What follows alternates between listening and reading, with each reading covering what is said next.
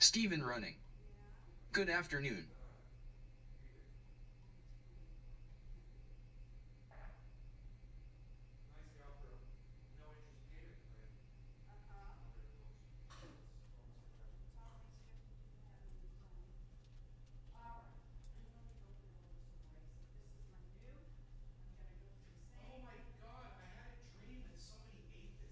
Star Jam. Moo. Huh?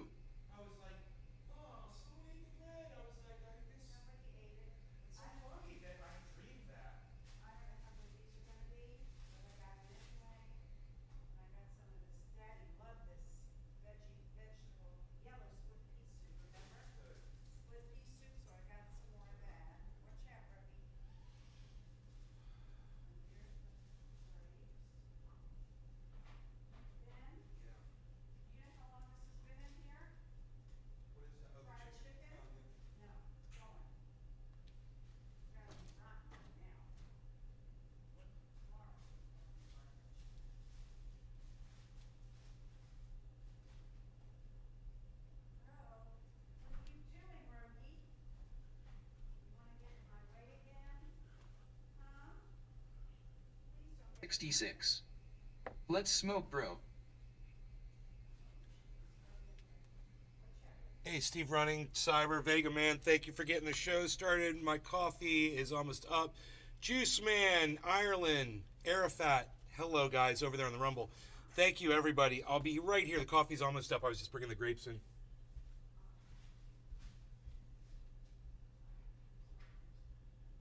That is great. Wow.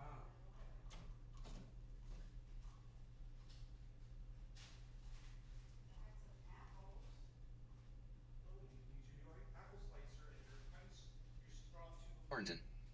Hello.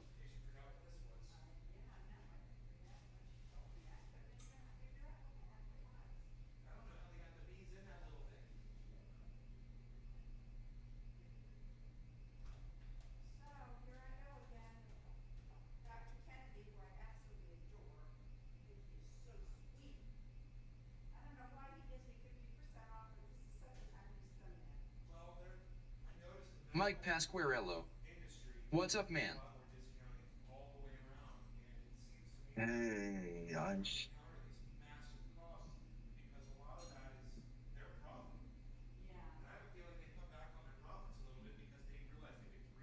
Billy Bong Thornton. It's showtime. Show shoo sha show show. Mike Pasquarello. Chatter, chatter, chatter.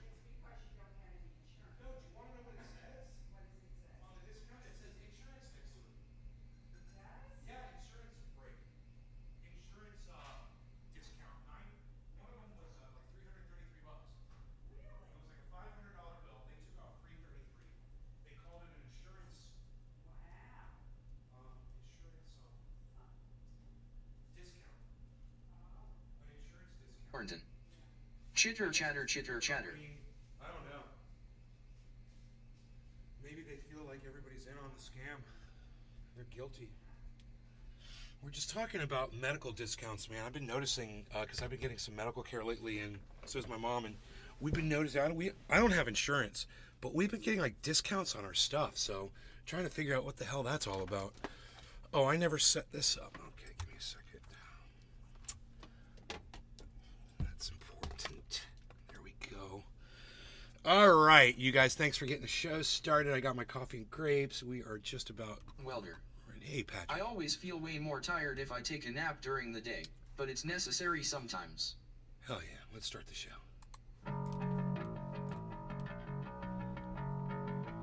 Prepare yourself. Prepare yourself. Prepare yourself.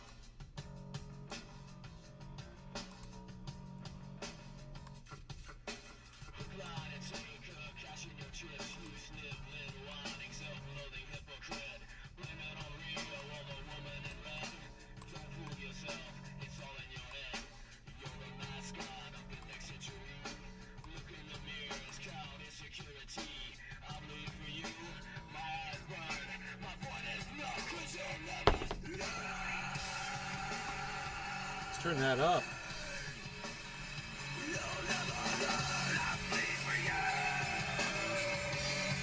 Hopefully that doesn't bother my mom too much.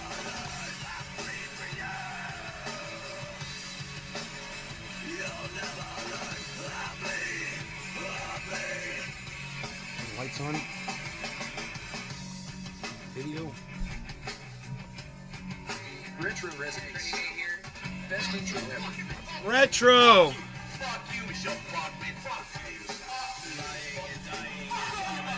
What's up, Retro?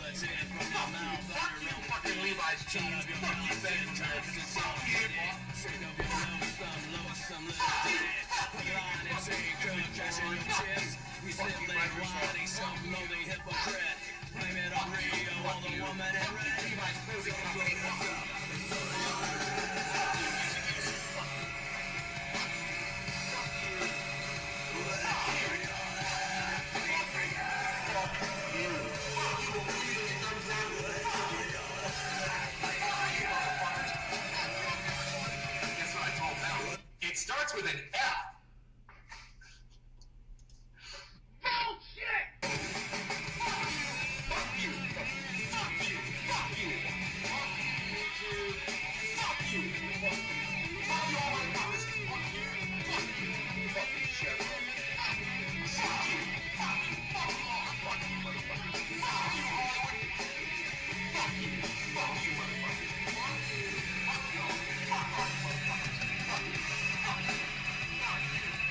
Hello! Trendy, trending reporting in live from Northern California, home of trending, from Orlando, Florida, home of trending, as and all things trending. We find me and the hashtag trendies and cyber over in Denmark on all forms, sources of social media, especially right here on rumble.com/user/NatesCard. And this is the Ox Project from Orlando, Florida.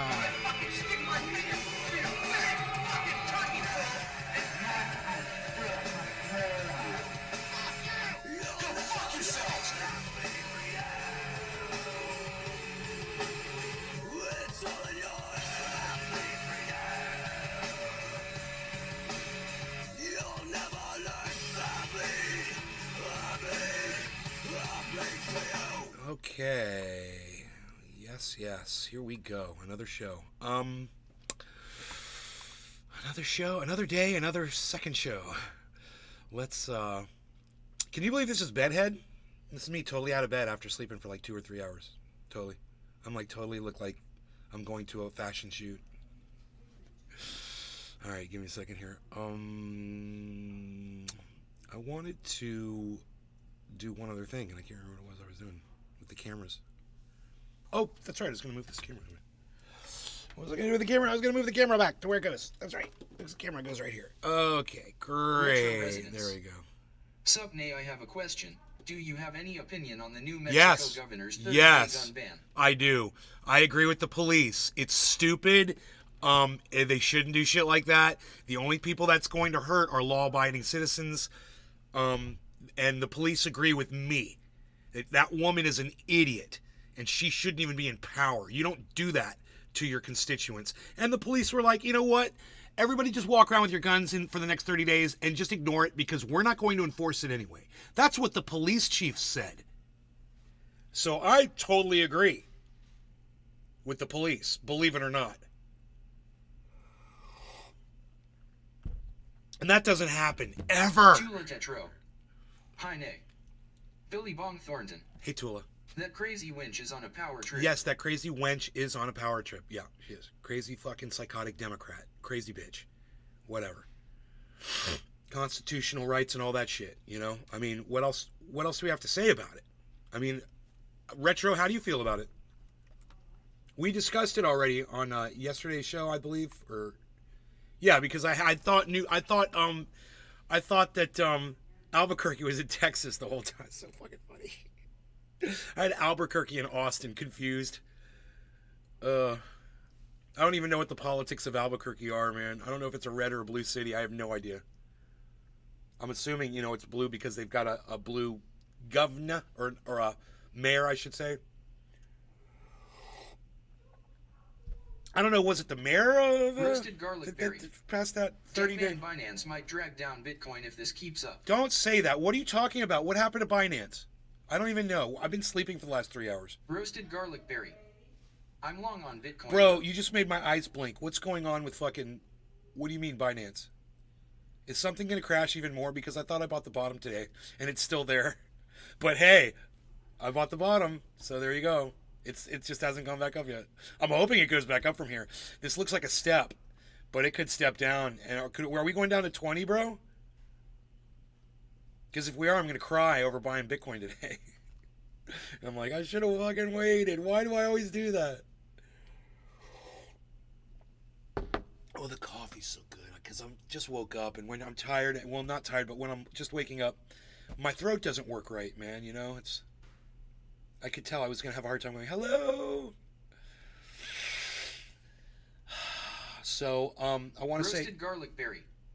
If BNB cracks 200 or maybe 190s, then it will fall very fast and Bitcoin could fall to 23K, I think. Okay, 23K is acceptable. Restream.io. If I bought it 25. Congratulations. You've received 100 messages today with Restream chat. Oh, this is a bullshit article right here. Oh my goodness. We were going to cover this and I didn't talk about it. Cyber's with us, everybody. Cyber, would you like to smoke?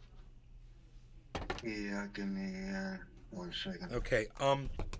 We've got an article here. I've got it up on my desk. It's about, I don't know if you guys over the last few years, what with all the Chicken Little from me, with, you know, we're going extinct and we're all going to be gone in 5 years, you know, like 6 years ago. And the Guy McPherson stuff and the constant crying on climate, that you guys might have thought that it got a little thick, you know, with all of the warning and all the Chicken Littling and all that shit.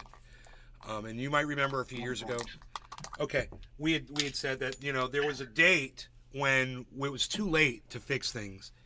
And let's play a little guessing game in the chat right now. Everybody watching, when was the year that I told you on this show, and we're a little out of focus here.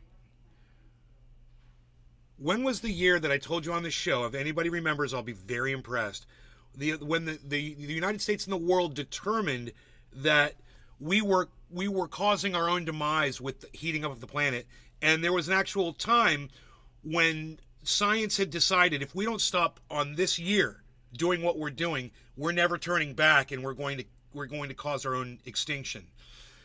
Who can guess what year it was? Ireland is saying 2036. Who can guess what year it was that I told you was the year? 2000. The last year that we could have done anything. So far we've got 2036, which hasn't even come by yet. This is a year we've already lived, by the way. Roasted Garlic Berry said 2019. That's a good guess. Wrong. Way off. I gave you guys the year. So knowing it's not any time in the near past, and it's not 2019, and I'm even going to tell you this. It's not any later than 2019. It's going to be a year older than 2019.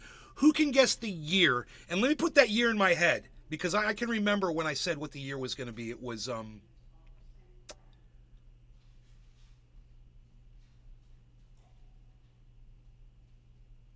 just going to give it a decade. I'm going to give it a whole decade. Okay, between this year and that year, 10 years, give or take, because I can't remember the exact year. Let's see who can get it. Give me a guesstimation. 2079. Well, that's in the future.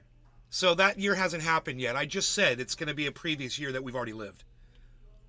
My point, 2014, good guess. 2014. And I'm going to tell you this, keep going back.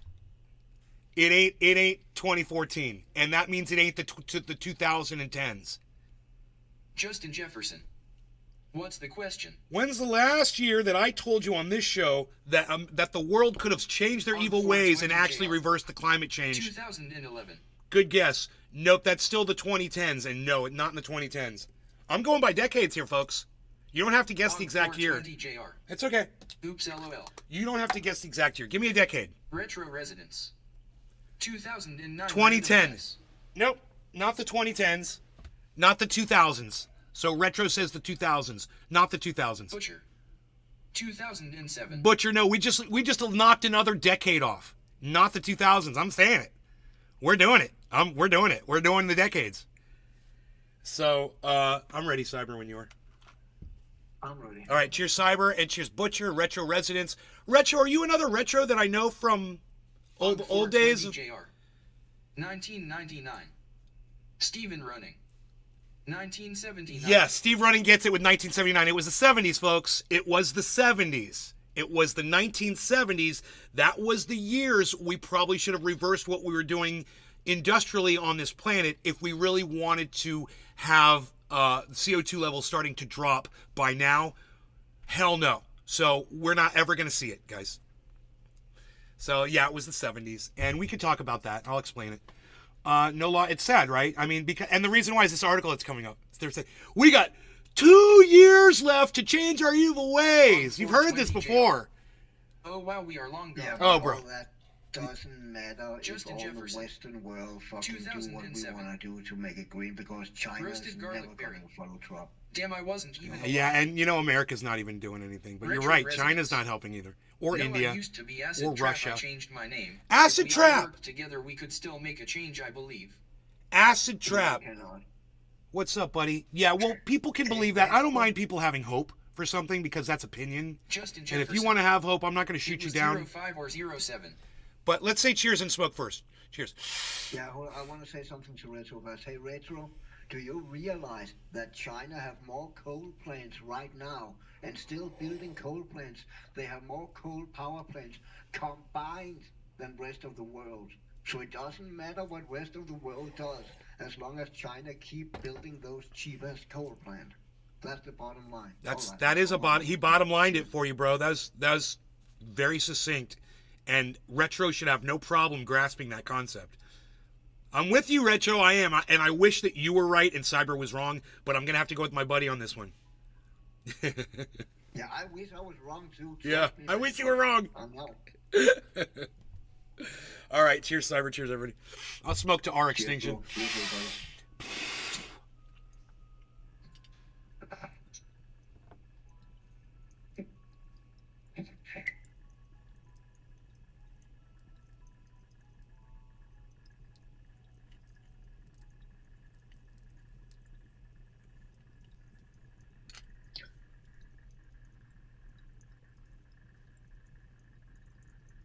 Justin Jefferson.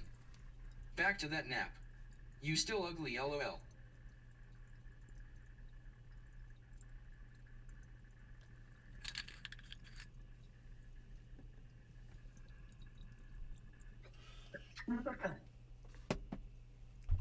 Bite your tongue, Justin.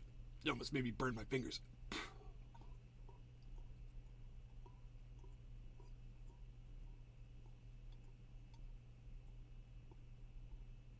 All right, so here's the thing.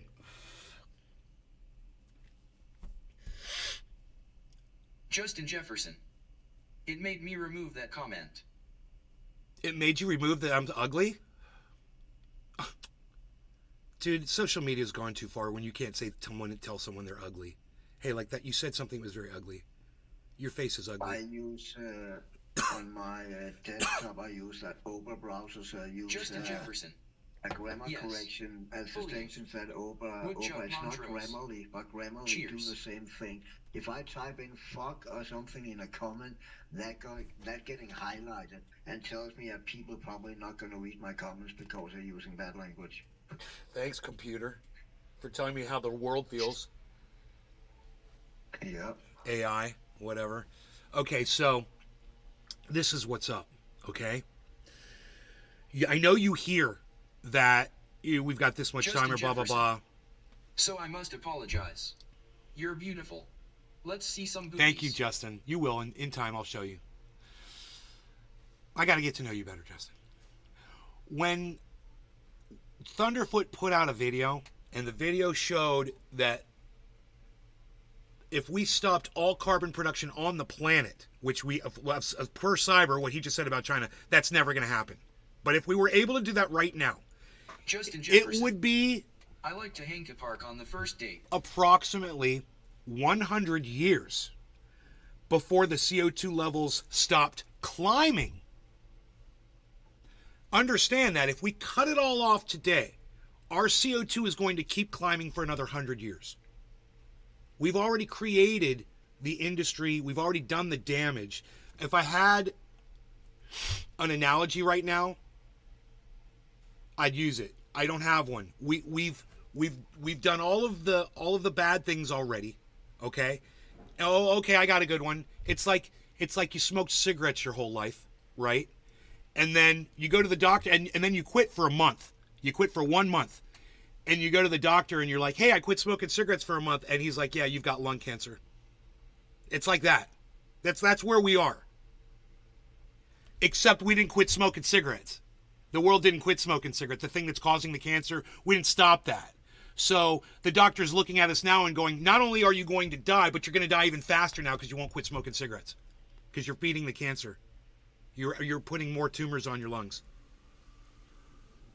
That's a good analogy. It is. Thank you. So that should make it easy for you to, if you got to explain this to somebody, just say it's like you're smoking cigarettes. You go to the doctor and you tell him you quit a month ago, and he says, well, you got lung cancer and you're going to die in a month. Cigarettes. Well, we should all quit. I smoked for a long time, and there's no telling if I did permanent damage or not. I smoked for years and years and years, and it's bad. I'm glad I don't do it anymore. But that's a whole other thing. This is very important because this article I'm going to show you is a complete fucking lie. Okay, and it's brought to you by mainstream media. It's on MSN, and it's made Justin to look Jefferson. like it's going to give you How do you hope. quit, bro? And the I reason want to. these I people have kids. want to give you hope, and we're hoping for people like retro residents who will buy into this and believe that there's hope, right? Because people still have money to make off of your sucker asses. And that's what they're going to be doing. They're going to be using this climate thing to make money off of you. And what you need to do is unplug out of all that shit and start figuring out how you're going to survive on your own. Anecdotally. Yourself. Don't worry about anybody else. Don't worry about what's going on anywhere else. You worry about you, and you might get an extra few years out of life and enjoy life while you're living. That's maybe the best you can hope for. Let's go over this report so I can show you how you're being lied to. Okay? And some people might think that climate change is a complete hoax and that I'm the liar. Well, let me show you this UN report, okay? And then you can judge for yourselves. I don't care if you hate me for talking about something you don't believe in or whatever. I know there's a lot of you out there. You think it's a lie and you want to, there's some crazy things that are said around climate. I went outside today to sit out and enjoy the day with my dog. And I was in the shade with the thermometer, 94 degrees in the shade where I was sitting. And I'm telling you, it felt good because it felt like I was sitting in a sauna. And it was like sitting in I didn't sweat. And then the heat felt good on me. But at the same time, I was conscious that, my God, it's as hot as a sauna out here. My mom came out to talk to me. I think she was going to hang out with me for a little bit. She came out and she goes, oh my God, it's hot out here. I was like, I know. She turned around and walked back and she took the dog and went back inside the house. She was out there for all of 60 seconds. So anecdotally, man, it's hot, okay? I mean, here in Florida, it's hot. And there are going to be regions where people will not be able to survive. There are going to be regions where if you don't have an air conditioner, you and your children will suffer and you will die. People will die from this heat. It might not be where you live, but, look at New Mexico, Arizona, Southern California, other places in the world. It's going to get hot. It's going to get bad. And eventually it's going to get you too. So look what this UN report says. UN report.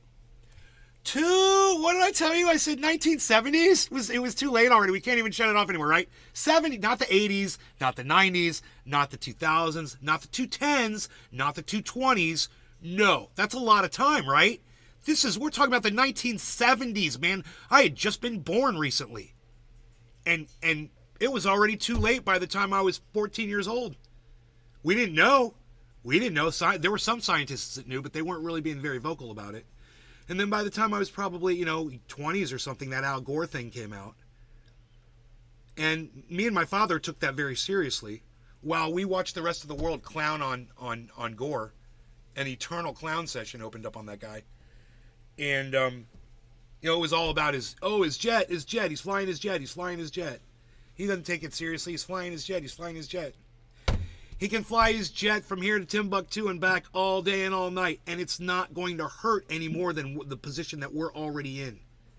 So So Justin Jefferson. you got cancer. Gore was a clown, though. You're gonna die in a month, and you tell the doctor's like, well, you're gonna die in a month, and you're still smoking cigarettes, and you're like, and you know what? I'm gonna keep smoking cigarettes until I die because I like it. That's us too. Good analogy, man. It's a really good one, and you guys should consider using that. I haven't even focused my camera yet. I need to focus the camera. I just got so caught up in what we were talking about. Give me a second here to focus. Focus. Is the autofocus off? No, it's on. It's just not working. Here we go. Turn off the autofocus. Oh, that's way better. All right, so here we go. UN report 2 years left to reduce emissions and avoid global disaster, and we probably won't make it. Okay, so they put that little bit on the end. It's like to cover their ass. We probably won't make it. No. Take the word probably out of that sentence. UN report 2 years. I'll fix it. Take the T and the O, the T and the W off the word two, and then it's just an O. UN report 0 years left to reduce emissions and avoid global disaster, and we won't make it. That would be true reporting. But you're not going to get that from IntelliNews, BNE, Ben Aris in Berlin. You're not going to get an actual real report, because even the scientists and the people, the journalists who report on climate change, a lot of them have kids. Some of them are looking down the future to have grandkids. And in their pathetic little brain, they just can't wrap it around the fact that they fucked up. And they put people on this planet who are going to be suffering. They can't admit it to themselves. So they have to have that little candlelight of hope in everything they say and everything they do. That is such a level of denying. And, you know, when they're 70 years old and their children are in their 30s, and they're going, dude, we can't even, we're not going to have grandkids. You're not getting grandkids. You know, and I'm not even going to get to live out the rest of my life. At that point, you know, maybe the kids will come back and yell at their parents. You brought me into a world you got a whole life, and you brought me in here and I only get a half life? I get to live till I'm 40? What's that? That's no life. Dude, if I had only lived till I was 40, God, it would have been devastating. Would have been, you know, all the best years of my life came after that.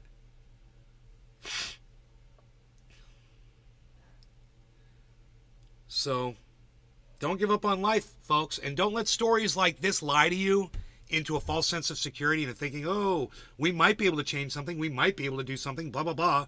We won't. And those of you who are in complete denial about climate change, you know, I'm not going to yell at you. I'm just going to tell you, you know, open your eyes a little bit wider and read a little bit more. Get out, maybe read this report.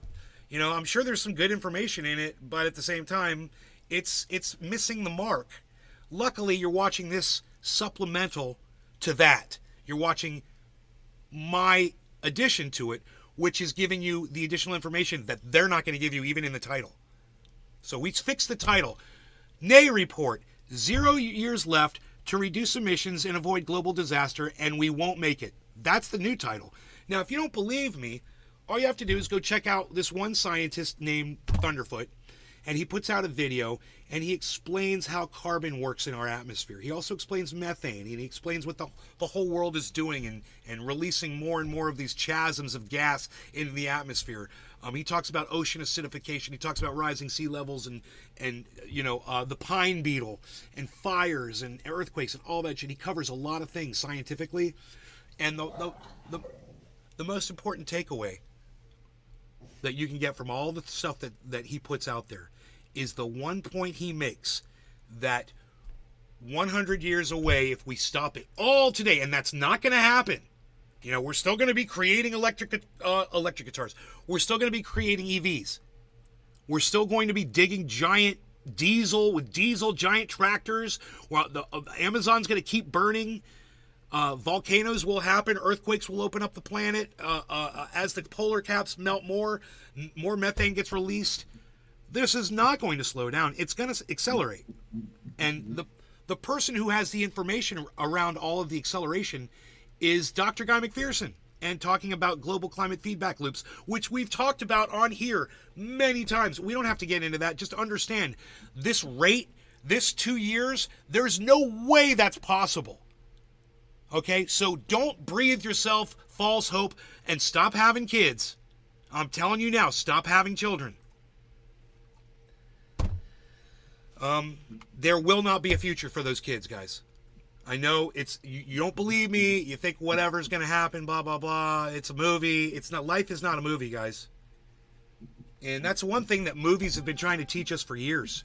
When you get a sad ending to a movie, like sometimes life sucks. Justin Jefferson. That's their problem, lol. Who's they? Justin, who's they? Who are the they in that sentence? That's their problem? Are you not one of us, a human, that's also going to be suffering?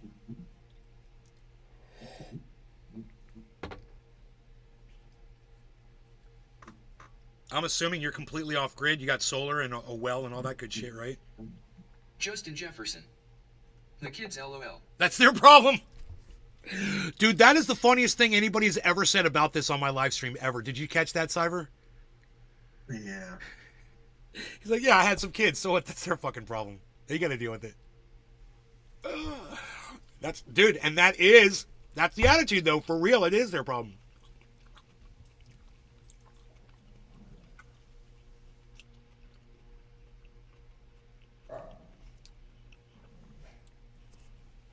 One thing's for sure, man. Things like this don't happen overnight. But they seem to happen so fast. Bad things seem to happen so fast that you have no control over them or you weren't prepared for them. And you need to remember that about climate. So many people are in denial about this. And maybe we should go through this article. Let the reader read it to us and we'll do some bong rips and shit. Some dabs.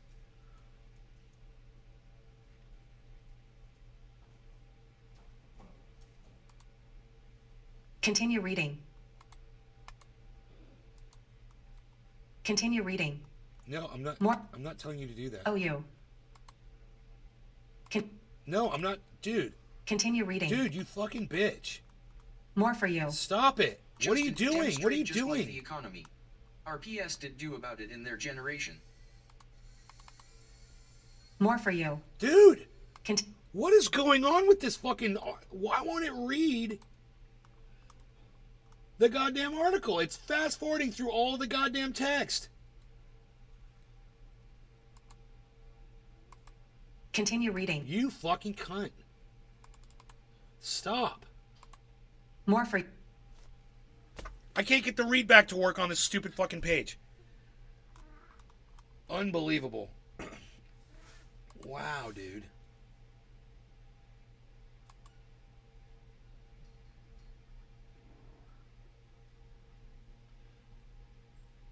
Justin Jefferson. Breaking news. Here it goes. Hurricane Lee remains a strong I refreshed Category the page. 3 Now it's storm and working. will have impacts on Bermuda later this week, then possibly the NEUS and Nova Scotia this weekend. Nova Scotia. Do you not AE? Continue reading. No. Why do you skip the whole article? More for you. Continue reading. You're a cunt. More for you. Fuck you, you fucking cunt. More for... Fuck you. More for you. Fuck you! Shut up! Continue reading. God, stop!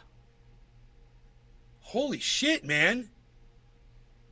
What is wrong with this shit? Alright, I'm just gonna have to read this to you fucking with my own voice, which I don't want to do because I just fucking woke up. But, here we go. I'll just read through it until it gets so, the hypocrisy gets so thick that I can't take it anymore. Alright? Hopefully it won't last too long. Alright, UN report, 2 years left to reduce emissions and avoid global disaster, and we probably won't make it. UN report, 2 years left to reduce emissions and avoid global disaster, and we probably won't make it. Alright. We have 2 years to fix the climate and reach the Paris Accord emissions targets, according to a UN global stock take report, and we're not going to make it. Dude, what did I just tell you about the title? Did anybody catch that? It says we probably... Okay, the title, Cyber, says we probably won't make it. See that? The title says we probably won't make it. Okay, when you read the first sentence, it says, and we are not going to make it. Right there.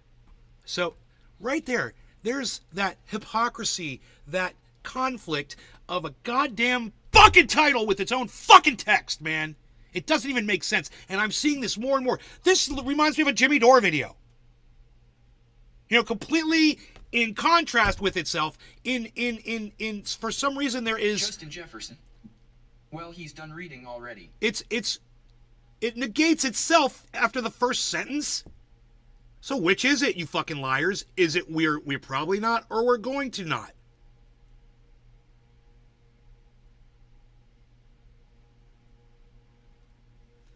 So like I said, I don't know how long I'm going to be able to get through this bullshit. Because we've already been lied to, man. The person that wrote this article is a big, fat, bold-faced liar. And it doesn't even make sense when you can look at the text at the same time on the same page. Isn't that frustrating? Look at this.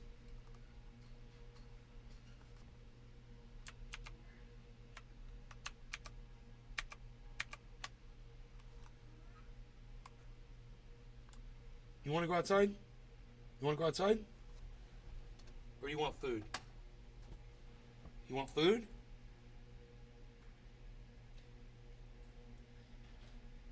Justin Jefferson. We DED Elon Musk instead of Henry Ford, LOL. Look, you guys, it's on the same page.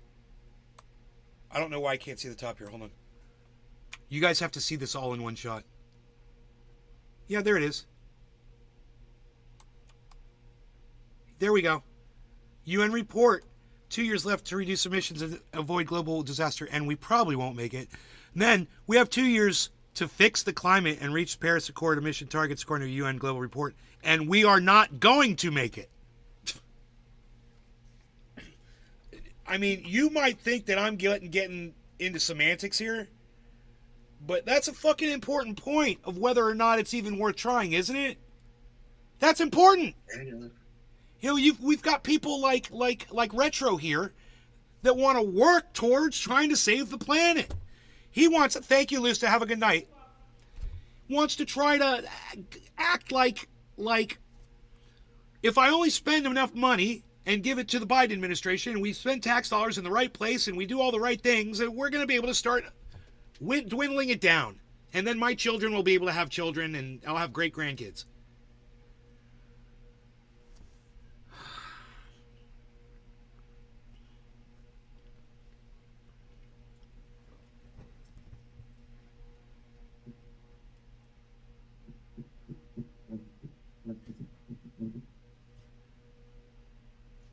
It's 4:20. Did you just smoke, Cyber? No, but I can smoke. I have a bolt that. It's 4:20. It is that time of day when we say it's time to Justin smoke Jefferson. away. Nick, Yes. you seem more like a live life FK tomorrow guy. So honestly, why are you focusing on this? You nor I are going to change this outcome, Bubba. Because there's a lot of people out there who don't have solar, don't have water, don't have food, bro. People that I love, people that I care about. I'm trying to get the message out. I'm trying to warn them OG 420 to be JR. prepared because they've been supporting me for Cheers, years. NLRC. The least I can do is try to save their fucking lives, Justin. I mean, it's like you said, you don't even fucking care about your own children. You know, that's their problem. You know, you don't care about your own kids. I know you don't care about total strangers. You know, you and I are different animals, bro. Totally different. You know, you might look at me and see a lot in common, but I see a lot that we don't share when you make comments like that. You really don't see the benefit in trying to save a few lives and trying to extend the happiness of Tula people. Tetro. Good Molink. Justin Jefferson. I get it. But even if they do go solar now, it's not going to change nothing. It's too late, brother. You're wrong, bro. You don't even understand. We're not going solar to save the fucking planet, bro. We're going solar so you can have power at your house when the grid collapses. Cyber, who am I talking to over there? Deadpool. This was the guy who totally Good hooked me up evening. with Paul at therapy range. And hold on one second. Hold on. What's that, Lusta? Sorry, tell Miss Molly I'm leaving. Sorry. What's that? Sorry, tell Miss Molly I'm leaving. Tell Miss Molly I'm leaving. Tell my mom that you're leaving. Yes. Holly Horn. Hi, Nick. I will let her Rest know. is good. Bye-bye. Tula Tetro. A This lot is of us off it will survive long because She was we waiting have to tell skills my that's mom what that she we was all leaving go because my on mom's in the where it's back. It's permacold. like, tell your mom I'm leaving. A lot of us off grid will survive on longer because we have skills that when we go underground where it's perma cold. Yeah, go splunk in the caves. Go eat newts. Go enjoy your newt and toad diet. Oof, and bats. There'll be some bats in there. Yeah, I'm not living in a cave. Hell no. Cave dwelling. But that's a if there's water in there, hey, you got your water, you got your protection, you got your your shelter. Food, man, I don't know what you're gonna eat. Stalactites. Food's gonna be an issue if you're living in a cave. Tula Tetro. LOL, there's already underground cities. Yeah, how are they growing food? Underground? Where are they getting their food from? Hydroponics, I guess. Justin Jefferson. Well, yeah, I mean from that perspective, it's not going to change the planet though. Our I never parents said it should have changed was. The planet during their generation and they didn't. No, their parents I can couldn't go even done it. completely off ID. I have a garden, stocked pond, cistern that still has the pump in it, solar generator, all of that bud. Chickens, cows, I'm good in that way. Okay, good. Well, then you Tula can Tetro. survive. And, Ow it up you know, top, come you've back got down. everything that a human being needs to survive, bro, in an off-grid situation. You should be a little bit more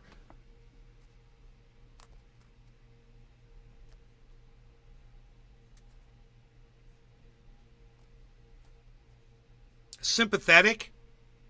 Sorry it took me so long to come up with that word.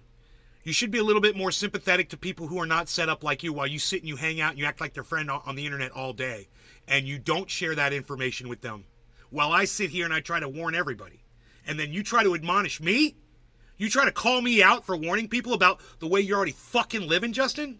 You're some kind of a fucking hypocrite, Justin bro. Jefferson. You're some kind. It's okay for you, but it's And I not try to okay get for more folks everybody to use it else. as well. I thought this was more about changing our carbon footprint. No, don't. We're not going to change anything, bro. I mean, goddamn. Maybe you came into the show late, bro. I told you at the very beginning, the last year, the last decade, we could have done anything to save this was the 1970s, Justin. The 1970s, man. Changing your car. Justin Jefferson. I did. Well, it's like you weren't listening, bro, because, changing your carbon footprint and having Al Gore flying around to Timbuktu and back all day long on his fucking Learjet isn't going to hurt us any more than we're already hurt, bro. We're already fucked. So, this is not about carbon footprint reduction, man. This is about living longer. That's all it's ever been about. I always knew that there was no way out of this. I've got too many facts, man, too many scientists that have put out too much information, and I'm not going to ignore it, man. The Justin studies are out. Jefferson. Came and then had to go. I missed that stuff. I apologize. We have the same view here, then for sure. Not as much. We don't have the same view on everything, bro. I mean, the way you're living, I agree with, yeah, but to not sit here and try to educate people on how they can do it too, and to say that, fuck your kids, because, too goddamn bad. That's not me, bro. You want to know what me was? Not having kids. Yeah, there you go. And at the point where women were asking me to have kids, I was like, no, I don't want to bring a child into this world, man. It's I don't think it's a good place. I don't think it's safe. And then, by the time I basically was past the age to have Justin raise Jefferson. kids, I realized, man, it's a good thing I made that choice. You do try to educate people on their own? Well, this is the first time I've ever heard you mention that that you have all that shit. No, the second time, that's right. You did say that. You did say that to me. But you never really bring it up when we're talking. And, I think maybe you should Justin focus on Jefferson. that more, because survival Yes. is key, isn't it? And the fact that you got chickens, that's the big fucking deal, bro. Everyone should have chickens. Everyone should have chickens. Because chickens are life. And, until people realize that, they're going to be going down the wrong path. And then when the time comes for them to get something to eat, they won't have anything. And by then it'll be too late. So, we got one freaking sentence into this article. Look at Too this late art. to Look at try. this article. I don't want to bring kids either, so many could be adopted if people want them. Look, it says COP28 last chance. In Dubai in November. We're meeting in November. We're all flying on our planes to Dubai to go meet. Great. You know, they don't have Zoom conferences for this shit. They all have to get on a plane and go meet in person so they can have their stupid little photo opportunity. Spend your money. Put more goddamn pollution in the atmosphere. Nobody Justin gives a Jefferson. fuck about this. It's I have all a an joke. adopted daughter who is multiracial. What's that got to do with what we're talking about? Because you're like, fuck your kids. So you're like, well, I adopted a daughter. Well, that's good. That's good. But you don't seem to care too much about other people's kids or other people, is what I'm saying. And Justin Jefferson. you're the one. He said to adopt. You're the one that was saying, you know, that's their problem. When I said, you know, kids aren't going to have a future, you said that's their problem. Now you're trying to backtrack and say, well, I adopted a daughter and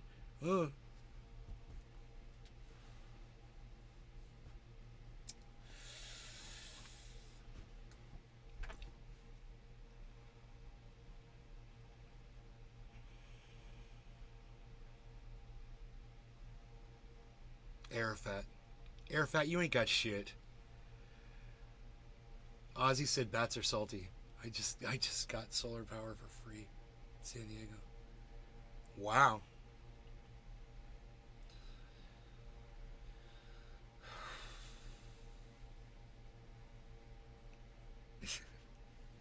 All right, I'm ready to dab. Cheers, Cyber. Justin Jefferson.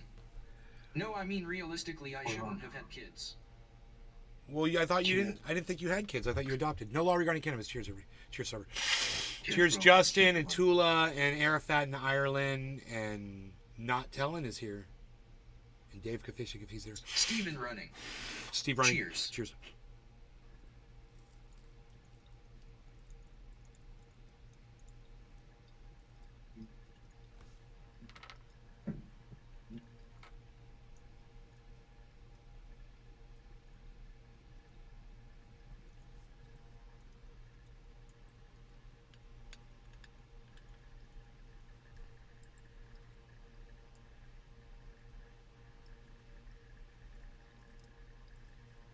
Nick Mad. Cheers.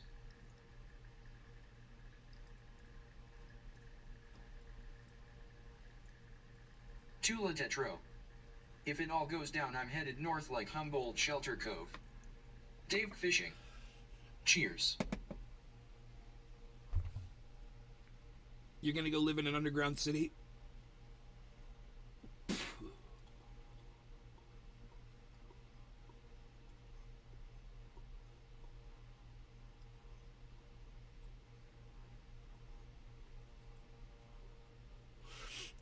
This whole property, my roof, everything, it's all going to be solar panels. I was thinking about it this morning.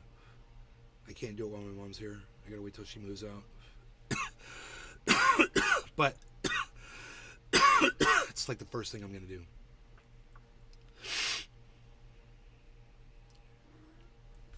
You want to go outside? Or do you want food? Which do you want? You want food, huh? You guys, I need to go feed my fucking cat, dude. Wait, unless my cat goes outside right now.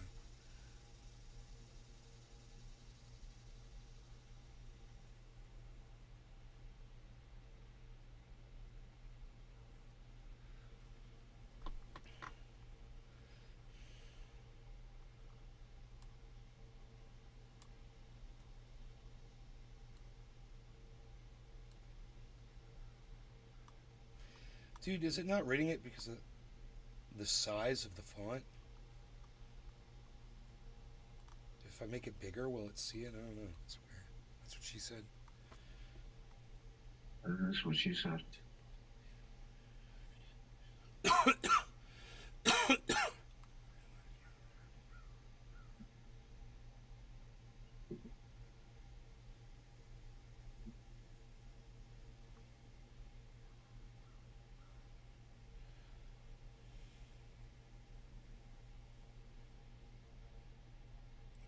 there are now sufficient cost-effective opportunities to address the 2030 emissions gap.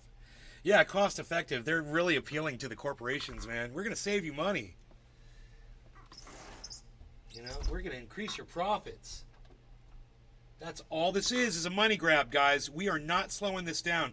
Now I've got the evidence to show you around Tula Tetro. No in shelter CO2 levels. Oceanside can always build underground W my chickens I will tee them little hats it will be so cold. I would love to see Thunderfoot do a new upload on it. All new information, all new shit. Because I go back to his old one. I don't know how many years ago it was. He was talking about Steven Crowder broadcasting to his audience of dimwits that there was this thing called the pause for 15 years where the climate scientists supposedly just said that the world cooled for 15 years and ignored it and chalked it up to the pause. And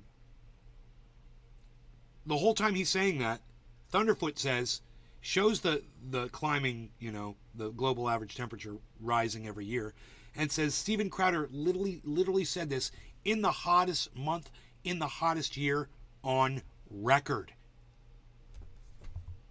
The hypocrisy behind that is insane. He's talking about a pause in global warming on the month of the year, the hottest month of the hottest year on record. That's when Steven Crowder's telling you that there was a pause. How dumb is he? And that video is one of the greatest videos for, you're not going to convince anybody that climate change is real or not real. You believe what you want to believe or whatever. But to get the point of the severity of it, he makes a lot of good points. And, you watch that and then you refute it. I feel like my conscience is clear. My conscience is clear. I did my part. I brought you to the water. It was up to you to drink it. I brought you there, though. And I feel like I've really done a good job. It was a long journey. And I got you here to the water. All you got to do is just watch the Thunderfoot video and listen to it. And when you find yourself drifting off and not paying attention, rewind it. Listen to it a few times. Listen to parts you miss or that you kind of space out on. And just get the whole science of it. I don't know how long of a video that was, but let me see. What do we got going on over here?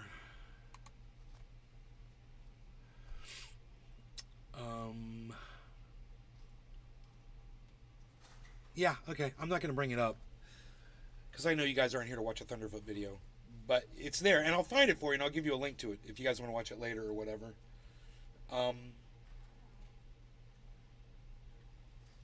I wish I could remember the title of the video.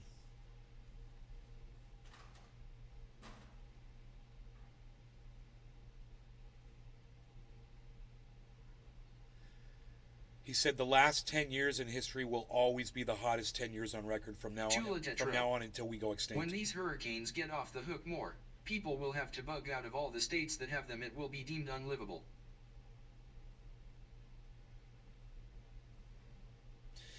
Well, think about Puerto Rico. Puerto Rico hasn't even recovered from Maria. When they get hit again from another hurricane, they're going to be completely devastated. They're going to be completely devastated. You remember when I talked about Thunderfoot saying this years ago? You're down to watch anything? Oh, you guys look okay. Well, I'll pull it up if I can find it really quick. Go to YouTube, type in Thunderfoot with 2 zeros instead of 2 O's. Hottest years on record.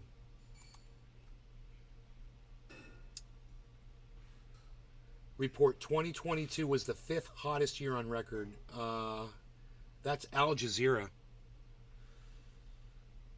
This is NASA Goddard. 2018 was the 4th hottest year on record. Here you go. You ready for this one? NASA climate change. 2019 was the 2nd hottest year on record. ABC News. 2021 marks the 6th hottest year on record. 2018 was the 4th hottest year on record, CBS News. CNN. 2016, the hottest year on record, 2016. Hottest 10 years. He says it's the last 10 years. Hottest 10 years on record. So, Team Trees versus reality, this could be it. And people just keep making fun of our generation for retweet activism and not actually doing something. Yep, this is it. This is the video. Which is why we created TeamTrees.org with the help of the Arbor Day Foundation. Restoring our forests is the most effective natural solution to the climate crisis. TeamTrees.org's mission of planting 20 million new trees by 2020. Love that video. Where every donation of $1 equals 1 tree. You might be asking yourself, what would planting 20 million new trees do for the planet?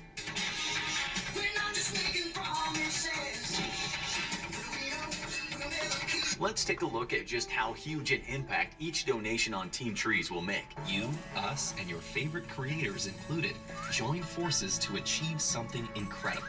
I fucking hate how pathetically how smug, the smugness, not that the man is smug that's saying the words, the smugness of the idea that us podcasters, we're going to get together, we're powerful enough to save the whole planet. You know, the power of podcasters. And I'm like, you just smell your own farts and they just smell so delicious to you, dude. Great idea.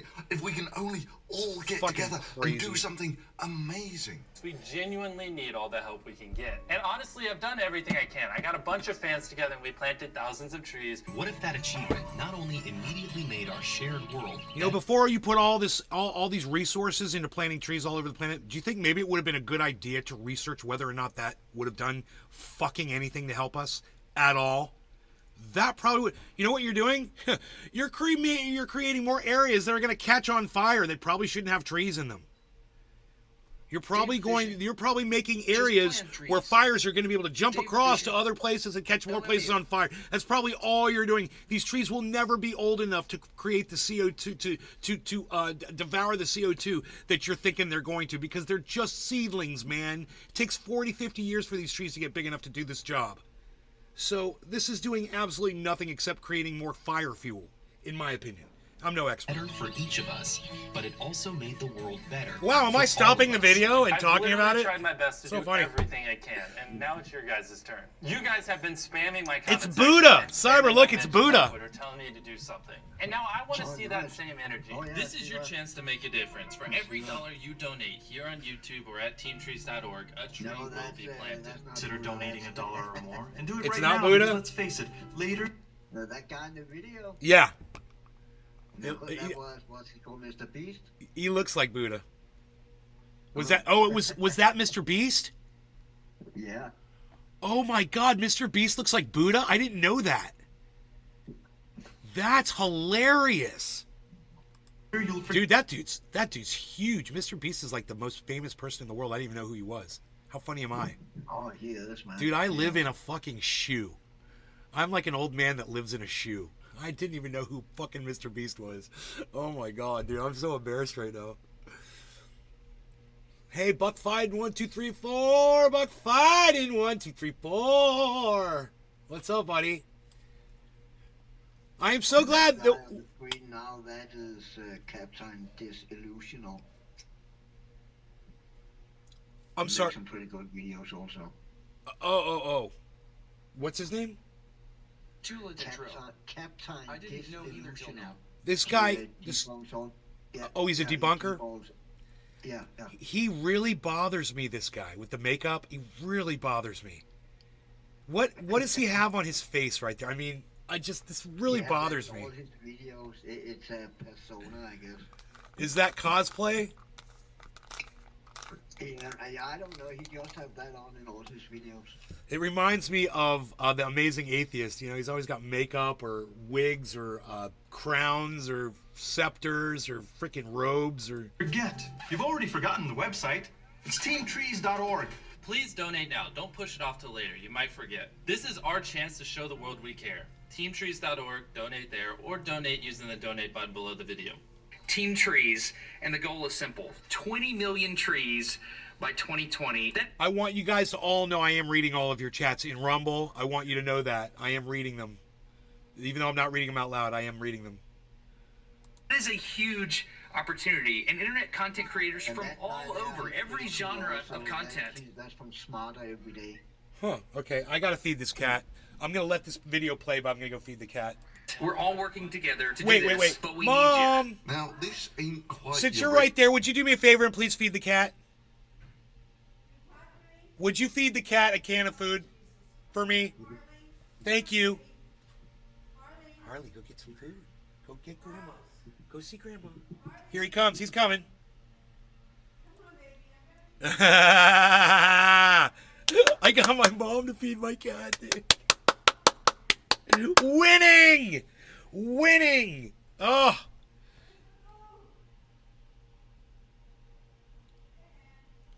What? Mom, it's under the sink. It's under the where the chair is. In boxes. What do you mean where's the food? It's right where it always is. It is right there. She thought she was looking at an empty box. Killer Bastard video, because I actually like quite a lot of the people who started this project. So responsible people like Mark Rober, MKBHD, iJustine, me, and tons of other awesome, uncontroversial YouTubers to sponsor the planting of 20 million trees. What's wrong with someone who's controversial, you fucking dick? Fuck you. Yeah, I can do shit for the planet too, you fucking bitch. Fuck you, you fucking bitch ass motherfucker. Cyber, I don't like this guy. I don't like him. The year 2020, which is coming up in... Wait, what? But that doesn't change the fact that even if it works exactly as advertised, just how ineffectual this will be. You hear this? I'll just give you the numbers straight up. Listen to just this. To offset merely the US carbon footprint, you would need to plant 20 million trees twice per day, every single day. That is a huge opportunity, and internet content creators from all over, every genre of content. We're all working together to do this, but we need you. Doing it once changes. I can't unsee Mr. Beast now because every time I see him, I think of Buddha. Now I know who Mr. Beast is. Nothing. No law regarding cannabis. Cheers. Oh, sorry, you got one packed? Probably more counterproductive in that you're not doing anything I got a big dude. Or simultaneously. This is a giant dab that I've got ready to go here. Fishing. Packing. This is like almost like a Pinoy size. Almost. Yeah, I'm ready. All right. No law regarding cannabis. Cheers, Cyber. Cheers, Dave Fishing. Bonds. Billy's here. Hey, Tula.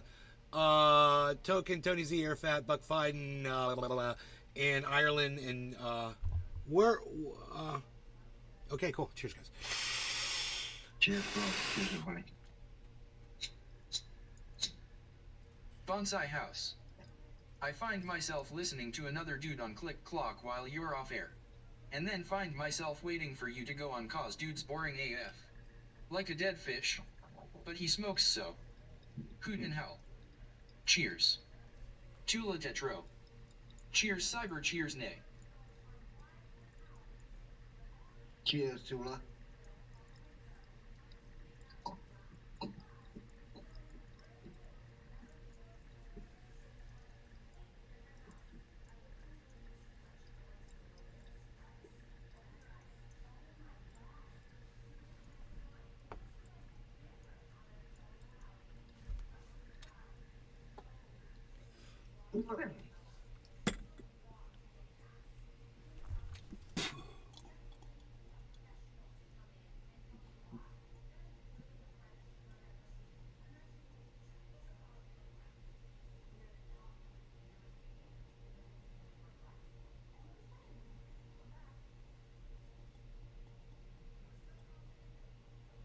Tula Tetro. Huge hot.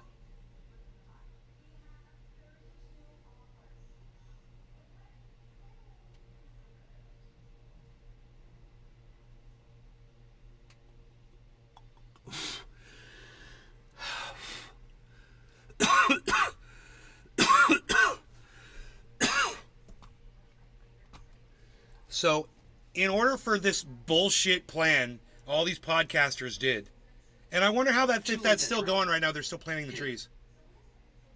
They'd have to plant 20 million trees twice a day, so that's 40 million trees a day. Every day. Non-stop. Not like for a week or for a month, but every fucking day. You're taking would-be activists and making them feel happy, like they've achieved something. Because they were part of Team Trees. Right. It's day number 2 and we brought a lot more people. And now we're going to try to plant the 20 million trees. And sure, there'll be a lot of people in the comments down below saying, you know, well, at least they tried, their heart was in the right place, and what have Feels you good. done? And so forth. Feels good, man. And I can see why you might think that. But the simple reality is that I care about people understanding things. And if you understood this, the only honest sales pitch here would be, we're going to make a gesture. It's going to be operationally insignificant. Okay, right. He's talking about something operationally insignificant. Now I'm going to make this larger here so you can see this graph is an excellent representation of what he's talking about. So watch what he says here. It can't possibly hope to do anything to actually counter global warming, but at least it's a gesture to highlight the order of magnitude of the problem at hand. But that's not the sales pitch that comes from Team Trees. Their sales pitch is, this is awesome and amazing, and all these YouTubers are going to come together and they're going to do something incredible. So it comes to the crunch. Let's say that Team Trees does actually raise their $20 million. What does that equate to if you were to spread that $20 million over, let's say, all the US taxpayers? Well, ballpark numbers, there are about 300 million Americans, let's say 200 million taxpayers. So to raise $20 million would require a tax increase of 10 cents per year. Or, for those who will look at it in military terms, for the cost of one B-1 bomber, you could do Team Trees every year for 20 years. So to run Team Trees for a year would cost about 10 cents on your annual tax bill. Well, what is the average annual I know, tax it's like bill having in a America? It's row. about $10,000. So let's live dangerously. Let's go for the $1 per year challenge. Make sure your politicians understand that you will only support them if they support giving $1 per year to plant new trees. This would instantly raise $200 million. That would be like 10 Team Trees. Just think how amazing that would be. Planting 200 million trees. This is our chance to show the world we care. TeamTrees.org. But even if you did that, even if you raised the $200 million, is planting trees really the most effective way to spend the money? Seriously, 200 million trees per year. Let's say each one sucks up to full height and weighs about a ton by the end of the year. It won't. It'll take about 40 years to do that. But let's not worry about that yet. But okay, let's say half of the tree is water, so it's only sucked up about half a ton of carbon dioxide in the first year. So 200 million trees suck up about 100 million tons of carbon dioxide. Cool. So you've just pulled 100 million tons of carbon dioxide, 10 Team Trees out of the atmosphere. How good is that? Well, turns out America puts out some 5 billion tons of carbon dioxide from fossil fuels per year. 10 Team Trees only gets you to about 2% of merely America's carbon dioxide footprint. You want to just make America neutral, you have to plant about 10 billion trees in America every single year. Never mind 20 million trees by the end of the year. To sponsor the planting of 20 million trees by the year 2020, which is coming up in... Wait, what? You have to plant 20 million trees twice per day. And they, you know, and I just love how they... This is ignoring the fact... speech in fucking Alaska and not New York. What a ding dong. I don't know. Biden gave a 9/11 speech in Alaska. And Billy's like, why didn't he give it in New York? Yeah, that would probably make more sense. It's a lost cause. There really aren't that many places where you can plant 10 billion trees without completely messing up the ecosystem. I mean, even assuming you cut down a forest to begin with and are just growing it back, what you got to bear in mind is most of the extra carbon dioxide in the atmosphere didn't come from cutting down trees. It came from burning fossil fuel. You can't take it out of the atmosphere without growing forests where there were no forests before. 40 million. And seriously, just think about that for a second. The land and water rights to grow 10 billion trees, give or take 30 trees per American per year. That's not a one-off. You have to do that every single year. And the only reason I bring it up is to put into perspective what a one-off planting of 20 million trees is worth. That is a huge opportunity, and internet content creators from all over, every genre of content, we're all working together to do this, but we need you. But really, none of that is your problem. Your problem is that there are still people going around saying that there is no such thing as climate change. But if you'll excuse me for being blunt and addressing the elephant in the room, what the hell is the point of all the stuff like this when the President of the United States is a global warming denier? All of this with the global warming and that, a lot of it's a hoax. It's a hoax. I mean, it's a money-making industry, okay? What an impact that would make. I'm not denying climate change, but it could very well go back. You know, we're talking about over that's millions denying of years. it. Scientists who say it's worse than ever. You'd have to show me the scientists because they have a very big political... Can't bring them in. Scientists also have a political... Well, not exactly. Climate scientists think that the planet is getting warmer because they've measured it. And one of his first actions as president was to appoint a head of the Environmental Protection Agency. Cyber, you who was packed? Also a climate change denier. Let me know when you're ready. On the climate is something very challenging to do, and there's tremendous disagreement about the degree of impact. So no, I would not agree that it's a primary contributor to the global warming that we see. And then went on to withdraw from the Paris Climate Accords. My solemn duty to protect America and its citizens. The United States will withdraw And they clap. from the Paris and they clap. Climate Accord. I mean, this was the head of the EPA in the Trump administration before he got removed for corruption. Saying cheers, Iceman. One of the hottest temperatures in the last decade. Essentially the hottest temperatures that we've seen on record. Ice just said hello to you, Cyber, in the chat. Hey, Ice, bro. How you doing? I'm packed. Go now before Cyber's ready. Quick, go now, go. Waiting on Cyber. I'm packed. Cheers, Cyber. Cheers, Billy and Iceman and Tula and Arafat and Token Tony Z and everybody I can see in the chat. Dan! Cheers. Cheers, guys. Cheers, bro. Cheers, Ice, and Dan and everybody. Cheers. We've actually been in hiatus since the late 1990s. But sir.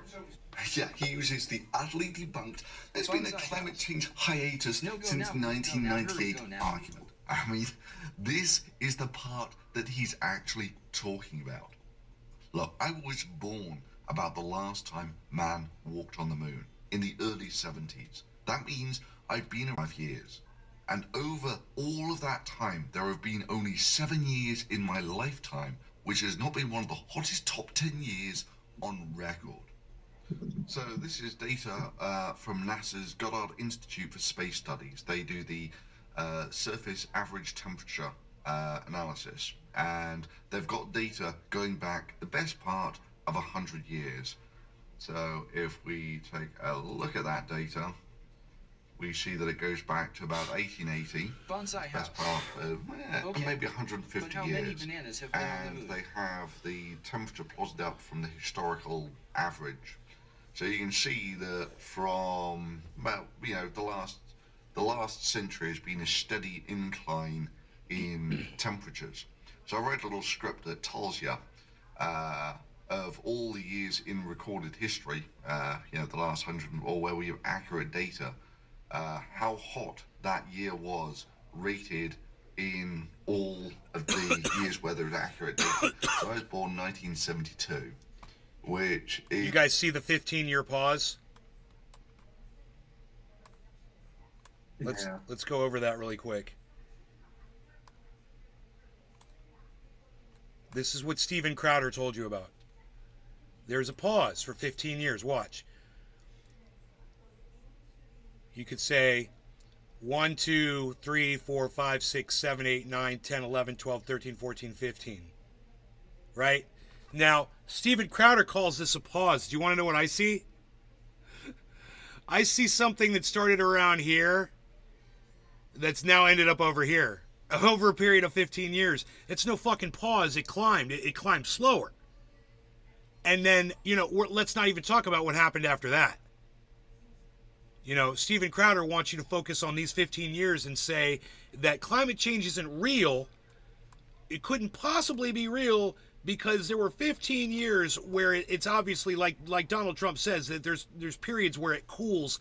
And, you know, in order for that to have happened, then those 15 years would have had to drop underneath these other years. All these other years back here. The 16th hottest year on record. You know? All these other years, and they didn't. They didn't drop back down. It didn't cool off. So it didn't warm and cool. It warmed, got a little warmer, slower, and got warmer again. I mean, what do you guys need for evidence? Every single year was one of the hottest top 10 on record. And 1985 was the last time that someone was born where it wasn't one of the hottest top 10 years on record. And every single year since then, anyone born after 1985 hasn't been alive in a year where it hasn't been one of the hottest top 10 years on record. And you still get people like this EPA guy. It's top of the hour. That, you know, yeah, but global warming, it has been on hiatus for 20 years or something. And it's like, what? Or you get people saying that it's a hoax. What an impact that would make. I'm not denying climate change, but it could very well go back. You know, we're talking about over millions of years. If you think that's bad, if you were born in 1987, say like Steven Crowder here, every single year he's been alive has been one of the hottest top 10 years on record. Oh yeah, by the way, they call that the pause. Yeah, by the way, there was a complete and total dead stop to all global warming for over 15 years, and rather than readjust their models, current climate scientists employed by your tax dollars simply chalk it up to being the pause. Why would they adjust their models? Why would they adjust their models, Steve? Rather than adjust their models. Hell, he made a video about They're just tracking temperature, Steven. And they're averaging it up around the planet. That's all they're doing. It's really not rocket science, but you try to make it seem like it is. Top myths of global warming debunked. Your pack, Cyber. The hottest year on record. All right, cheers, Cyber, Billy, everybody in the chats. On record. Arafat, Token Tony Z, Tula, Steven Crowder. Dave Kafishin. Cheers, guys. Set that video to private now. Even though his scornful, mocking tones of real science are still right up there on Twitter. Let me explain a little more. To be a science denier at all to the current climate change coalition, you merely need to be skeptical of any one of these four things. Number one, that the Earth is warming. But you know what's going to happen? He will simply move the goalposts. So, okay, maybe there is some global warming, but mankind's really not responsible for it. Or, you know, it's just not that bad. You know, the normal stages of global warming denialism. You know, which is scales of delusion that make the Team Trees thing. You know, we're going to make an awesome difference by planting a few million trees. Seem sane and balanced. The principal problem is that we are currently in a hole of literally astronomical proportions. As you might expect, it basically took the entire population of the planet burning fossil fuels for almost a century to make it. So how does the size of global warming compare to the entire power of mankind? the entire of global warming is a mere one part in 1,000 extra absorbed energy from the sun. Which doesn't sound so bad, right? I mean, 1 part in 1,000, you could barely detect it. That is until you realize the soul-crushing dimensions of what merely 1 part in 1,000 extra energy of the sun represents. All of the power that mankind consumes is about 1/10 of that 1 part in 1,000 extra energy that we're getting from the sun. Global warming makes mankind's entire power production seem like a quaint gesture. Hell, it corresponds to merely 1 part in 10,000 of the energy that we receive from the sun. Now, the reason, of course, that we don't radiate as much energy into space as we used to is because we've increased the carbon dioxide concentration in the atmosphere from about 300 parts per million to 400 parts per million. So that's very important that you guys listen to what he's just said. You might be droning on for you, and you might drift off a little bit. But I'm going to rewind this 16 seconds to 16 minutes into this video, and I want you to listen to this one point that he's about to say. Okay, he just said it, and he's going to say it again. 1,000 of the energy that we receive from the sun.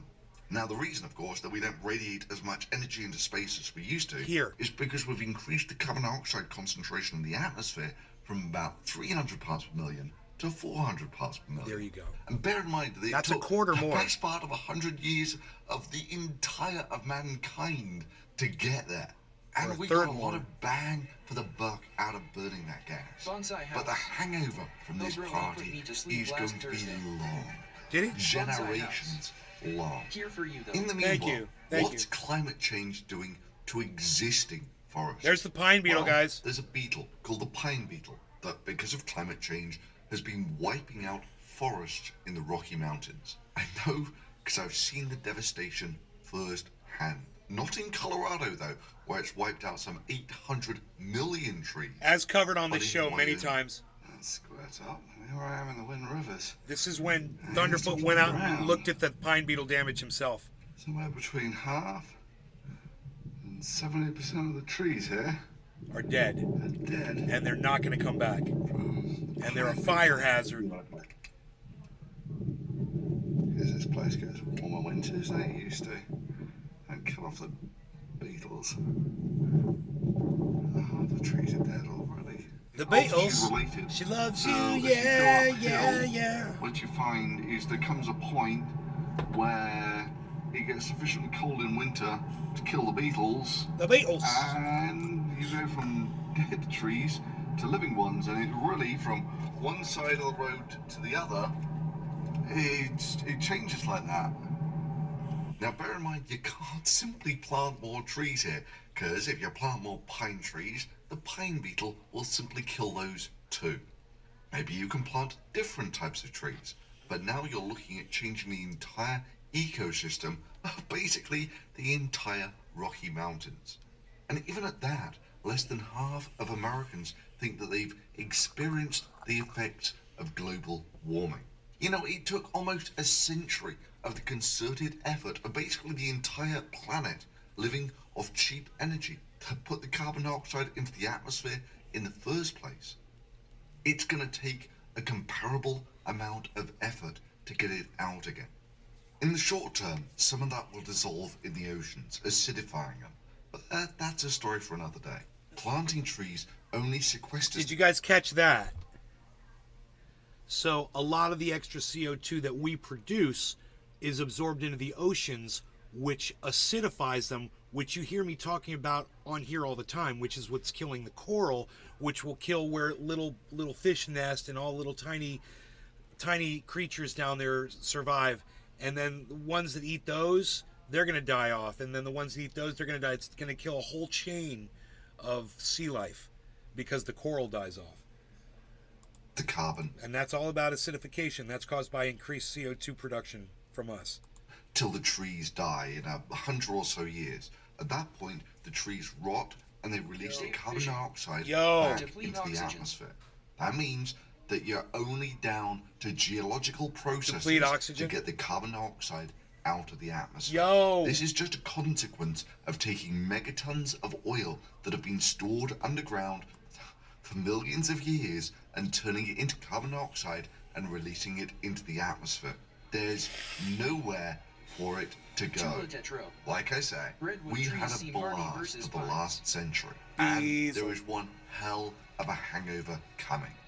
If not for us, then sure as hell for the next generation.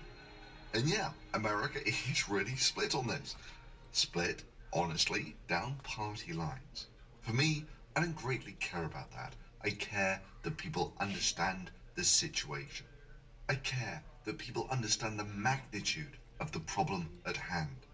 I care that people don't think that they've done something awesome by planting a few million trees, which, frankly, millions did thanks to YouTube. So please, share this video, both with your climate skeptic friends and with your Team Tree friends. We only have one rock to live on, and I want people to be realistic about the scale of climate change. Exactly. And I agree with that who statement. wanna know, I want people to be realistic about the scale of climate change. You know? Definitely. Bonsai house. Did Pinoy get a tan? Beazle. Walking behind Pinoy Beazle. Beazle alert. Beazle I gotta pick him up like a baby. Beazle alert. Come here. Beazle alert. Come on, boy. You say hi to everybody? Oh. You been good boy? Hmm? There's Wait, stuff don't going be on over beazling there. off. Don't you beazle off. Let me look at that big fat face. You're so cute. Look at that big fat face. Oh my god, look at that face. Oh, he looks like an Ewok. Gone. And then this one never leaves my side ever. Oh boy. Big Come bees. here. That's big bees. Come here. You got Come mini here, big bees, boy. macro bees, micro bees, and mini bees, and you got bees. There's the bees. Nick Matt. He's getting big too. He's like 3 years old and he's like, his head is fucking gigantic. Oh, Papa. Come here. Sit. Good boy. Oh. Jake. Good boy. Oh, look at the face on that doggy. Down all the way. He'll go all the way down and lay down and just like look at me like. Oh boy. Alright, it's time for a dab. It's always time for a dab. Oh man, dude, I am so glad I got all that stuff washed off in the back. Yeah, bro, that's awesome. We are pumping at 100% now. Dave Fishing. Aid. I'll stay Pumping. like that for a while. Yeah, pumping. Is that what they call that? Pumping. You know what's funny? I was on the second row, right? I was on the second row and I Mr. didn't even Blue realize 315 sets that there's a third row. 710N. Like I'm finishing off the second one and I look up, I was like, oh shit, we got a third row. I That's was so like, go fucking grab funny. the other hose. Yeah. 96 panels. I was like, go grab the other hose. 32. We're gonna need to stretch it all the way up there. 32 panels, 32 panels a row. Most of the first row, the original row is the one in the middle. That's the original one that was built there first. That's got the controllers on it and shit. Yeah. Those, I believe, are 250 watt solar panels. I believe. I get my numbers wrong, whatever, but you can look on them. It literally says on the underside of the panels. The ones on the top row and the bottom row are 340 watt panels, I think. Oh, okay. Yeah, the way that system is set up, the first one is AC and the other two are DC. And so this is the first hybrid AC-DC system set up by this company. So you're like the flagship example. They give you all the first software first. They'll call you and they'll be like, we need you to go out in the garage and do this and do that and blah, blah, blah. And then they'll update your system first. And, bro, you'll be the first one with the new software and shit. And then everyone else gets it after you. Yeah, you're number one. You're ground zero, bro. You're fucking ground zero. And you know what? They'll treat you like a freaking king, bro. Because of that. Because they need you. I love that. You know, they need you there to press a couple buttons. You know, you'll love it. And you're like, tell me what to do, man. It's no problem, man. They're nice. They're from Texas. They're in Texas. They're really nice people. Hell yeah, dude. How big's your dab? How big is your dab? Is your dab? How big's your dab?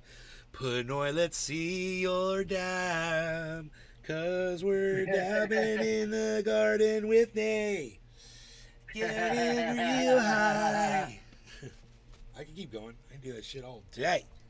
I gotta clean this dabber off, bro. I got to clean the dabber off, bro. Alright, now we're good. Yeah, I know I gotta clean mine up too. I had some char, because I got some char on my TI, bruh. Yours stays nice and clean. Mine gets all char like Charo. Charo. Remember Charo? Charo.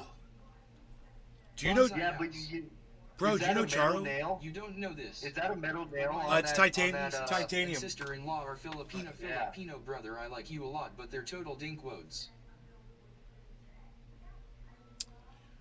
Oh, do you see what Billy said? He's like, Pinoy, you don't know this, but my nephew, nieces, and sister-in-law are Filipino, bro. I like you a lot, but they're total dinkwads.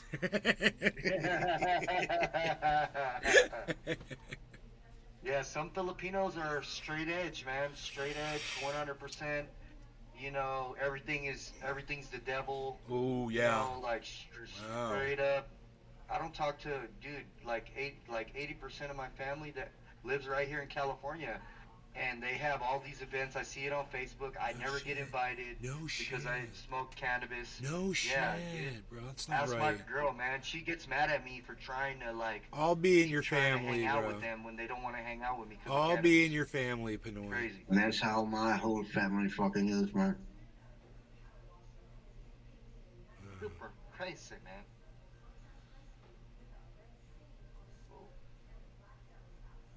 What's going on? I can't hear anything. Hello? We're not saying anything. Can you hear me now? Can you hear me now? Cyber. Lagging. It's like lagging extremely bad. Sounds like a robot. Is it mine? It looks like it's mine. Yeah, you got satellite swap going on. You're getting satellite swap. It'll be over in a second. You're getting some satellite congestion. Well, anyway, 10 It'll seconds. be good. It'll be good in a second. 10 seconds. Cyber, you ready? Yeah, I'm ready. Cool. Cheers, brother. Cheers, bro. Cheers. Cheers, Cyber. Cheers. Cheers, Billy. Bad Blue Jaws is here. Dave Fishing, Arafat Nakba, Token Tony Z. And I see Dave Fishing over there on the kick.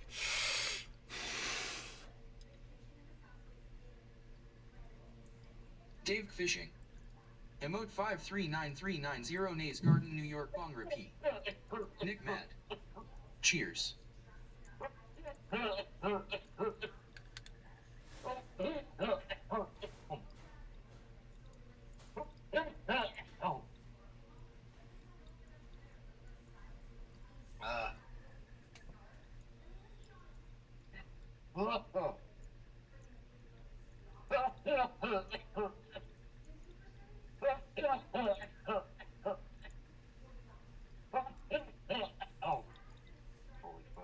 Tula Tetro. Damn Pinoy. Oh.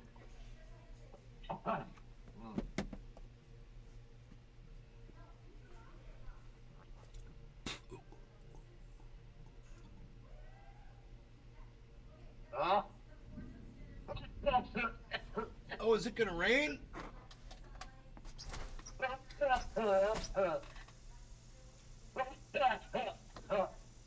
I've injured my arm. Paul showed up. What did I miss? Oh, Paul, man. Is he still there with you, bro? Or is he gone now? Tell him I said hello. We love Paul, man. Friend of the show, Paul. We have a... Do I breathe before a dab? I think so. I don't Justin really Jefferson. notice. We got a job to do here. Oh, dab. Looks like we got competition. No, you're good. You're good.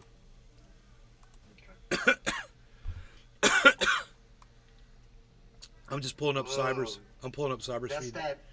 that's that new game, huh? I need to get that shit. Is that Star? Yeah, it's Stargate? Awesome, dude. Stargate? Is that Stargate? No, this is Armored Core. No, it's Armored Core.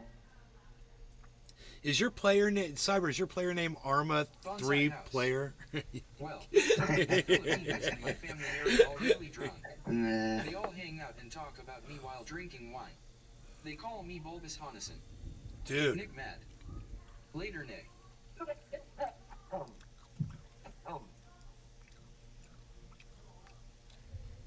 Nick Mad, don't leave.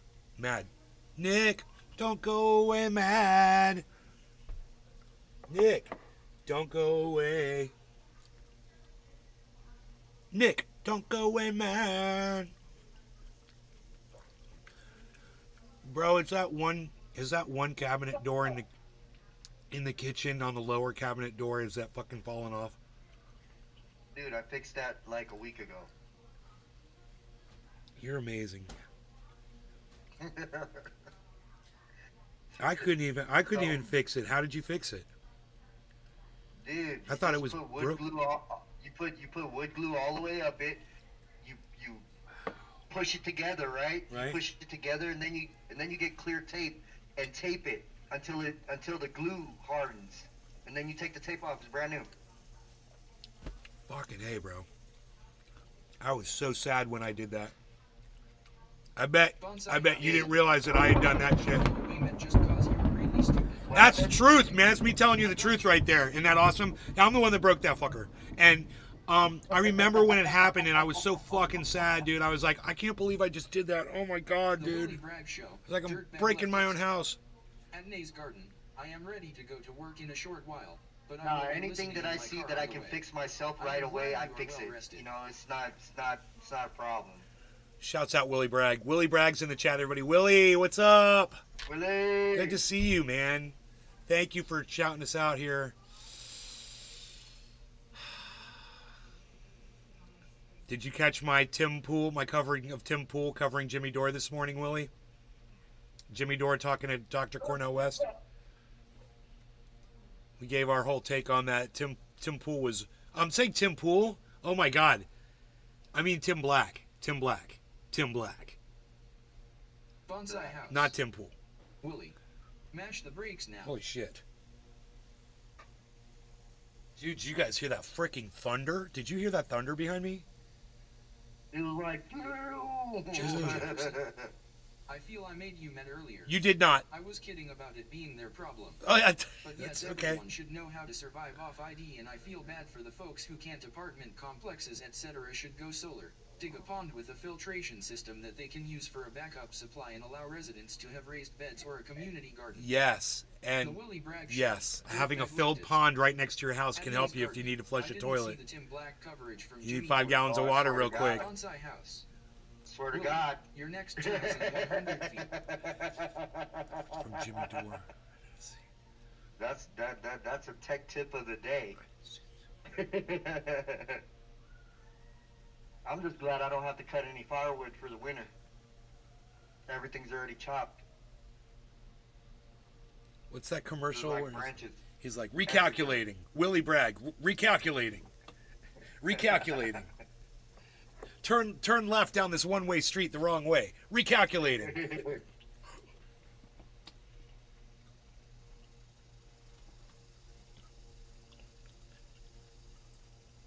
Atomic Ray. The title says you are awake. Bonsai Numbers, Turn left coding. in 50 feet and continue for 5 miles. Dude, Pinoy, for just 1 second, I just thought I was in that house in NorCal for just 1 second. When I looked up, dude, it's the weirdest thing, bro. Oh, I'm high, bro. That was awesome. I looked up. I was like, I'm in Orlando, Florida. What am I thinking, bro? I'm not in California. Look, I'm looking right in there, dude. Look at that. Would you just look at that, everybody? Just look. Well, would you just look at that? Look at that. Oh, look. Look at that. Oh, what is that? Oh, look. Would you just look at that? Oh, look at that. What is that? The crypto price? Look at that. Justin Jefferson. I have a cistern that collects rainwater in a pond. Look. A filtration system so I can pull water from either of them for clean Look water. at that. Look at that. Oh, what is that? Oh, look at that. Oh, look. Bitcoin's still at 25.1 where I got it at. Psh. Is it the bottom? I don't know. Has it been down there for a while? Yeah. Has it been 24 hours of red? Yes, it has. Is that great news? Yes, it is. Does that mean we might have a reversal because there's an inverse head and shoulders in there? Yes, totally. That is all I see on Bitcoin right now is a freaking inverse head and shoulders pattern, which means we go up, which means I got the bottom. And if you want to buy the bottom of Bitcoin right now and ride it up, I'm telling you right now, in my heart right now, I feel like it's going to go up. It's Monday, guys. It's freaking Monday. So you're going to be good. Even if it goes lower, I think it's going to go right back up again. And we've got a good pattern. And the pattern is repeated on Harmony 1. And the pattern is repeated on Matic. And the pattern is definitely repeated on Cardano. You guys, this type of thing right here. Justin Jefferson. Pinoy watching Pern on his phone. Lower that ID down. We can't see his screen now. Pinoy watching. Yeah, don't you worry about Pinoy. I'm running cover for him while he does stuff. He's doing stuff. Bonsai House. Now you say. I got a few clams in my investing power. Well, this could happen now. It could happen in the next few hours. It could happen in the next couple of days. But this pattern right here, and let's see where we're looking on Cardano. I'm just going to use Cardano because Cardano is an excellent example.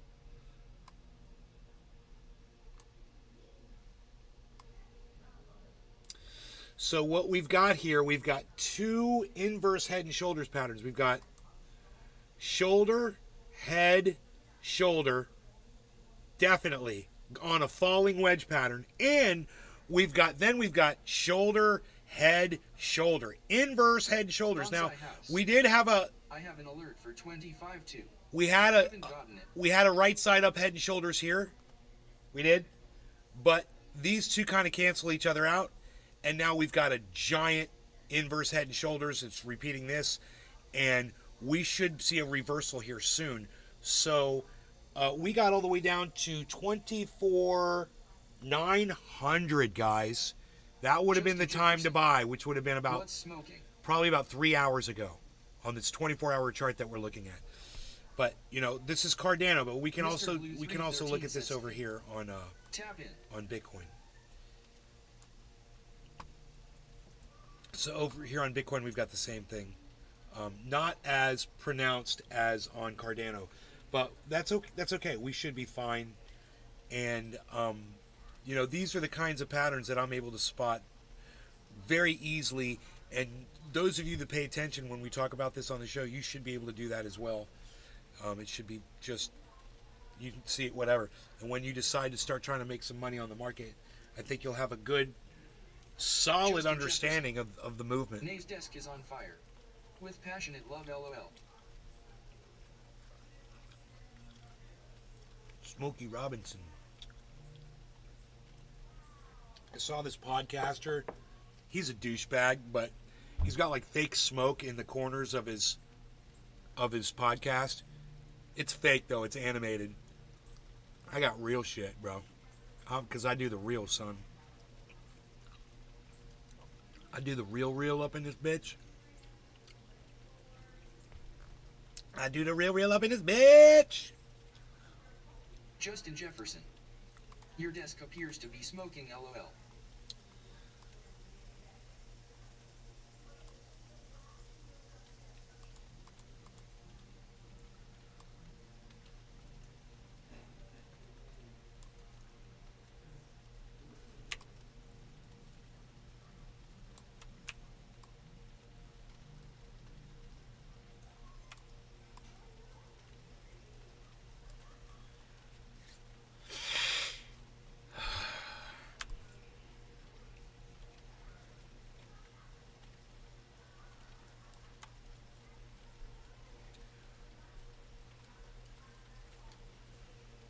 smoking desk. You ever heard of a smoking jacket? This is smoking desk. Bitcoin's at 25-1. So Justin Jefferson. we're about to see a reversal. Now we can see the burn again. Thank you. The pern.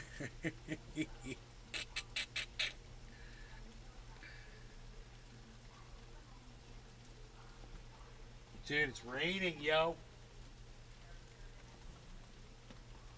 Let's see if it rains hard up in this bitch.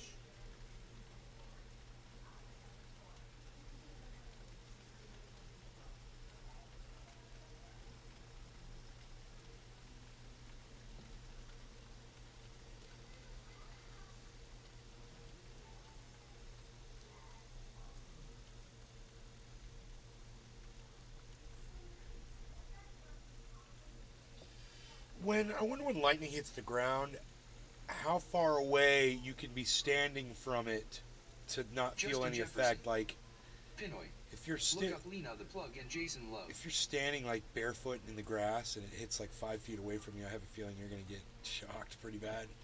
So I wonder like how far away from a lightning bolt. Wait, you're muted, brother. You're muted.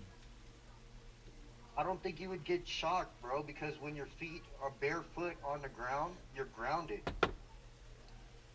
Okay. Yeah, but that's not. There is moist on the ground and shit. Try stand bare feet in water with electricity running through it. You're definitely gonna get That's shocked. different, but like barefoot, like standing in the grass. Yeah, that's moist. That's moisture in the grass and shit, right? Yeah, there's moisture in the grass for sure. Underground too. Yeah, but I don't think you would get zapped like you know, like. Justin Jefferson.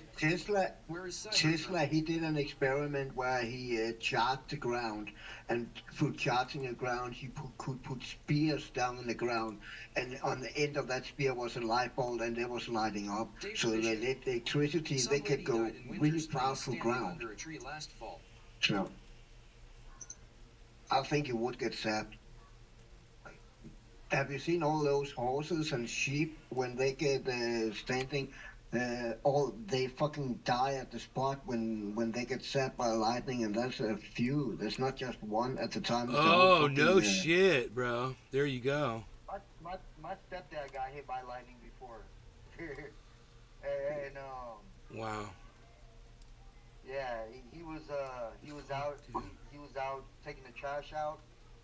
Mr. Blue 313 said Stfin. He like 1 minute. had his umbrella and had the trash, and as soon as he stepped in the puddle, he said the lightning hit him, and it fucking threw him. Yeah. What happened to him? He's fine. I mean, obviously, Oh wow. my stepdad. This is when he was a kid. You know, he was like probably like 14, 15. Wow. You got hit by lightning, dude. That's fucking crazy. And my grandma told him not to wear his damn slippers outside, and he wore his slippers outside, and he got zapped by damn lightning. Damn.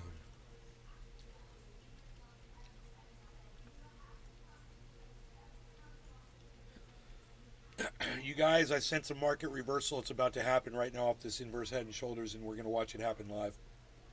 So we're at 25,122. Watch for Ethereum to get over 1550. And we might have a rally on our hands, guys. So it would probably, you want my target? Mr. Blue 313 said Stfin. Bothin.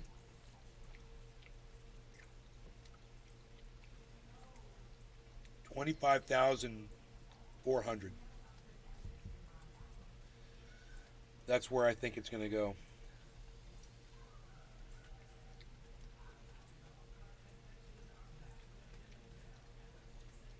Well, yeah.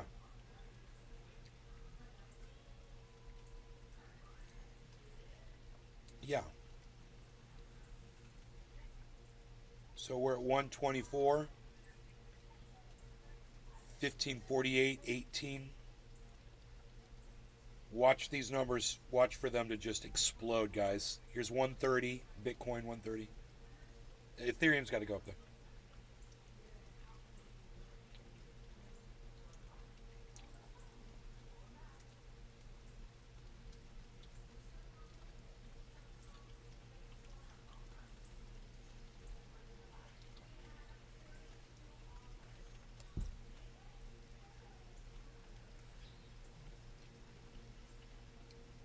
Darium's got to move. What time is it? 7:30. Okay. So, about 10 o'clock tonight. It's 7:30 right now.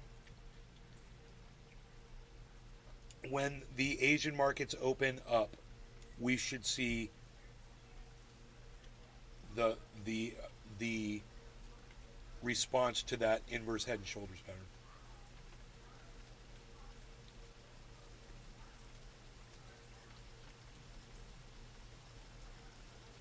It's raining again. It's like really raining. Nice. Nice. Yeah.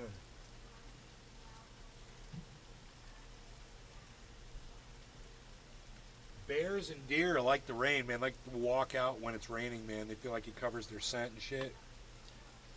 Yeah. I'll look, usually when it's raining, I'll look for them and see if they're out there walking around. Here comes a cat. Oh man, he's all wet. Mom's gonna be pissed. Mom! Don't let the cat jump on you, he's wet.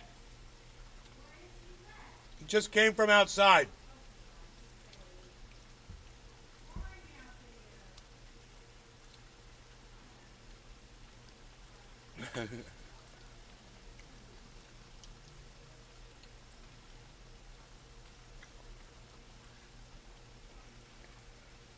Don't say I didn't warn you.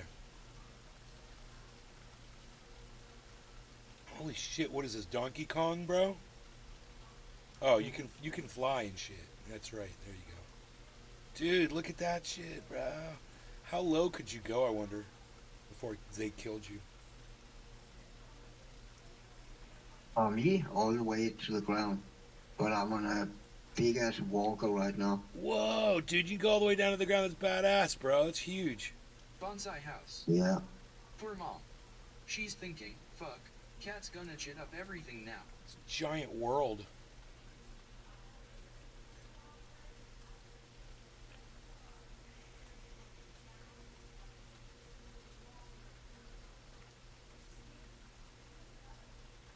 Cyber's a mech warrior, baby.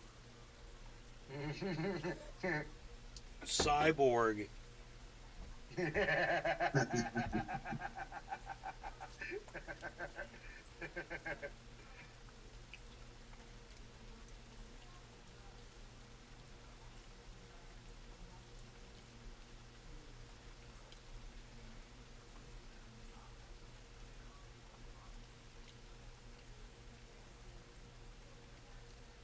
Oh, dude, that looks like the goddamn thing from 2001.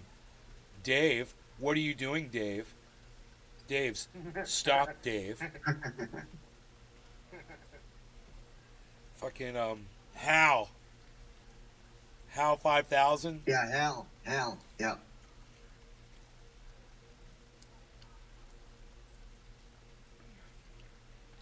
Oh my god, dude, you got to go against Hal 5000. He's like, listen to that thunder. Oh my god. It's like, he's like Hal on fucking roids, bro. He got all pumped up. Like, it's Hal, but he's like Big Hal. Like, hey, Alice! It's Big Hal! From Big Hal's restaurant, Alice! Kiss my grits, Hal! Kiss my grits! Papa.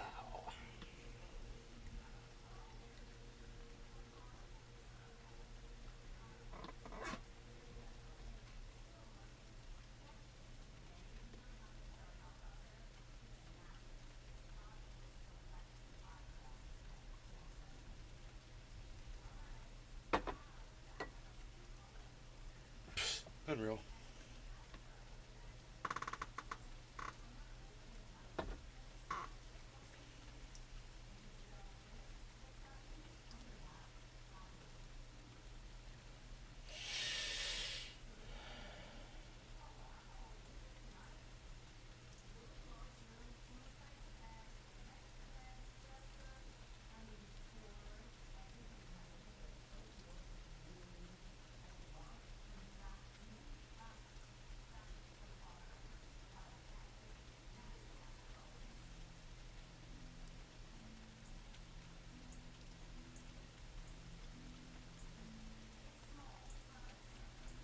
His face was melted?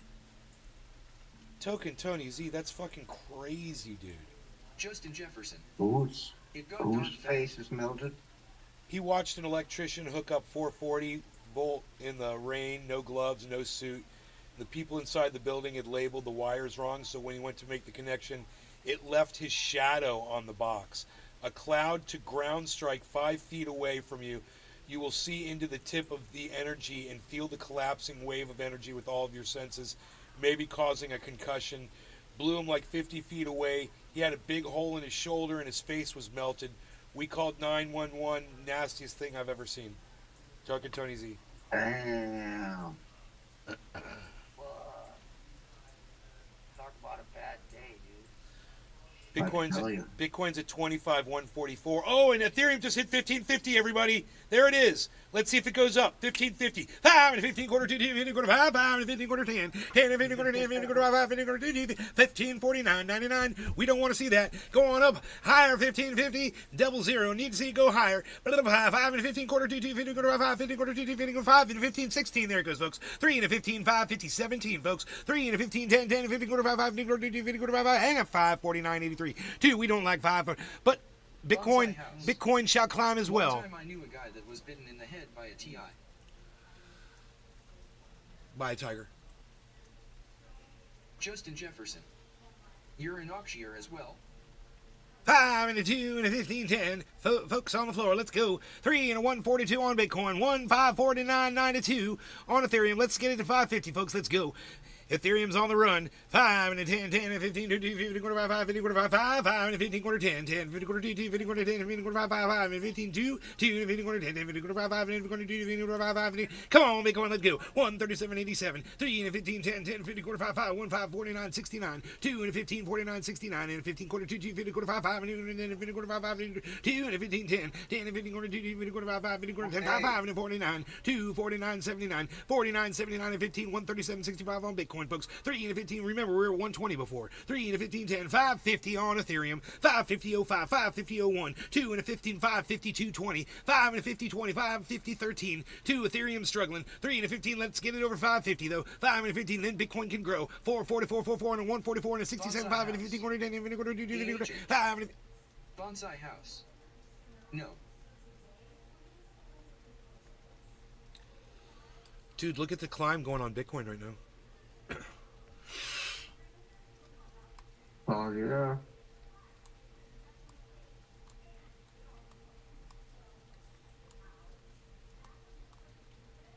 We've got some growth. Now, remember who called this, guys? Who told you that the whole crypto market was about to explode? And that we were going to watch it live on this show? Who just said that? It was me. I said it to you. All of you. Look at it go. Look, guys. We're at... Look! Oh, look at that! Oh, just look at that! Oh, what is that? Oh, look at that! Look! 25,150, guys, on Bitcoin right now. Look, Ethereum's about to hit 1551. Here we go. If we hit 1551, we're exploding on Bitcoin. Look at this. 2 and a 15, 10, 150. I'm so excited. 2 and a 15, 10, 15, quarter 5, 5, 15, quarter 2. This means I'm making money on my freaking purchase from earlier today. Yeah, I got it at 25. That's awesome. Yeah, I bought it at 25.1, and I'm like, as soon as I bought it, I was like, I think I bought the low. I think I bought it at the lowest part, man.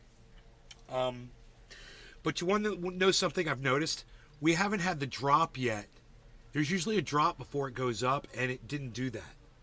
It didn't like drop. It usually does like this little drastic drop, the reverses, and boom, then it takes off. It seems like it's already taken off.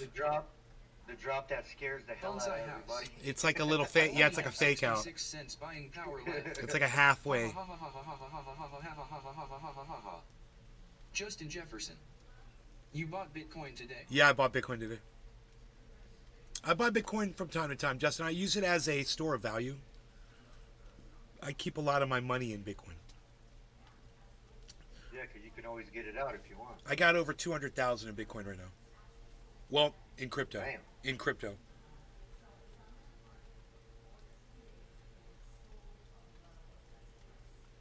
Animal House.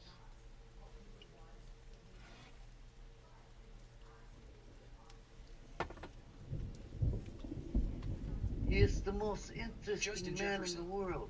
Want to donate to the DY? I'm quite philanthropic.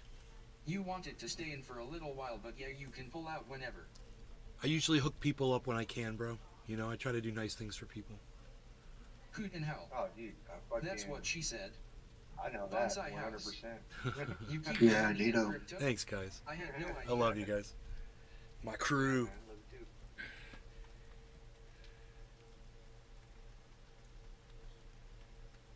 Keep your money in crypto. I keep my money in crypto? I had no idea, said Billy. Billy. Dude, some of my money's locked in crypto right now with fucking Celsius. I'm still waiting on that bullshit. Can you believe they said July we were going to be getting our money back? Motherfuckers. Damn. You're fucking cunts. Yeah, but they say what year? What Cyber? Now they owe hella money. Did they say what year or just July? Yeah, what year? Finish a house flip if you want to invest and double your money. They didn't specify.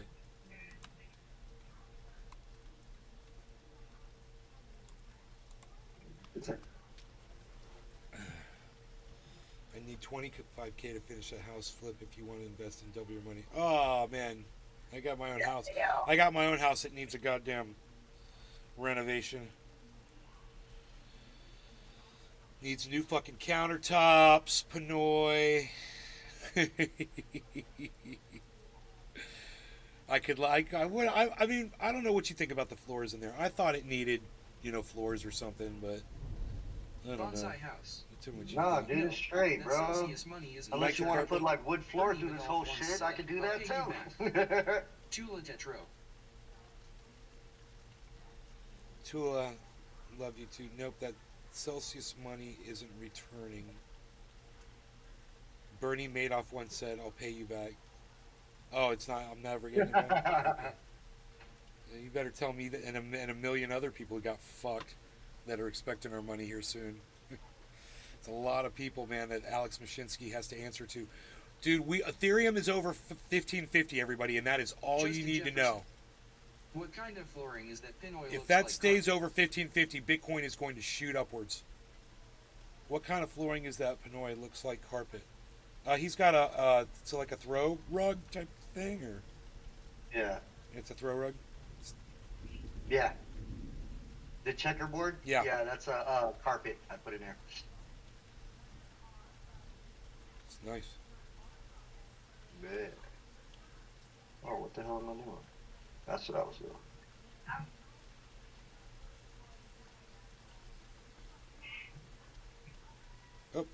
Oh, we've got maybe a reconsolidation happening right now. Oh, there's a yellow marker. There's a green marker. Man, it went from yellow to green really fast on Ethereum. That's great. Listen to that. Right when I said it, listen to the thunder right when I say shit, dude. This is fucking crazy that this is happening. And I hope that you can hear the thunder because I don't know if the mic is picking it up or not. You guys hear it? You hear the thunder? Yeah. A little bit. It's very faint. Dude, it's so loud behind my head. Oh my god. It's like crash. Sounds like a train wreck. What's happened? In my backyard. And the rain's coming down again. Every time it does that, it starts raining. Megza Williams. Yeah. Dave Fishing. Yeah. We should probably close the window in case the lightning comes in and tries to strike inside the house. Dave Fishing. I hear it at my house like 5 SEC later. Justin Jefferson. Lightning can strike through a window. Right, Justin? Fuck that shit, bro. Right.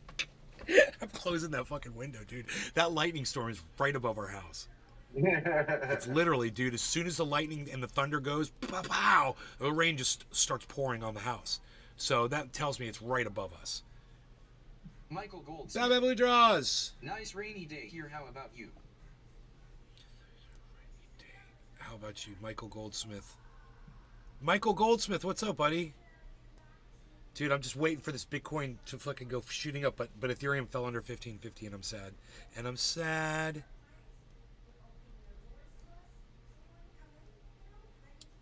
$25 watching, 4 thumbs. Psh, y'all ain't rumbling big the fuck. Aw, thanks, Bad Blue Draws. it's. Hey, if there's really 21 people watching, some of you follow me, please, and give me thumbs ups. Let's see how many thumbs ups and follows we can get on my channel. There, it says I got 875. Can I get to 880? Let me get 5 of you to subscribe, to follow the channel. Probably you're all probably following already, and there's probably not really 21 people there. But Michael Goldsmith, how about you, bro? I could send you a link over there on YouTube. There's a link, bro. If you come on over to Rumble, follow the channel, bro. Start a Rumble account over there. It'd be awesome, bro. Get everybody come over to the Rumble. It says 21 watching, but there's a few people actually in the chat on Rumble right now. Michael Goldsmith. Glad you're live. Thank you, man. Justin Jefferson. I'm sleepy as FK. Live, I just woke up. I have been sleeping, and boy do I feel rested. I hit it to make sure I nailed it. Cheers, cool Tony. Token Tony Z. You blew the transformer, and those can arc, especially during a storm. Arafat Nakba. That's a nice carpet Pinoy. Baba Blue Draws. Yeah. Arafat Nakba. Michael Goldsmith. No transformer this time. Phone lines phone, DSL TV. You put a smile on my face just cause you're you. Thank you, Michael. Arafat Nakba. Michael Goldsmith. Yeah, it gets real interesting when lightning starts dancing in the wall, like a rose bush of light rolling on the floor laughing. Love your feet. This is bigger than a reconsolidation. Token Tony Z. 440 is Bolt's 4 legs. You have to wait for 9 o'clock, I'm afraid. Arafat Nakba. One tablet had lightning hit it direct through the window for at least 10 seconds. Atomic Ray. You need to work on your begging, nay. Bring it off from the street corner. Justin Jefferson. Atomic Ray. Wait. If the ID goes down, how will we live stream? Well, how am I e-begging? E-begging is an art form. How am I e-begging? Token Tony Z. What are you talking about? Must have conducted the lightning. What's the chances of it hitting a tablet? Subscribe. Yeah, how is e-begging would mean that you're sitting and asking for money or something, Careers. right? Michael Oh, Goldsmith. what are you talking about? Our apps. Yeah. I hope you stay live forever. Maybe I said something. He's just making a joke about something. Advertising. Store. Terms and conditions. He says asking for privacy policy. He says asking for follows and likes is e-begging. Nah, e-begging would be money. I mean, there's no monetary gain in getting subscribers, right? Not in my case. Michael I'm not looking for money. I'm just looking to get the word out. The good word. I'm just trying to spread that good news. Oh, lightning. Boom, thunder, instant, man. Cheers, Nick. I'm just looking to spread some of that good news. I can't talk. My voice ain't here. I ain't got no voice. I don't have a voice. Like I said, I was sleeping. Michael Goldsmith. I can't do my voice. Cheers, Cyber. Billy Mays here with the Power Oxygen and OxyClean. Hi, everybody. You see a stain and it's been a pain. Has it been making you insane? Well, no more, my friend. You're about to make that stain go away and go the way of bye-bye forever. That's right, because OxyClean's got the Power Oxygen. You got a Tesla lamp, bro? You got a Tesla lamp, bro? You got a Tesla lamp, bro? You got a Tesla lamp, bro? Michael Goldsmith. Greenman's still the best, just saying.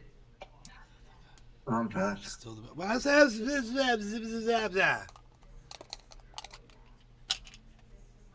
I'm packing a dab now of mustard gas, the craziness of all. No law regarding cannabis. Cheers, Cyber. Cheers, Pinoy. Cheers, Michael Goldsmith. And Baba Blue Jaws, Token Tony Z, Arafat Nakba, and Dave Fishing. Everyone I can see in the chat at the moment. Cheers, Pinoy. Cheers, everybody. And Tula, we love you. I'll be right behind you Megs guys. Williams. Hashtag cheers. Michael Goldsmith. Cheers.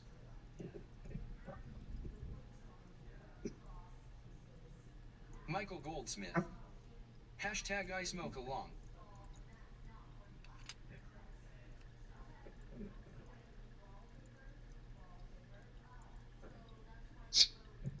So I can smoke again, people, if it does. Harmony 1 just exploded upwards. Michael Goldsmith. Hashtag NLRC. Restream.io. Congratulations. You've received 100 messages today with Restream chat. And it's still negative 4.45%, way down, but it did explode upwards. That might be a sign of what's about to happen with Bitcoin and Ethereum, hopefully. Even though we still have an hour before those markets open up.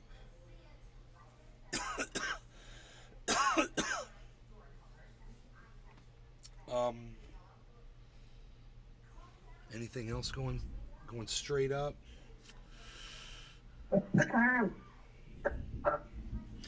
Dude, it might be a sign. Michael Goldsmith. Hashtag make sure to share this feed. Way you could get fucking Harmony way under a penny right now. A tenth of a penny under a penny. So you'd be good. When it hit 2 pennies, you'd be double time. Double time.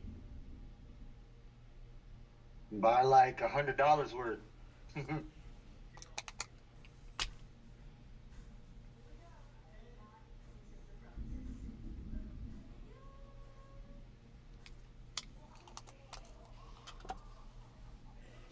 Thing is one of the exchanges I purchase it on, when I purchase it there, it has to stay on that exchange. You can't transfer it off. So you have to sell it once it's made your profit, you know, then you sell it to get, like, sell it as Ethereum or whatever. Right. Why you can't just cash out? I can't just cash out on that? Yeah, you can cash out. You can cash out on it. Michael Goldsmith. Have you bought a bowl yet, Nick? But you can't transfer it. You can't transfer the Harmony off of the exchange. Have you bought a bowl yet? Yeah, I've got a bowl right here. Sitting right next to me. Ready to rock and roll. This Michael little one Goldsmith. One of these times I'm gonna ask you and you're All right, gonna cheers, say cheers, yes, cheers, yes, guys, cheers. Yes, I have a bowl. Hold It's on. right here. Hold on. It's right I have a there. bowl. Here's my bowl. Yeah, Hold on, cheers. I'm I'm ready. ready. Cheers. Cheers, guys. Cheers.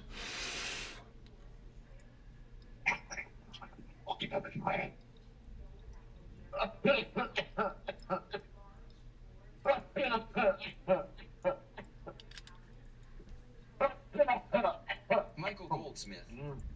Is it new?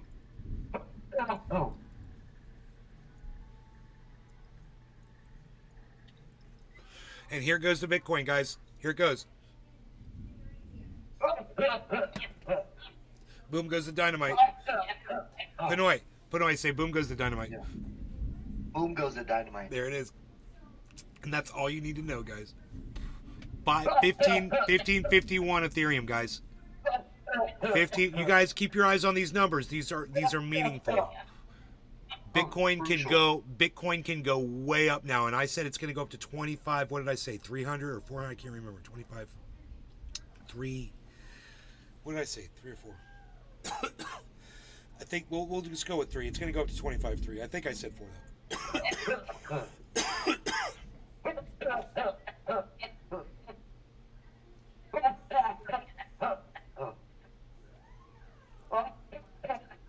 Oh shit.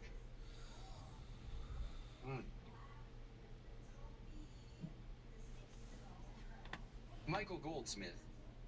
LOL, I had asked a while ago if you had any bowls and you said you didn't, but been meaning to get one.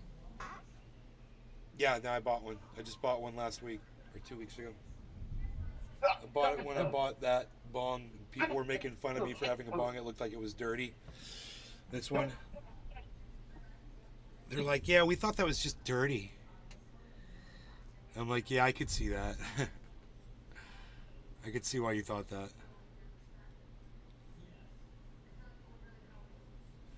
I got that bowl when I got this. It's fucking nice. Etched glass. Michael Goldsmith. Can I see it again? I missed it. The bowl or the bong?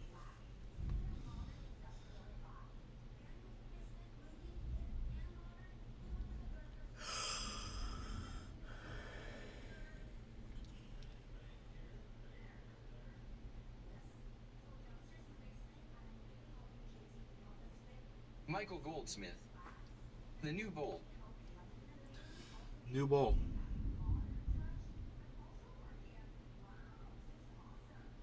New bowl. New bowl. New bowl. The new bowl. The never been... Oh no, it has been used. It's already been used bowl.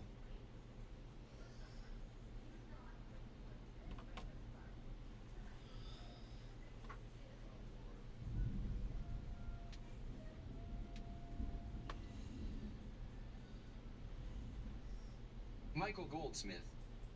That's sweat. Hell yeah. Dude, this rain is crazy outside. It's raining Michael hard. Goldsmith. It's raining hard. Sweet.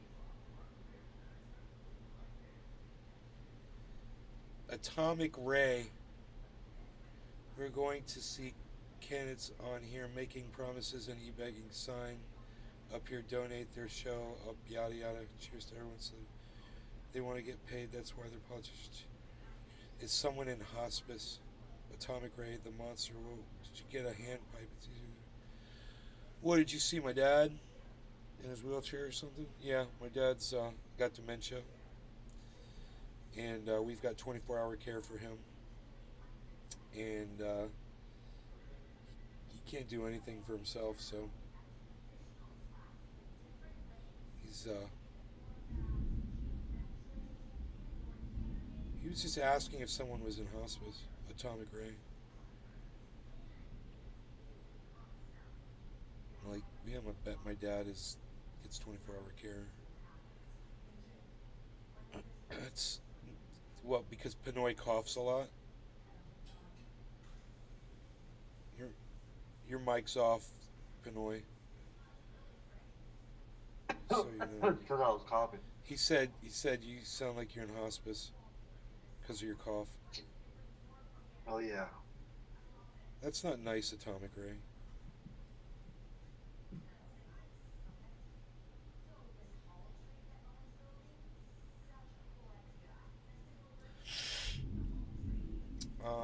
Cyber's going crazy on that. You know, the thing is, I've got the screen pretty small, but man, it's such a vivid game. You can see everything, even at that size. Yeah, the graphics is really good. Graphics are clear and fucking so nice. It is amazing because they are running all on high and ray tracing on high also. And it just fucking takes us. It's a really good fucking game engine apparently. 1551.69, guys. That's what I'm saying on Ethereum. 1551. We're over that 1550 mark. That is so important right now. That will allow Bitcoin to keep going upwards. So let's see if the rest of the market goes. Let's see what Harmony does. Harmony's showing some growth here. I know why he calls it Nay's Garden now. We're his flowers. He's going to watch us all out. No, it's called Nay's Garden because the name Trini Asdabbers got banned all over the fucking internet. That's why it's called Nay's Garden. Damn, I didn't know that. Yeah, man, you weren't allowed to type it in Facebook, man. People were getting fucking blocked for 7 days for fucking sharing my content. It's fucking Holy shit. Stupid, man. That's weak. Yep. Talk about fucking violation of your fucking free speech. My reason sounds way better. Because I'm going to watch you all grow. Well, we do, though, but you're right, bro. We do. It is about growth here and change, you know?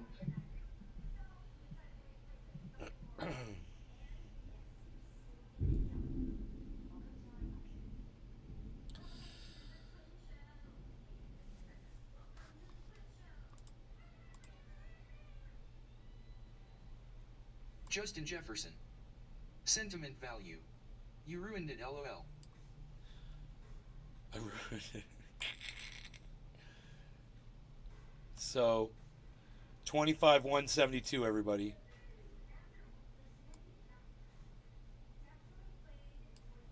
And I told you we're gonna hit 25,300. Dude, we're going all the way up to 25, maybe 26, guys. Easy. It's gonna happen soon. It might even happen tonight, dude. 26,000.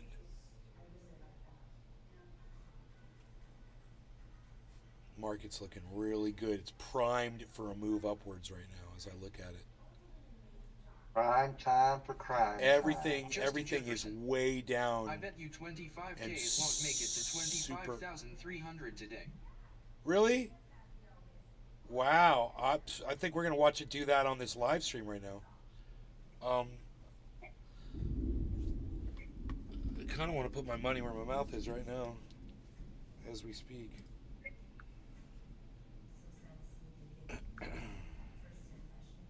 I'm surprised you don't have like an AI that does all that for you. No, because I always want the last. I don't want things happening automatically. I've got other things going on financially. Justin I don't want Jefferson. money being drawn out. Come on, take it or leave it. So I always just do it myself. But it's definitely a possibility. Right. Now, I'm going to do it from here.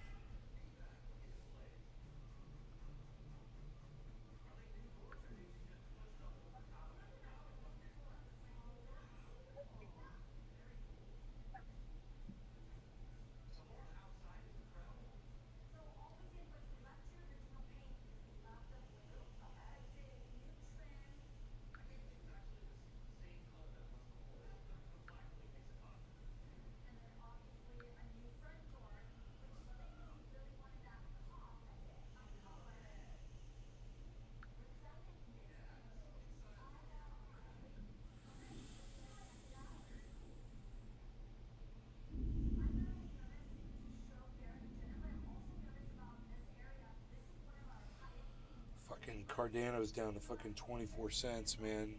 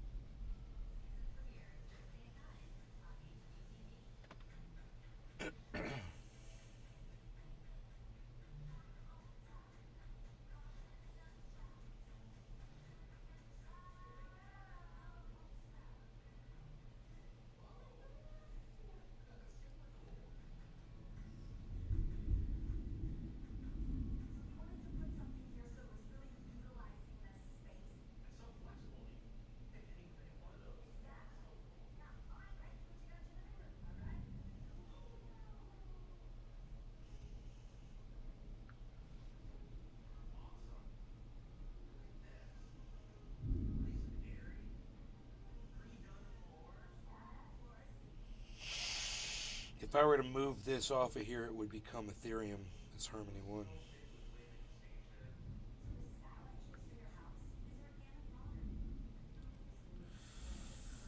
I'm not too freaking crazy about that.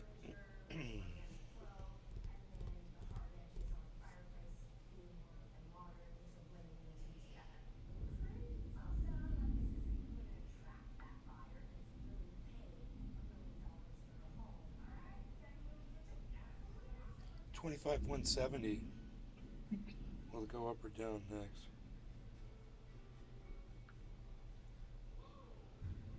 It's gonna go up. Only sell if you're up, bro, says Irfa.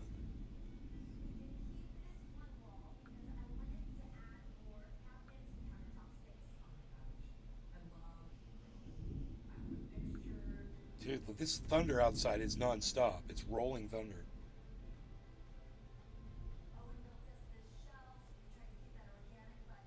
Dude. Look in the sky, make sure it's not aliens. Dude, they're like... I see lightning right now. Boom, there's thunder.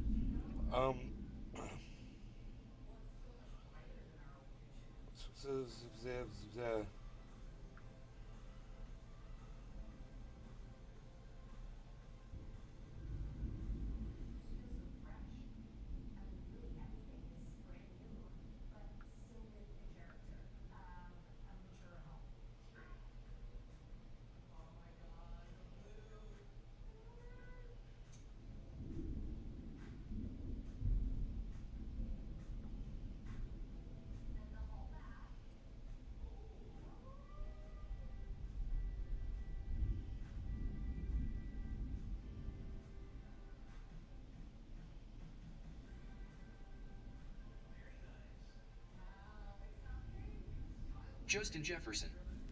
Who is playing this game anyways? Cyber Reload in Denmark.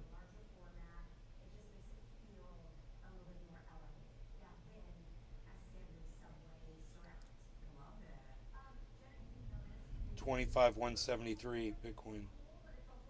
Boom, dude.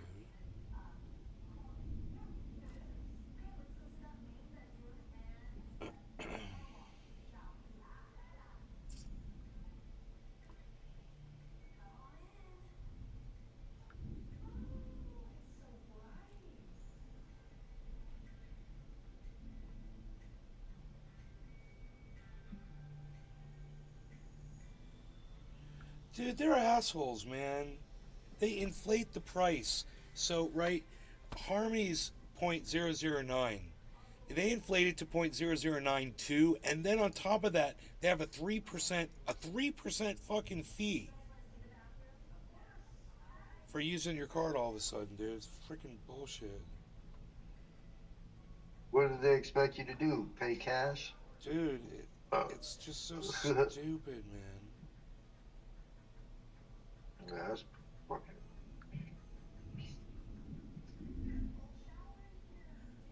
Wait a minute.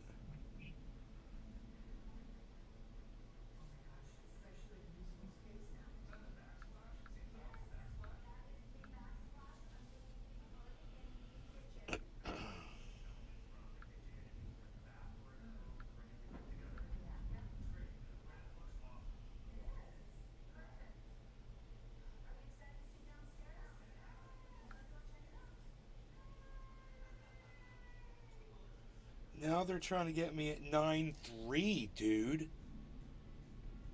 Fuck you, dude. They jacked it up to 9.3. Can you believe that? It's at 9.04 right now. And they're saying 9.3, man. Who knows when it'll be up to 9.3 again. It was up to 9.4. I guess it'll fucking do it soon enough, but god damn these motherfuckers, dude. The fee's not bad. $28 fee.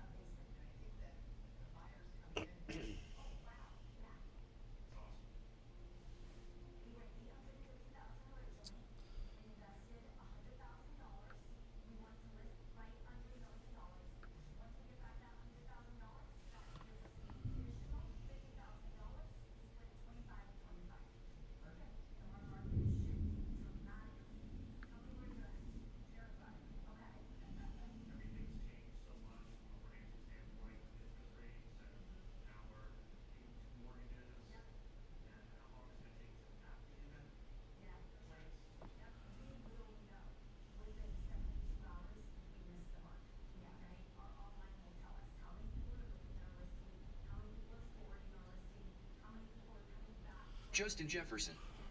It's at 905.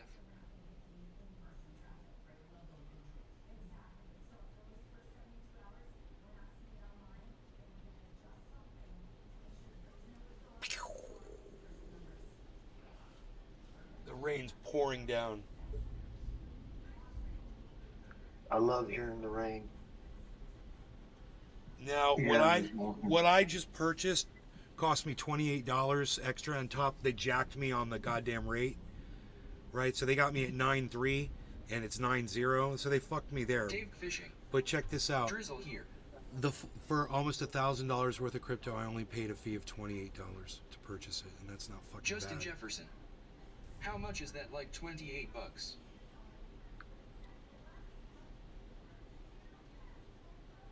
So.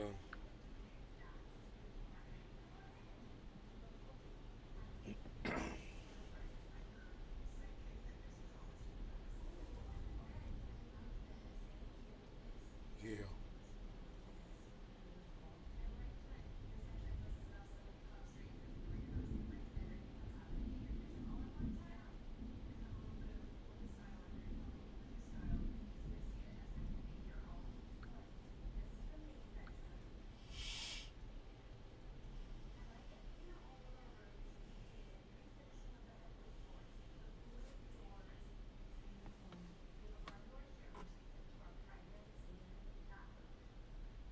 Alright, so.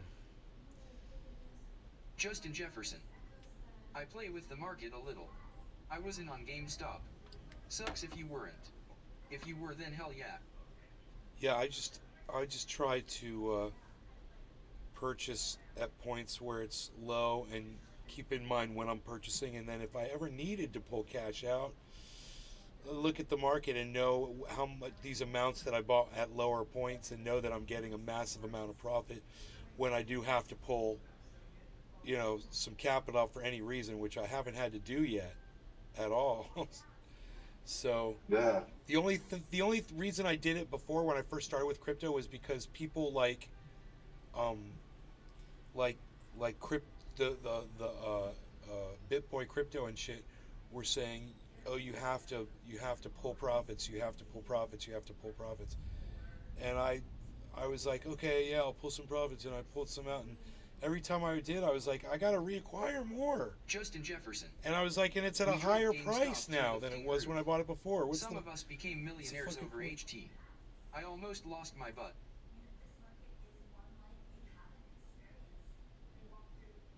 You almost lost your butt?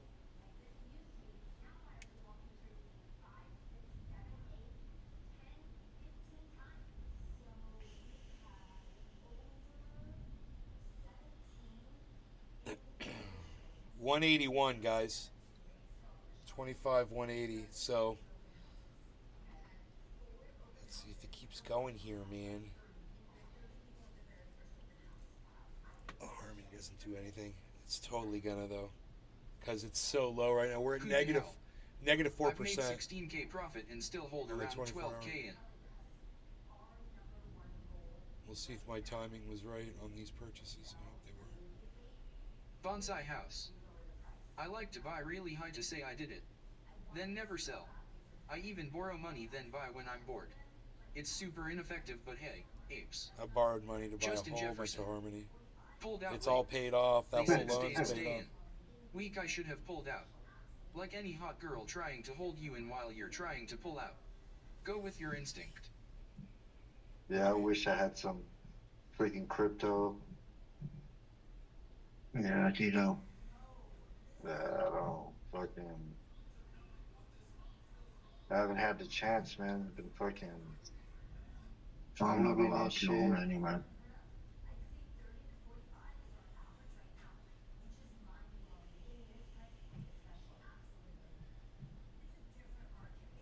Boom, boom, boom. Oh.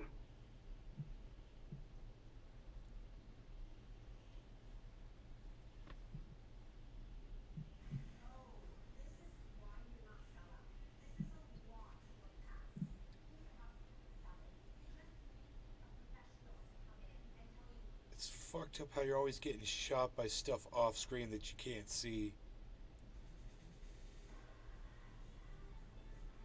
Like, something's above you shooting you right now. What the fuck is that?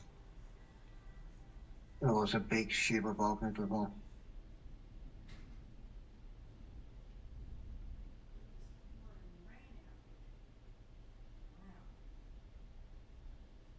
Use the bazooka.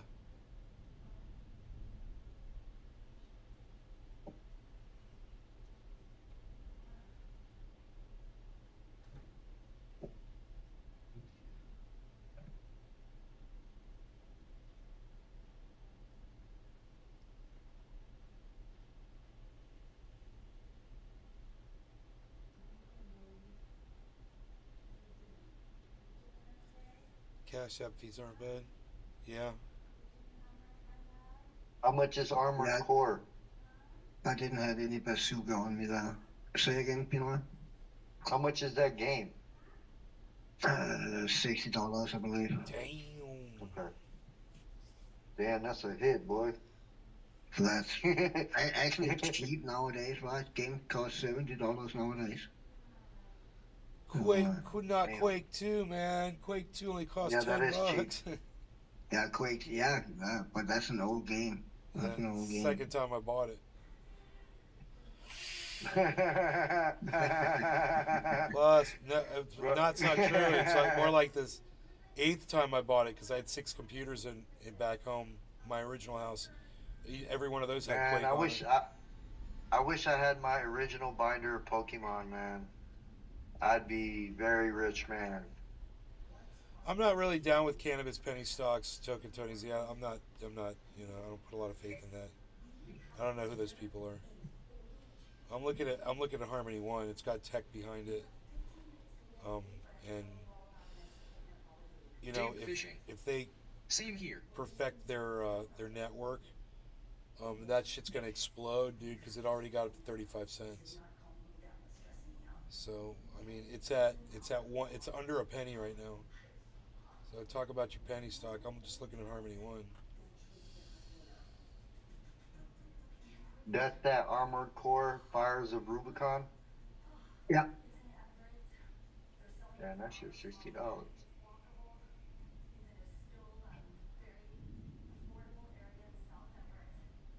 $59.99. Was it $59.99? Yeah, I believe so. Yeah. Well, I bought it in euros, but I actually think the euro and the dollar is kind of the same right now. Destroy. Yeah, that's fuck, crazy. Dude. That's like completely like particles. Like 420, boys. Hold on, I need to buy. Hell yeah. Corner boy. Perfect timing. It's not multiplayer, but you can play against other players in it. 1 versus 1 and 3 versus 3. Dude, I really don't need Bitcoin to be down by 150. I need it to be up by 200 right now. So let's do that. Let's make that a thing. I really need Ethereum to stay above 1550 right now.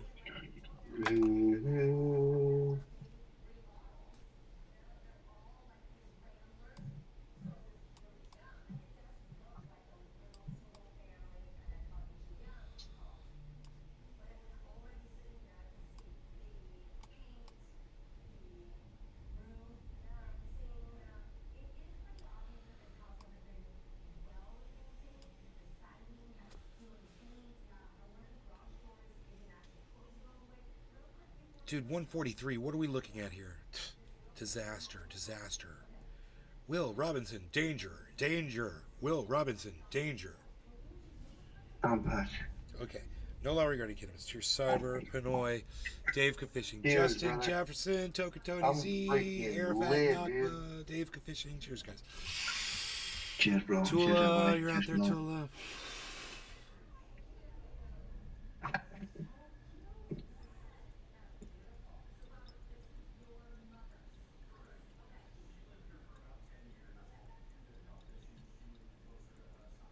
Megza Williams.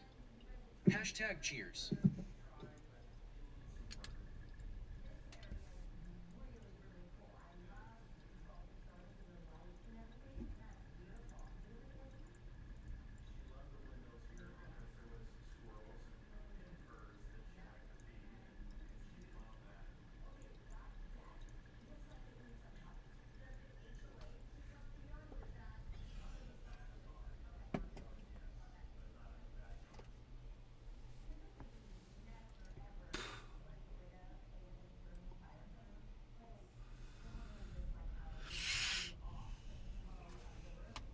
Whatever, Bitcoin. Unreal.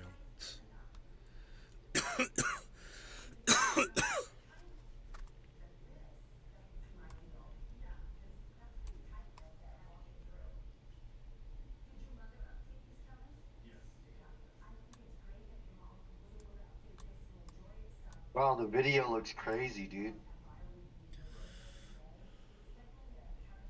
I'm watching the story trailer.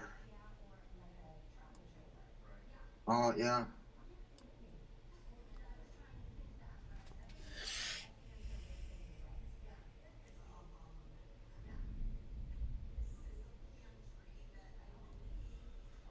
Did you already get the game, Pinoy? No, I was just watching the story trailer. I ain't got no $60.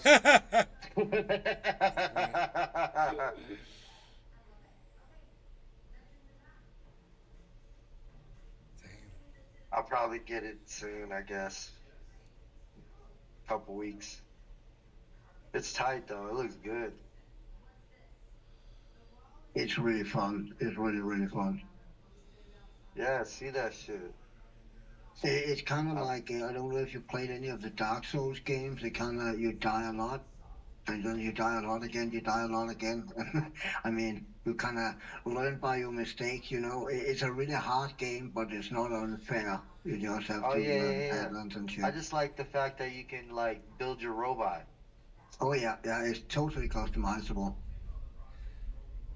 Yeah, that's super cool. Dude, Bitcoin's falling. What the fuck? Come on, 9 o'clock.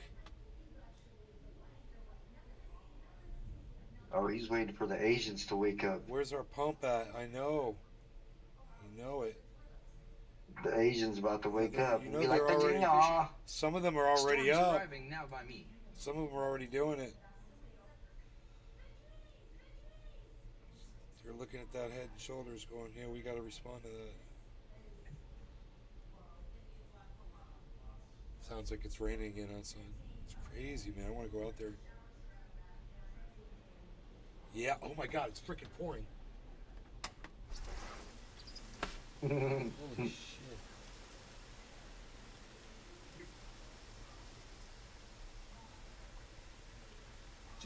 Dude, holy shit, the lightning is crazy. Thunder's about to go pow. Slow pow. Pow!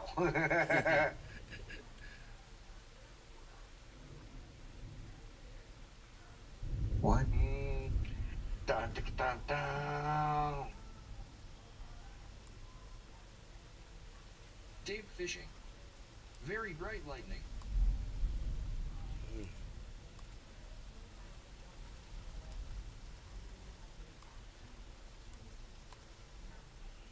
Hit that reversal. Bitcoin.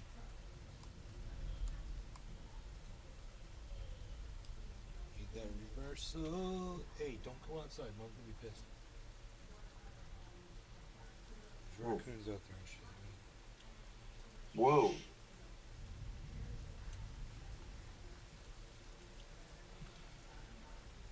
I gotta reboot. I'll be right back. My mouse don't work. Good. Token Tony Z just asked Arafat, did you get replies from Twitter about all the posts and reporting that guy's profile? I haven't gone there yet today, says Arafat.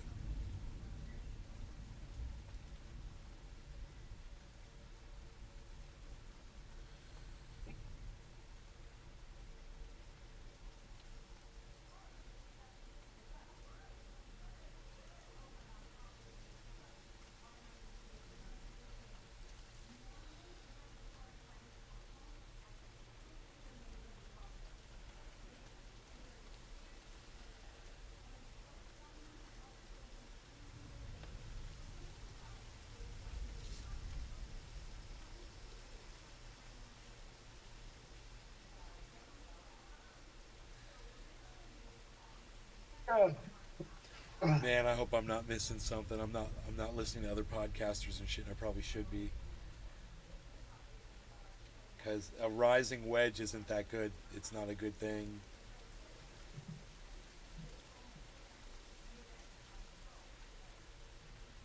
So, let's see,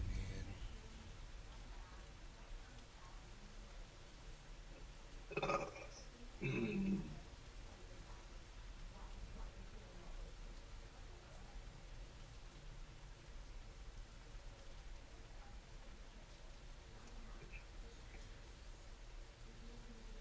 What the fuck? Dude, that last dab cooked me. Yeah. That's why we do what we do, son. It cooked me.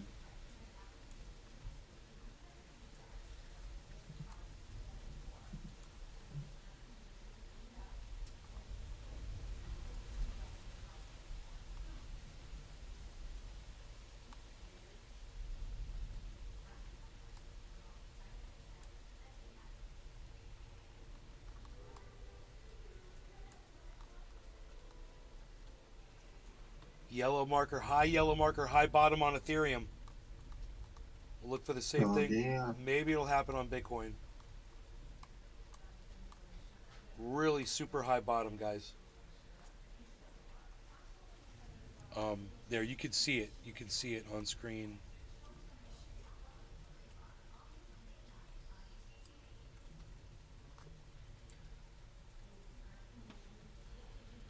We needed that, so that was a good recovery from where we were. If it, wow, the thunder though, dude. The thunder. I heard that. God, listen, America, it's still going. It's still going. Yeah, I missed that in Florida, the rain and the thunder.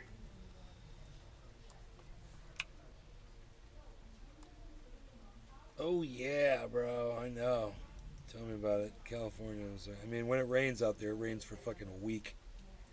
But it's like a drizzle. Yeah. It's like it's like torturous.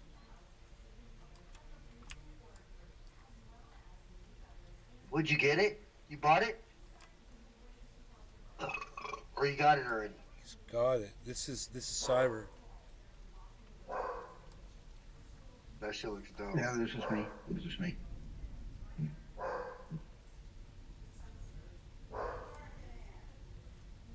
What time is it? 8:30. My dog's going crazy barking at something. Might smell a bear. My mom's telling him to be quiet.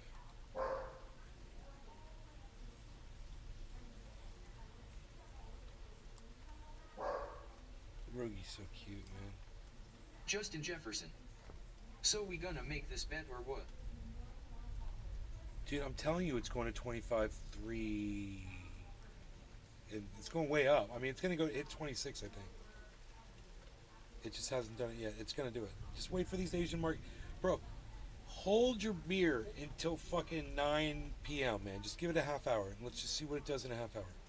Those Asian markets open up, and it's a whole new ballgame. You'll see. In between 9 and 10 o'clock, man, there's either going to be a sell-off or a buy-in. But it'll happen. Justin Jefferson. Then put your money where your mouth is and let's make this bet. What was your bet? You said 24,000. Fishing. Pouring now. I don't bet, bro. I invest long term in crypto. I mean, if you want to bet, on this, you know, you could short the market if you think it's going to fall. Justin Jefferson. 25 cases right here. Won't make it to 25.3. 25,000 says it won't make it. It's going to make it. I'm telling you, it's going to go to 25.3, bro. I'm not betting you $25,000. I'm just telling you it's going to go. I'm confident. I know my market, bro. I can't put the time frame on it, but I know it's going to do it. I know the movement by the pattern. And we've also got, there's a lot of good factors right now. Justin Jefferson. That, okay, $1,000. no, I'm not betting you $1,000, bro. Stop betting people. So, I'm going to explain to you how I know it's going to do it, though, okay? Just about everything is down about 3% average. So, like, if you look at Ethereum, it's down negative 4%. Harmony One's down 4.3%. Matic is down 4%. Cardano's down 3%. Bitcoin's down 2.5%, right? Based on that alone, you know there will be some sort of a reversal to that. You know, there's going to be a response to that. Those are all down very low on their 24-hour averages. That usually lasts for about 24 hours, and then it reverses and goes upwards. And knowing that about the market, number one. Number two, this is a Monday, bro. We're going into a Tuesday. The Asian markets are about to open in a half hour. Okay. Number three, fucking lose their fucking minds. we've got an inverse head and shoulders pattern that's already formed. We're coming off of a very long 12-hour falling wedge pattern. We had a gigantic drop, and there's nothing really going on in the world that I'm aware of that could negatively affect the market that I know of. So if there's something that you think you know, you could let us all know. But I'm not here to bet anybody. But pay attention to what I said, Nick. Quote, I bet you 25k it won't go to 25.300 today. It's almost tomorrow here, lol. Well, dude, it's 8:30 for me. So we're going, I don't know where you are, but the market, where are you? What time is it where you are? Australia or something? It's 8:30 p.m. here, and that's what I'm going by. And so in a half hour, bro, we should see something happen. Drastic change. Well, sometimes there's a lag to it, or sometimes it starts before it, but it just depends. The fact that it's a Monday, it's the beginning of a week, is it's promising. That helps a lot. So is that like an open world Justin type shit? Jefferson, Or, Ohio. Same time No, zone the no, Asian it's not. market No, opens at 9 no, it's p.m. not. By 12 our time, I There's a estimate main we get to hub where you 25.3. assemble your shit, and then you get sent out on missions, and that's in a mission area. Yeah, a pretty small mission area all in all. But what? Bro, it's not just going to make it to 25.3, it's going to explode to 25.3. But it's just going to shoot straight up to it. It's going to go right past it. It's going to go all the way up to 26,000. That's what all the conditions are telling me. I mean, I'm looking at Harmony 1. Look at what Harmony 1 just did, bro.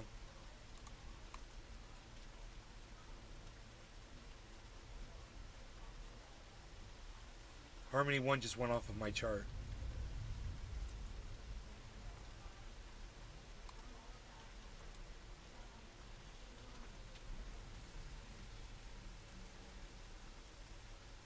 Harmony 1 just had a massive explosion. And like I said, these are all down.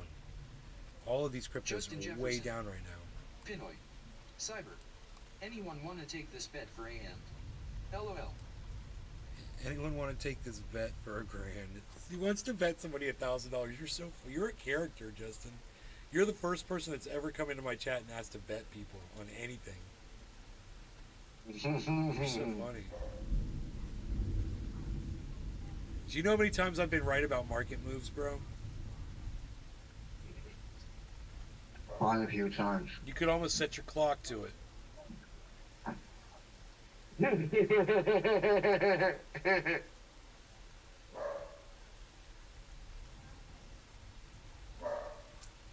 161. That's the real deal Holyfield, man. That's 161 right there.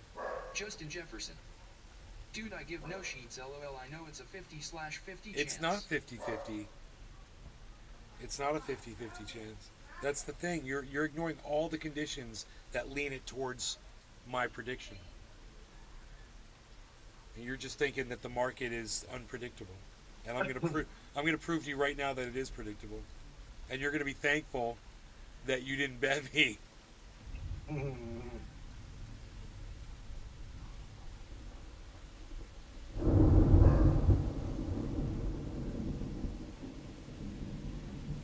And right when I said it, there's big thunder behind me. Big thunder behind me, bro. Dude, listen to that thunder behind my truth. Every time I've said a truth tonight, massive thunder in the background. We might have bears in the backyard right now. The dog's just going crazy.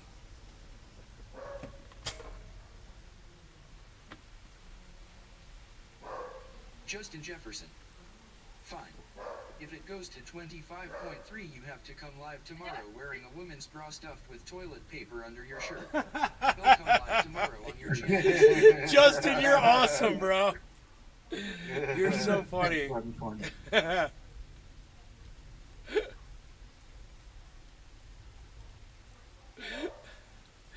so funny. You're just half to bet. Bro, 168, man. I'm telling you, we're going right up. It's going to go right up. 903, Harmony's at 903. Look, all the -4s are at -3 now, bro. Nothing is -4 anymore. I just called you this out. Right now we're at remember I told you Bitcoin was at -2.5. It's at -2.1 now. There's no bear out there, Rogan. There's nothing out there. What is he barking at? There's absolutely nothing out there to bark at. Unless there's a bear in the front yard. Justin Jefferson. I mean, if it don't make it to 25.3. If it makes it to 25.3. I will wear a skirt and bra and join you live in the morning like a pussy and take it like a man. You don't have to do that, bro. Don't worry about it. I'm just telling you it's going to do it, and I'm always right about this shit. And look at what Ethereum just did, bro. You know, look at this jump upwards. That Ethereum, and look, and now it turns from blue to green. So blue's not good, per se. But we're still having, I got to pull all these down. And anytime I have to pull down, bro, that means things have moved up.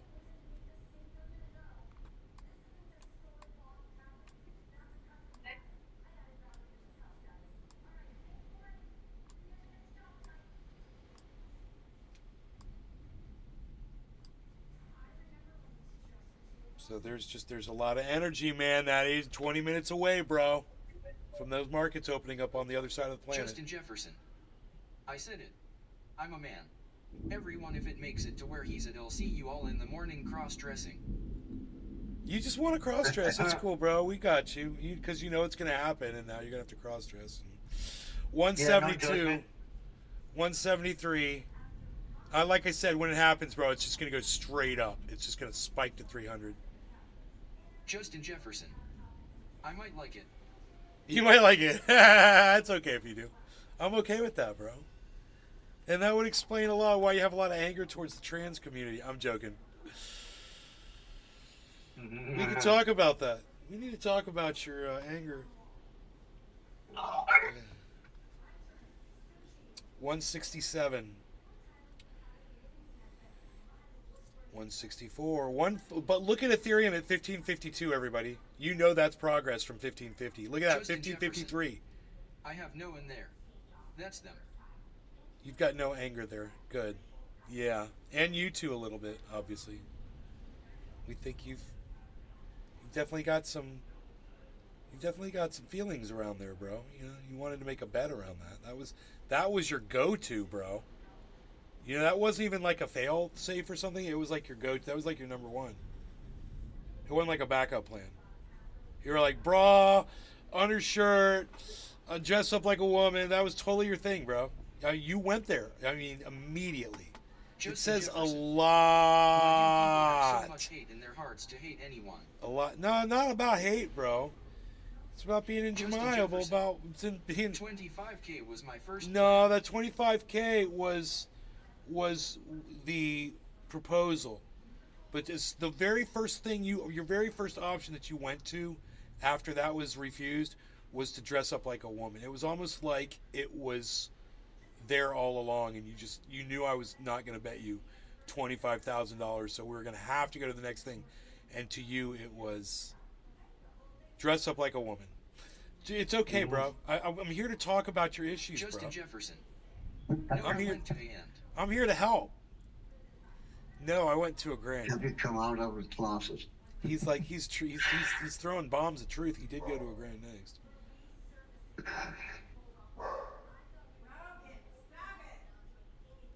He did go to a grand. Justin Jefferson. You're afraid to lose money. Bro, I lose money every day. I lose money all the time, bro. Every day. I'm losing money as we speak right now. Dave fishing. Mom getting pissed. Mom's getting pissed at the dog because the dog's barking at the goddamn wind, bro. I need to go over there and see what the fuck's up. What's 25,171? That's gonna go to 25,300. Watch it go. Watch it go straight up. Justin Jefferson. Bring mom in so we can say hi.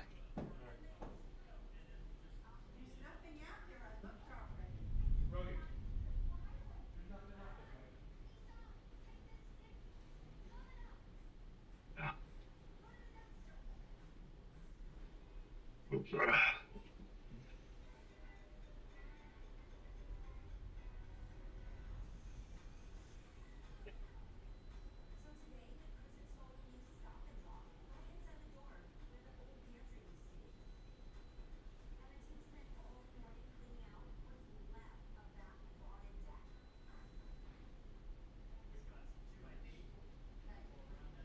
Justin Jefferson. Pinoy. I see you.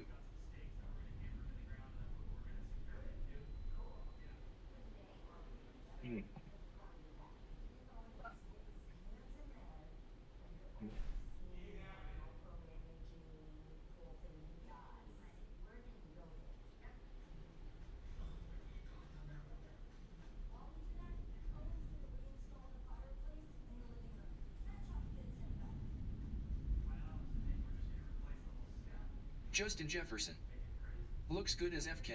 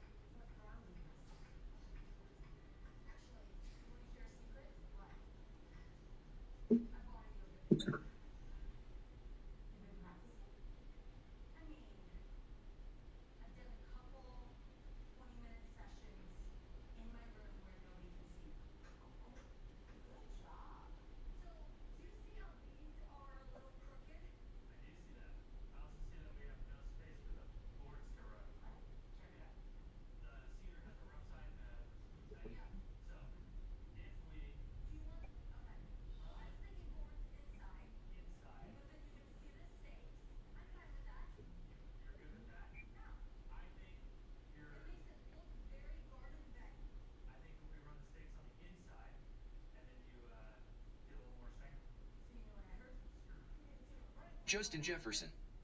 He knows ID take his money, LOL. I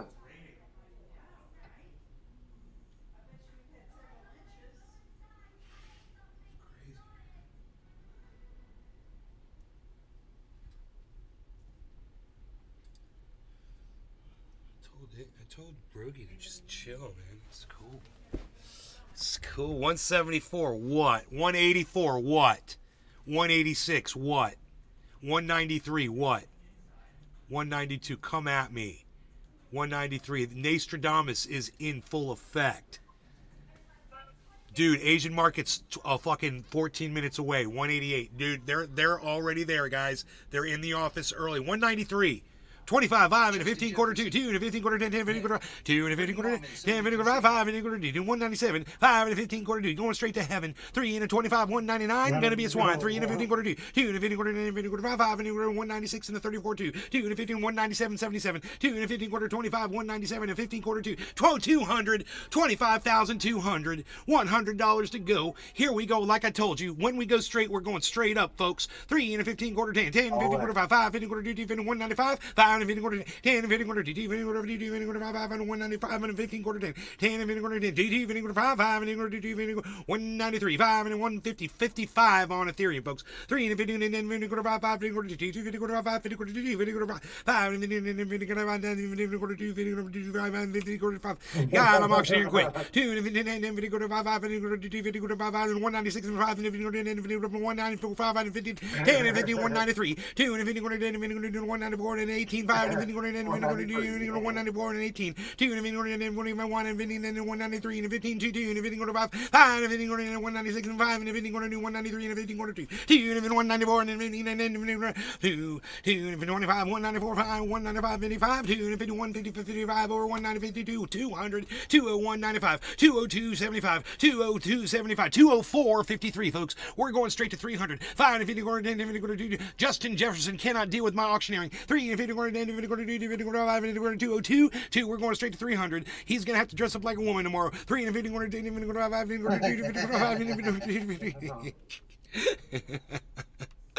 like I told you, Justin, don't fuck with Nostradamus, bro. We're going straight to 25.3. This is not going to stop. Well, I mean, you don't look no further than Ethereum and Harmony right now. Harmony's at 907, and it's been stuck at like 90. What was it? 902 for a long time.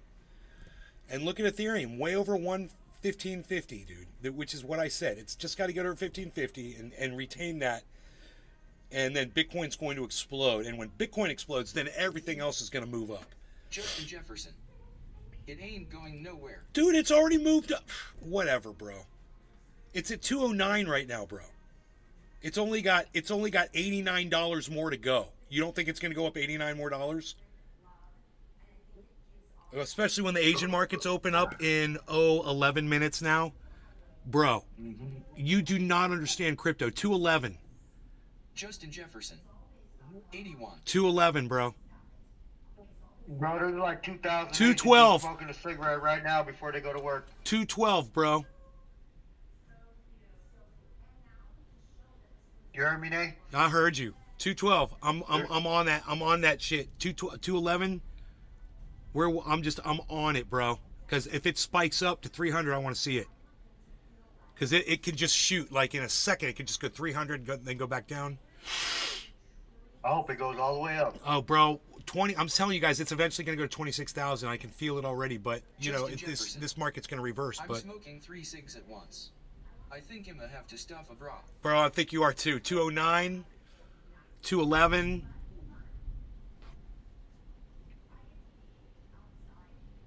$210. But look at Ethereum at 1557, bro. That is really bad news for you.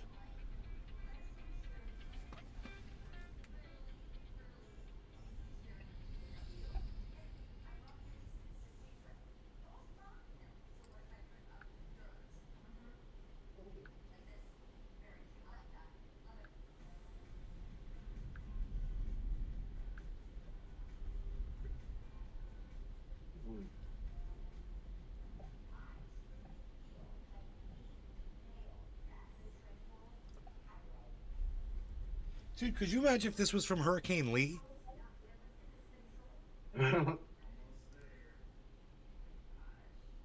25,216 I just saw. I don't want to take my eyes off it because we're not going to know. If I look away, bro, it could hit it and I wouldn't even know it. And it could just flash back down. 208. But, you know, Ethereum's at 1557, bro. 56. 200. 201. 9 minutes till markets open over there.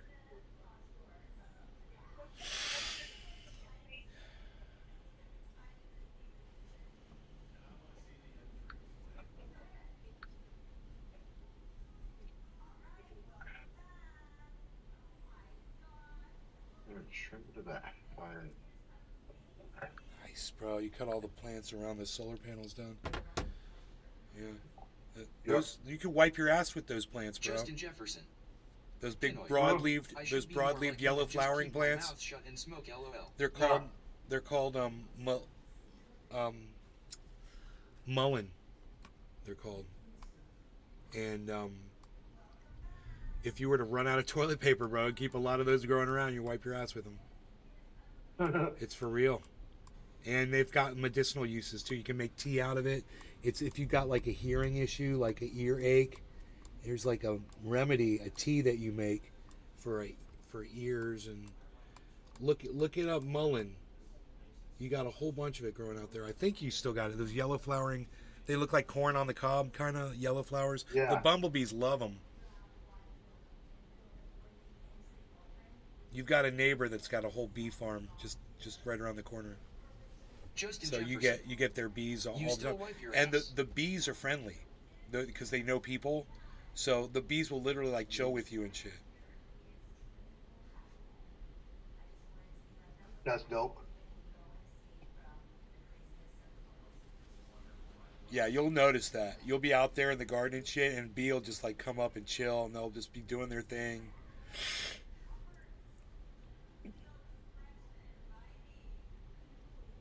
They're right through the wood. They fly straight through the woods to this other place where the bee farm is. 205, guys. It just jumped. Justin Jefferson. 207. I haven't wiped my ass since 2019. 207, 206. Asian markets in 7 minutes. 202.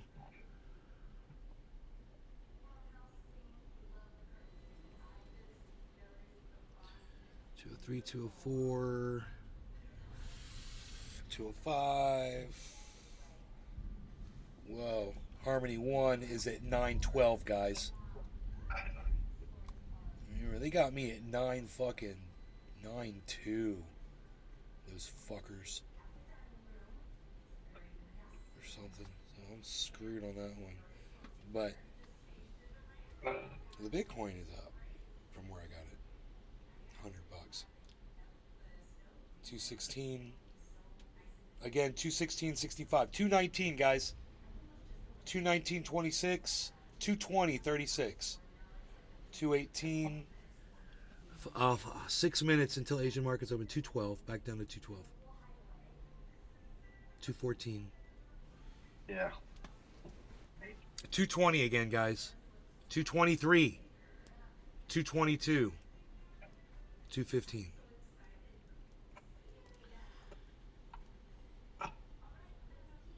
It's pumping, guys, and Harmony 1 is pumping upwards. You guys look at Harmony 1.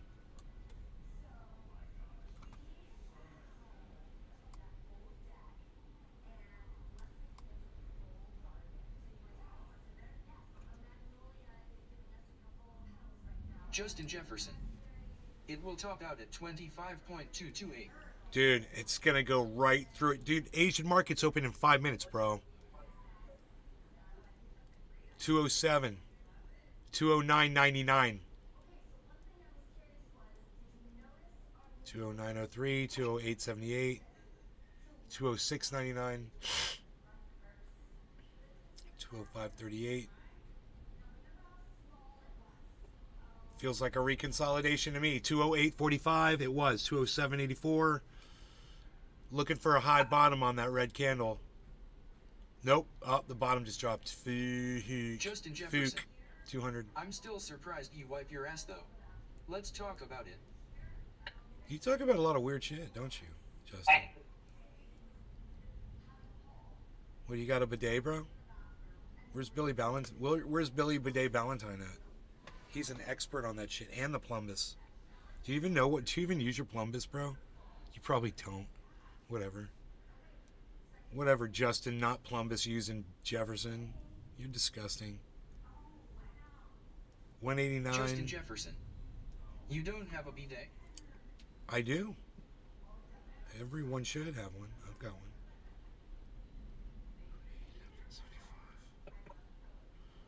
180. I don't like this 187, dude. I like this 200 shit. 3 minutes till Asian markets open. Get ready for it, guys. Here we go. Something's going to happen. It's either going to go up or it's going to go down, but we're going to find out real quick. I'm excited. 190.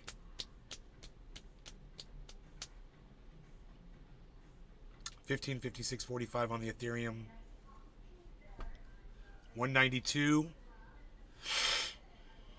Low bottom though on that red candle, man. It's not good on Bitcoin. That's not what we want to see right now.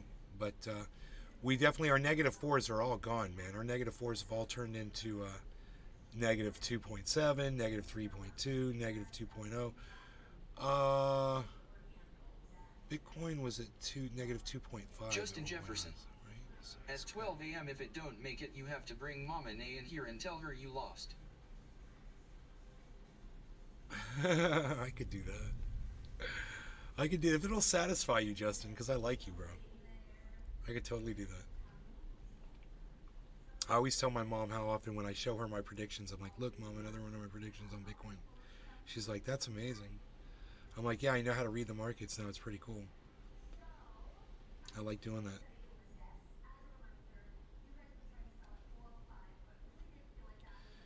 $15.56 Ethereum. It's down a little.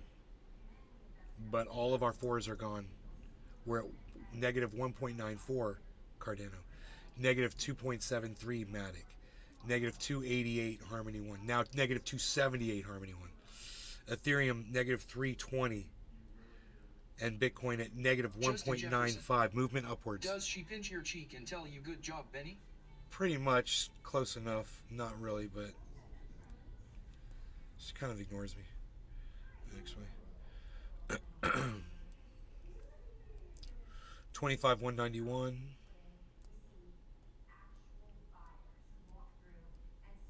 25,192. Justin Jefferson. Your mom rocks if she does. Sorry to disappoint you, bro. 193. 195.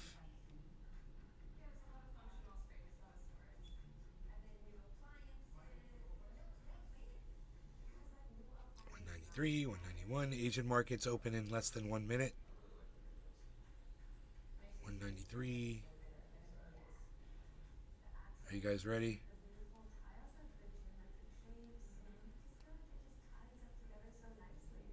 I think this has been a reconsolidation right prior to this market opening. Here comes the opening bell.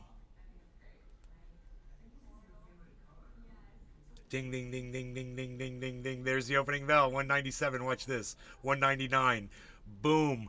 Dude, I'm telling you, it's all going to explode right now. Watch this. Here we go. We're going to get right into 200 territory. Watch this. 199.52. Well, 267. 207. Tropical thing. 267. Hello, Nate. Let's go BTC. Hey, Tropical. 267. 267. Okay, 557.20. 201.44. 201.72. 557.34. 202.28. 557.34. 557.35. 202.91. 557.36. 205.50. 557.53. 206.7. 557.80. 206.07. 557.86. 209.06. 557.81. 557.51. 557.59. I think we're good.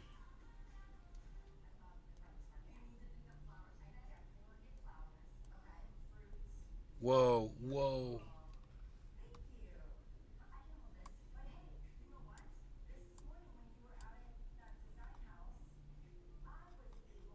Crazy shit going on over there.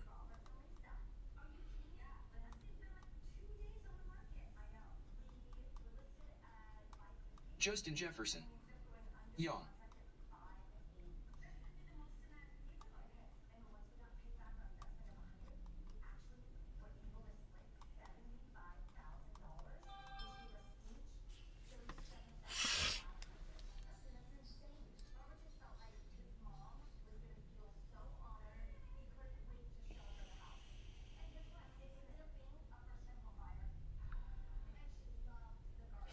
Hear what Donald Trump is threatening to do if reelected.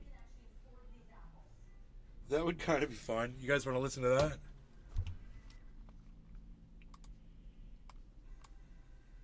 Sure. Okay. Let's see what he's threatening to do if reelected.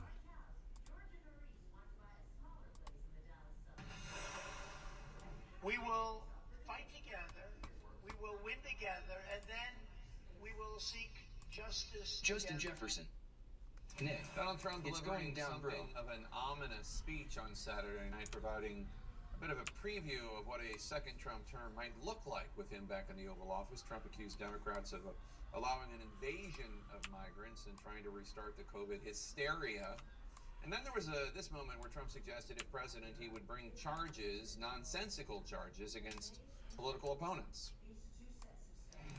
But remember, it's Everybody's going to jail if Trump goes into office. Nobody's ever seen anything like it. That means that if I win and somebody wants to run against me, I call my attorney general. I say, listen, indict him. I'll be right back. Well, he hasn't done anything wrong that we know of. I don't know. Indict him on income tax evasion. You'll figure it out. Scott Jennings and SE Cup join us now. Scott, that moment. He's like a rape victim. He feels like he's been raped, and now he's going to lash out and be the exact same thing. He's such a hypocrite, man. He was just joking. What do you make of it? He's a big fat baby. Well, I think this is all just a reflection of the campaign. She'll say it. She'll say he's a big fat baby, and he's lashing out like a big fat baby. Watch. Watch. That's what she's going to say. That's SE Cup. On Trump, all of it. Russia, COVID, January 6th, the legal issues that flowed from that. We want a final apocalyptic referendum, and there's no way we could possibly lose to Joe Biden. I hate Trump, we're going to settle all scores. but I mean, I hate Biden more. Right. You see it reflected in the campaign rhetoric. I mean, you me see too, it bro. reflected in the Me too. promises. And right now, it looks like about 60% of Republicans say, yeah, why not? Let's just have the final battle here because, hey, we can't possibly lose to Joe Biden. The trouble is Democrats also want a referendum on all this stuff, too. So it's the one unifying thing for both parties in Washington right now. SE, what was your reaction when you heard this language? He's a big fat baby. Well, sure, it's extreme, but where else do you go after you've incited an insurrection to overturn a democratic election? I mean, it's as extreme as it You gets. become a fascist, right? You're pinned to the wall. Where do you go when you're facing 90-plus indictments or criminal charges and 4 indictments? I mean, I don't think he feels chastened by any of the things that he's done. A normal person would say, well, maybe, the indictments and the impeachments, losing in 2020, losing it all for Republicans, maybe this is all a reason to change behavior, but Trump isn't rational, and he knows his voters aren't here for moderation, for regulation, for restraint. They're here to see more of the Trump show, even if it sends him to prison, even if they're voting for him while he's in prison. They're here to see more of the Trump show. It's so idiocracy. Standards, laws, customs, traditions, even more in his second term than his first. And we've heard individuals like former Trump communications director Alyssa Farah talk about how the only thing that constrained him in the first term was the idea that if he did X, Y, or Z, he wouldn't get reelected. So, Katie barred the door for the second term. Are you worried at all about what this might mean for American democracy? You're going to order some wonton soup with egg rolls. I'm quite worried about American institutions and have been for quite some time. I mean, the reality is there's a rising cohort of Americans, and I do think many of them are Trump supporters, but honestly, I think there's a lot of them that are also on the American left that think our institutions are inconvenient, and they want what they want, and they want it now, and they're ready to bypass those institutions. He's obviously promising to do that. The average Trump supporter might say, well, Biden bypasses our laws and institutions, so why shouldn't Trump if he gets back in? And so we're on this slippery slope, this death spiral, whereby institutions just fall by the wayside. So yeah, I'm quite concerned about the whole thing and what it might entail, no matter who wins the 24 election, to be honest. Okay, I get that, Scott, but I mean, Trump supporters they tried to overturn the election. I mean, we all saw it. Justin Jefferson. I have plenty of critics on the left. I get that there are unpleasant people on the left, but there's no one on the left who is actually trying to overturn a presidential election. No, I'm not arguing that they are currently trying to overturn a presidential election. I'm just Justin arguing Jefferson. that for institutional Name for integrity, president 2024. whether that's in the policy-making sphere or what have you, there are lots of people in the United States involved in American politics that would like to go around normal institutional processes. They don't all exist on the right. They don't all exist as Trump supporters. No, of course. And you well know what my views are on January the 6th. I think you know where I stand on that matter. Sure, no, of course, fair enough. As the other Republican primary candidates have largely shied away from criticizing Trump on the campaign trail. I spoke with Nikki Haley yesterday, Ambassador Haley. This was her only criticism of Mr. Trump.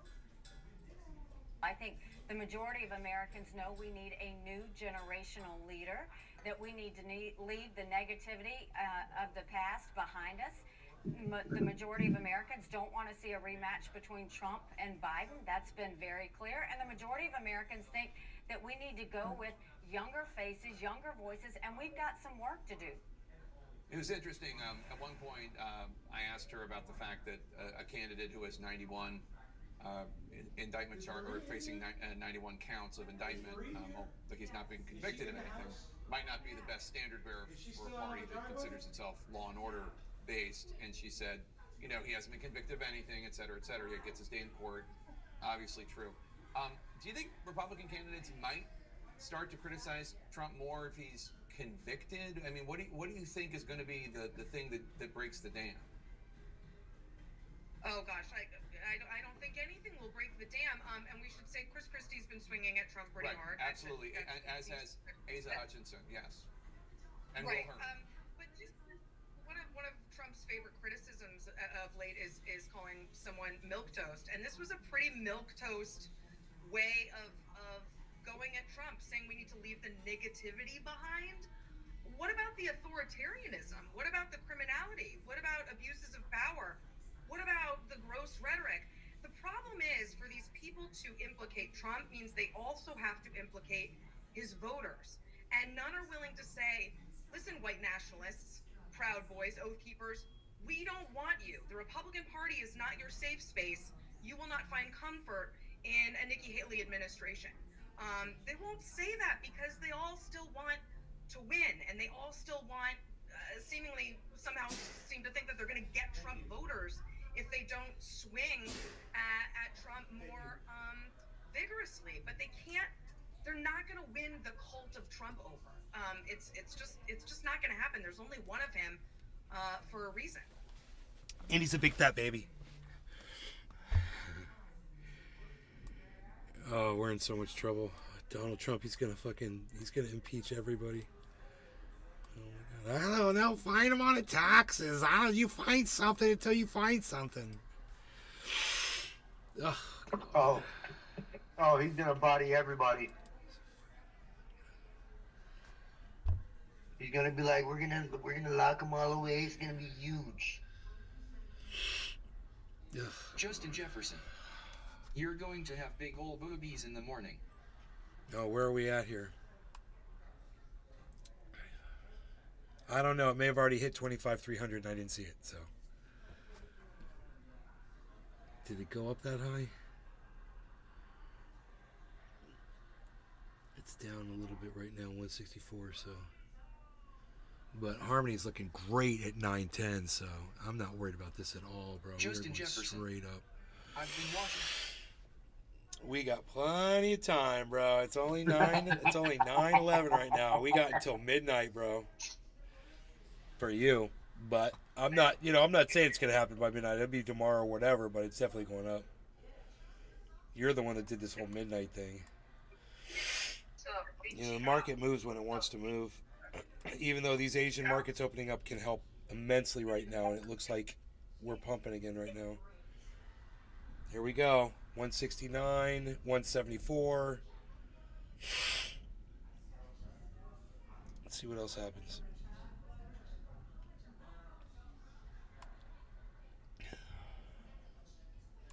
$179. Justin Jefferson.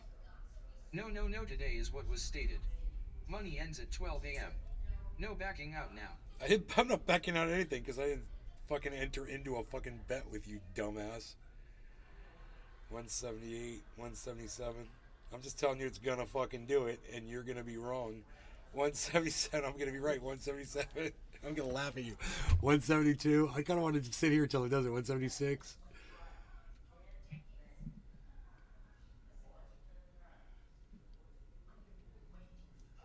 Your -4s are all -2s now, bro. Almost across the board. The whole market's moving upwards.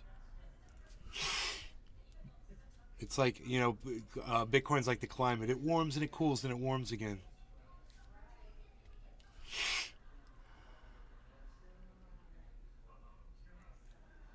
$181, dude. 186.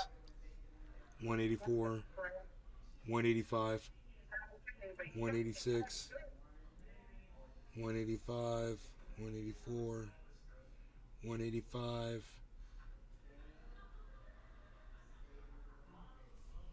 183.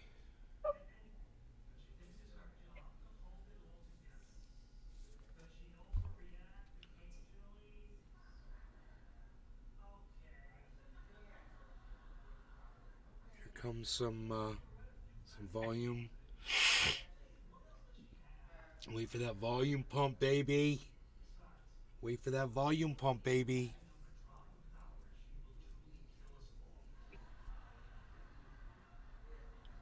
Oh, thank you, Arafat Nagba.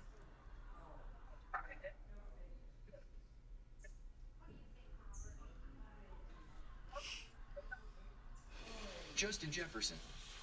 Been waiting. Well, we've got plenty of time, so get comfortable.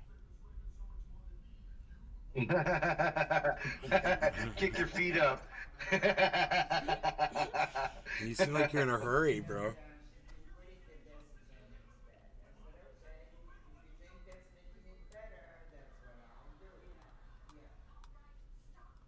Justin Jefferson.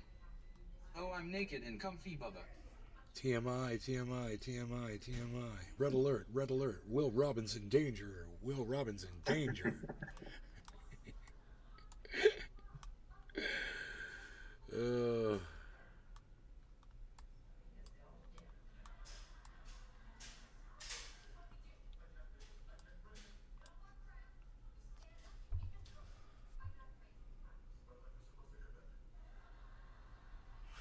I want you to remember this. The trend is your friend, bro.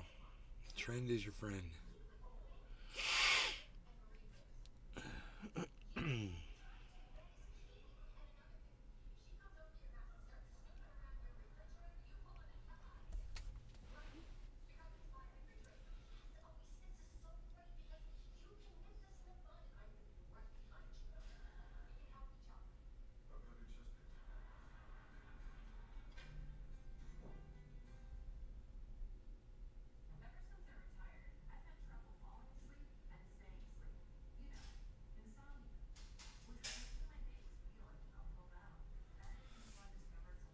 I want to eat my dinner. Maybe we'll turn on a video while this is all going on. Let me see what I got here. It's to office you.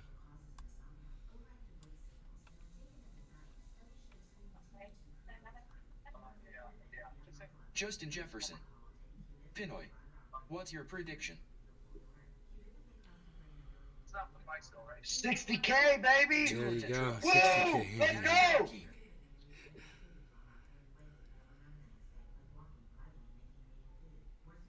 To the fucking moon, dude, so we can go traveling.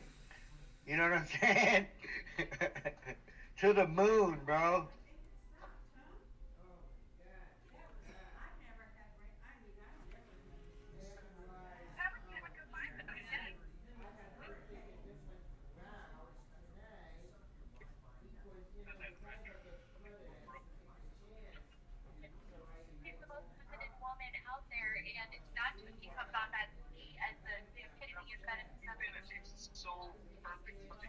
Oh, okay. I thought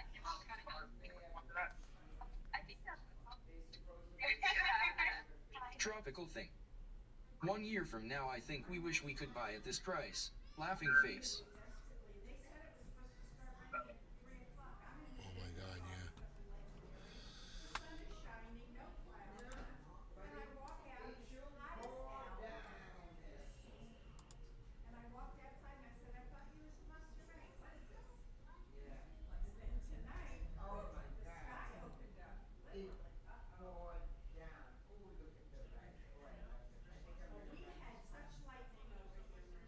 The UFO had bodies inside. Yeah, sure it did.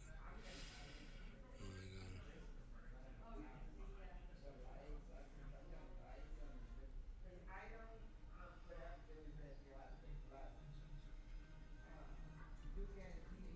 God. Say that again?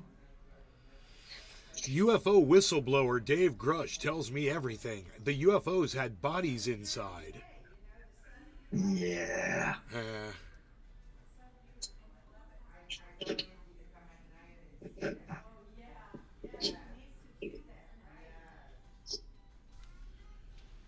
Something's fucking flying around in here. Oh, is it a mosquito? It's a little wasp thing. I wonder if I could kill it, dude. It's like a little mosquito wasp. I got a microfiber. I wonder if I got it.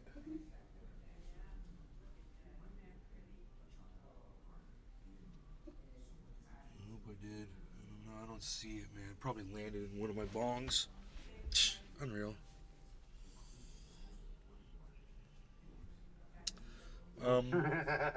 Yeah.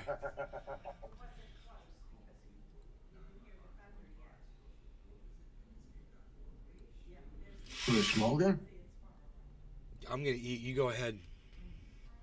I'm eating a sandwich. The yield curve has never done this before.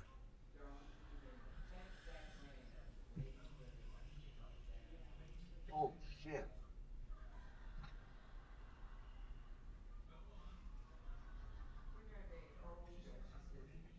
Mandelbrot fractal zoom. Is that what we were watching yesterday? The trippy shit? Well, I'm back.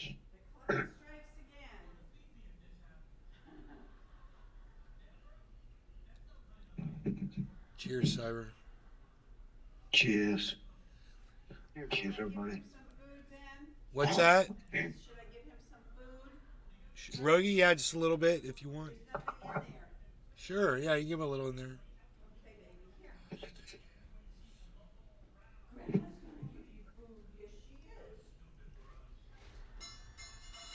The epic housing market crash. AI is starting to become terrifying. It can read minds.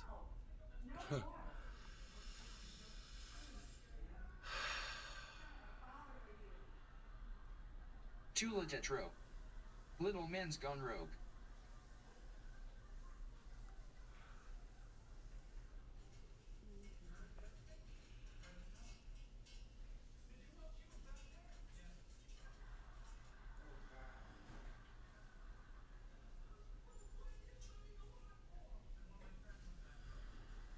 NASA live stream of Earth from space.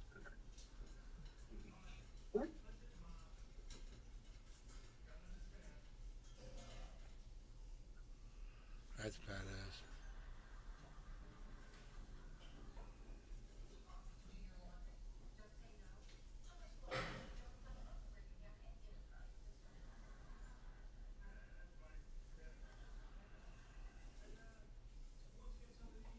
Boston, everybody in Boston, Quebec, you guys get ready for that hurricane. It's going to hit y'all.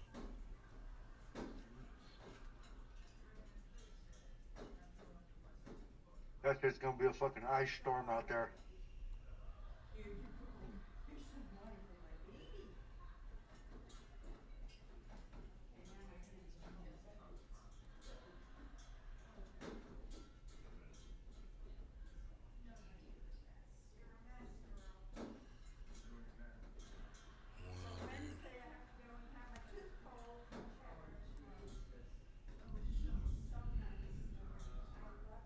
Google heads to court in landmark antitrust case.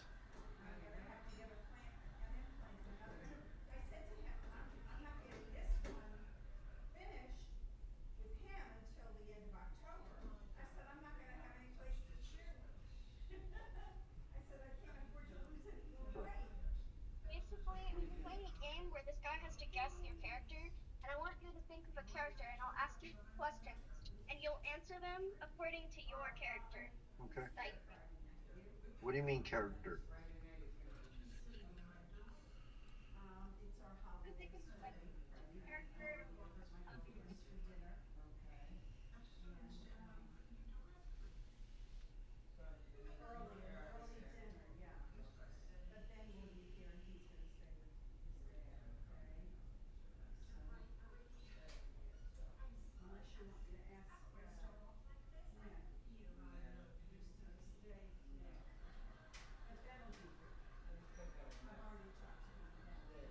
Thermobaric vacuum bomb? What, dude?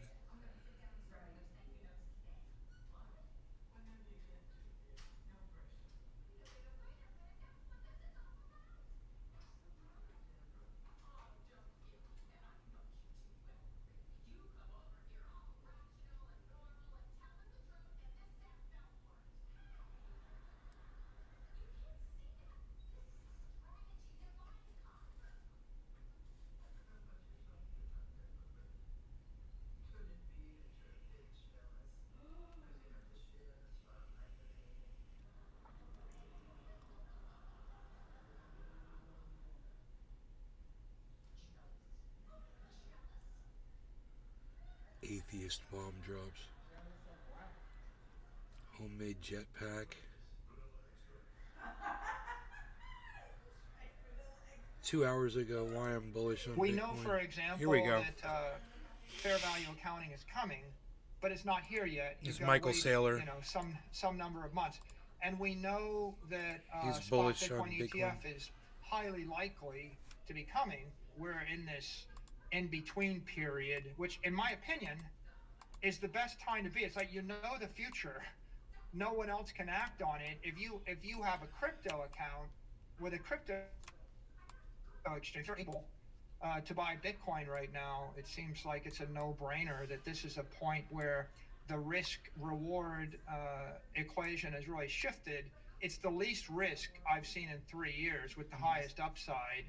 Michael Saylor is the founder, former chief executive officer, and executive chairman of MicroStrategy, a Virginia-based firm that provides business intelligence, mobile software, and cloud-based services. The software and business analytics firm currently holds approximately 152,800 Bitcoin in its balance sheet, the most for any publicly traded company in the world. In addition to being a renowned entrepreneur and billionaire business executive, Saylor is a huge Bitcoin advocate and firmly believes in the supremacy of the leading crypto asset. He believes Bitcoin now has the best risk-reward ratio since his firm started investing in 2020. During a recent discussion with Crypto Banter's Rand Neuner, Saylor highlights 3 important events he's looking forward to in the coming months. According to the renowned business executive, these events will be the main drivers of the next crypto bull market, during which we can finally see a new all-time high for the leading crypto asset. The events are the approval of a spot Bitcoin ETF by the U.S. Securities and Exchange Commission, SEC, the introduction of fair accounting principles for cryptocurrencies by the U.S. Financial Accounting Standards Board, FASB, and the 2024 halving. Each of these events holds a lot of weight by itself. However, Saylor says the possibilities become endless when they are combined. Last week, the Accounting Standards Board unanimously voted in favor of fair value accounting for crypto assets held on corporate balance sheets. Currently, the board only allows companies to report price gains in the value of their digital assets. When they sell them, the losses are reported at least annually. But with the new rule change, the board will allow companies to show gains and losses. Ooh, B-roll. I love B-roll. I love me some hot B-roll. Who have been pushing for the rule change for years, celebrated the victory with a post on X. The post reads, "Fair value accounting is coming to Bitcoin. This upgrade to FASB accounting rules eliminates a major impediment to corporate adoption of Bitcoin as a treasury asset. Another event that Saylor believes will make Bitcoin more attractive to institutional investors is the approval of the spot Bitcoin ETF applications before the SEC. Saylor says that with Grayscale having the full backing of the judiciary covered the GBTC trust to a spot ETF, the SEC will be forced to approve the conversion.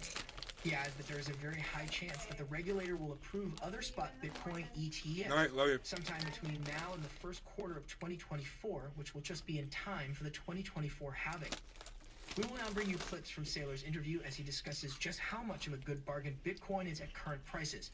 But before we do, please take a little time to smash the like button, subscribe to the channel, and turn on post notifications for more videos like this. We would also love you to join the conversation by dropping your comments and observations in the comments section below.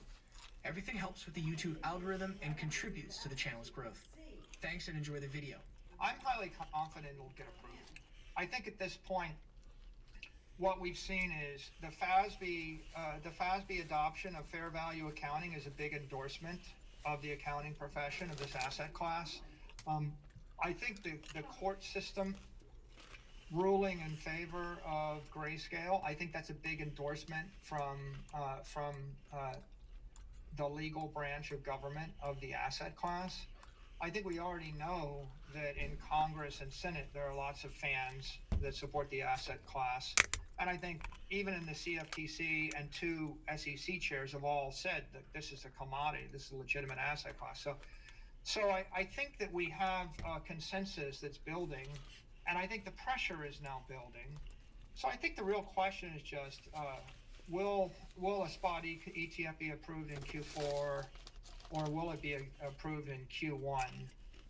If you had to handicap it, I would say I agree. You kind of go with a 75% likelihood. There's a 25% likelihood that some other crazy thing happens in the future. We don't know, but it definitely seems you'll have multiple spot ETFs approved based upon the fact pattern we see in front of us right now. It's just important to note that the people with all the money are the hedge funds on Wall Street that are doing business with the wirehouses, and they're trading in equities in Apple and Google and Facebook and the ETF. So they're the ones that will actually move the needle. And even though we know the future, like we know, for example, that fair value accounting is coming, but it's not here yet. You've got to wait, some number of months. And we know that spot Bitcoin ETF is highly likely to be coming, but there's a big difference between knowing something is going to happen and being able to pick up the phone and call your broker and buy $50 million worth of it, right? So we're at that stage where we know it's coming, but we really haven't plugged Wall Street into the asset. What happens is once you've cured the structural deficiency, the discount will go away, and then there's no incentive to sell the Bitcoin. The people that are in the space wanted to own the Bitcoin; they didn't want to sell it. So I think there'll be a very, very quick, short-term adjustment, maybe a jolt. Sometimes in the crypto markets, there's this panic that lasts for like an hour, or sometimes for a day, and then people all go, "Oh, what did I do? That was stupid." Like when Jerome Powell starts talking, about interest rates, and then the price crashes, and then the price soars, and then it comes back in. So I think there might be a little bit of adjustment, but at the end of the day, curing the structural deficiency will cause the discount to go away. So that's what I think on that. With regard to the other spot ETFs, I think it's highly likely they all get approved at the same time. And if not at the same time, if not like in the same press release, in the same week. I don't think that you'll see Grayscale approved and all the other spots delayed. The SEC has enough tools at their disposal that they can manage the sequencing of all these things to either approve everything or delay everything or slow something down and speed something up. So you hate B-rolls, don't lie. As you could probably guess, I actually think the I hate B-rolls, but this is fine.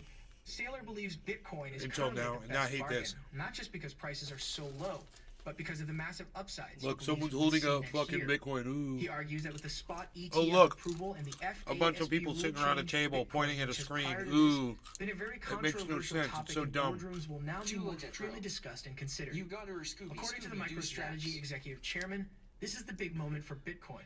The big moment everyone has been waiting for since at least 2021. Ex-fund manager and macro analyst James Lavish nicely summed up the problem and why the new rule change is such a big deal in a post from November. It reads, most companies are widely held and not controlled by one majority holder, unlike Michael Saylor and MicroStrategy. The career risk for those in charge is just too great for them to dive in and allocate their treasury cash to Bitcoin in lieu of straight cash or U.S. treasuries. According to reports, the board is expected to formally approve final language later this year, and companies would then be free to adopt the new standards. Let's get back to the interview as Saylor discusses Twitter FUD in the coming halving event. There's never-ending number of people on Twitter that come up with scenarios for me figure out why you would, but they keep coming up with them, and it's always some crypto FUD, right? This exchange might melt down, that stable coin might melt down, maybe the regulators will do this, maybe GBTC will crash. But I don't think any of those things are anything more than maybe they scare you for an hour or a day.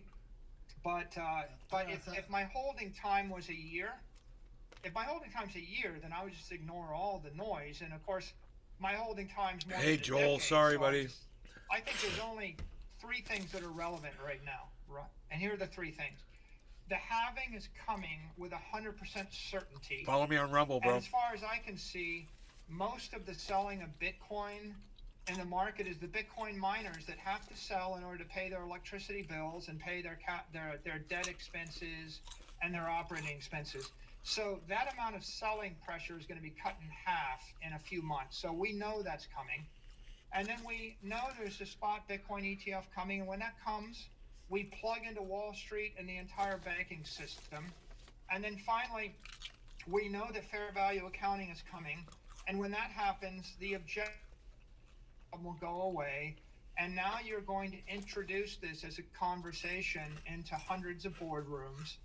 They will not move in a week. They move quarterly, but over the course of 12 quarters, you know, you'll start to see company after company looking at this, and you'll start to see a reallocation of assets. Right? At the end of the day, corporations only hold 2 assets. They hold cash and they hold bonds. And so if Bitcoin is available as an asset, pari passu to a bond, then you'll see a reallocation from bonds to Bitcoin. And then in the institutional investor side, you've got all these people holding real estate, holding commodities, holding gold, holding ETFs and S&P indexes and the like. And if they start to reallocate, and they will, 1%, then 2%, then 5%, then you're going to have something that's never happened in the history of the world, which is you've got an ETF on a commodity that is scarce. Every other ETF in the world is on an asset that is not scarce. It's inflationary. You can make more buildings, you can make more real estate, you can make more gold, you can make more commodities, you can make $1 billion worth of any of those things. The underlying producers produce more of the asset to deflate or to depreciate the price. With Bitcoin, when $100 billion flows into the Bitcoin spot ETF, there won't be any ability for any producer to produce any more Bitcoin. And so you can't really compare it to the spot ETF of gold, because gold is an inflationary asset, and you can't compare it to ETFs on real estate or on bonds or on equity. You really have to say, this is the first time we ever plugged Wall Street into an asset that Yeah, you are, cannot Justin, you produce son of a any bitch. more of. And so nobody knows what will happen, except that if you reason from first principles, you know that it's got to actually perform better than all the other asset ETFs because the underlying fundamentals are just better. Several people under Saylor's post on the FASB fair value accounting rule change commented on the number of bullish news Bitcoin and the overall cryptocurrency industry have had over the past week. Despite the bear market and a major downturn in the U.S. economy, the leading cryptocurrency has continued to pique the interest of big money Too bad you investors couldn't like find somebody to bet BlackRock's you. Larry Fink. It has also surpassed the expectations of technical analysts like Gareth Soloway, who predicted Bitcoin's price would tumble below $10,000 per coin. Do you agree with Saylor that Bitcoin is currently at a ridiculous discount and everything is going to change rapidly in the coming months? Please drop your comments and observations in the comments section below. Also, ensure you like this video, subscribe to the channel, and turn on post notifications for more videos. Thanks for watching.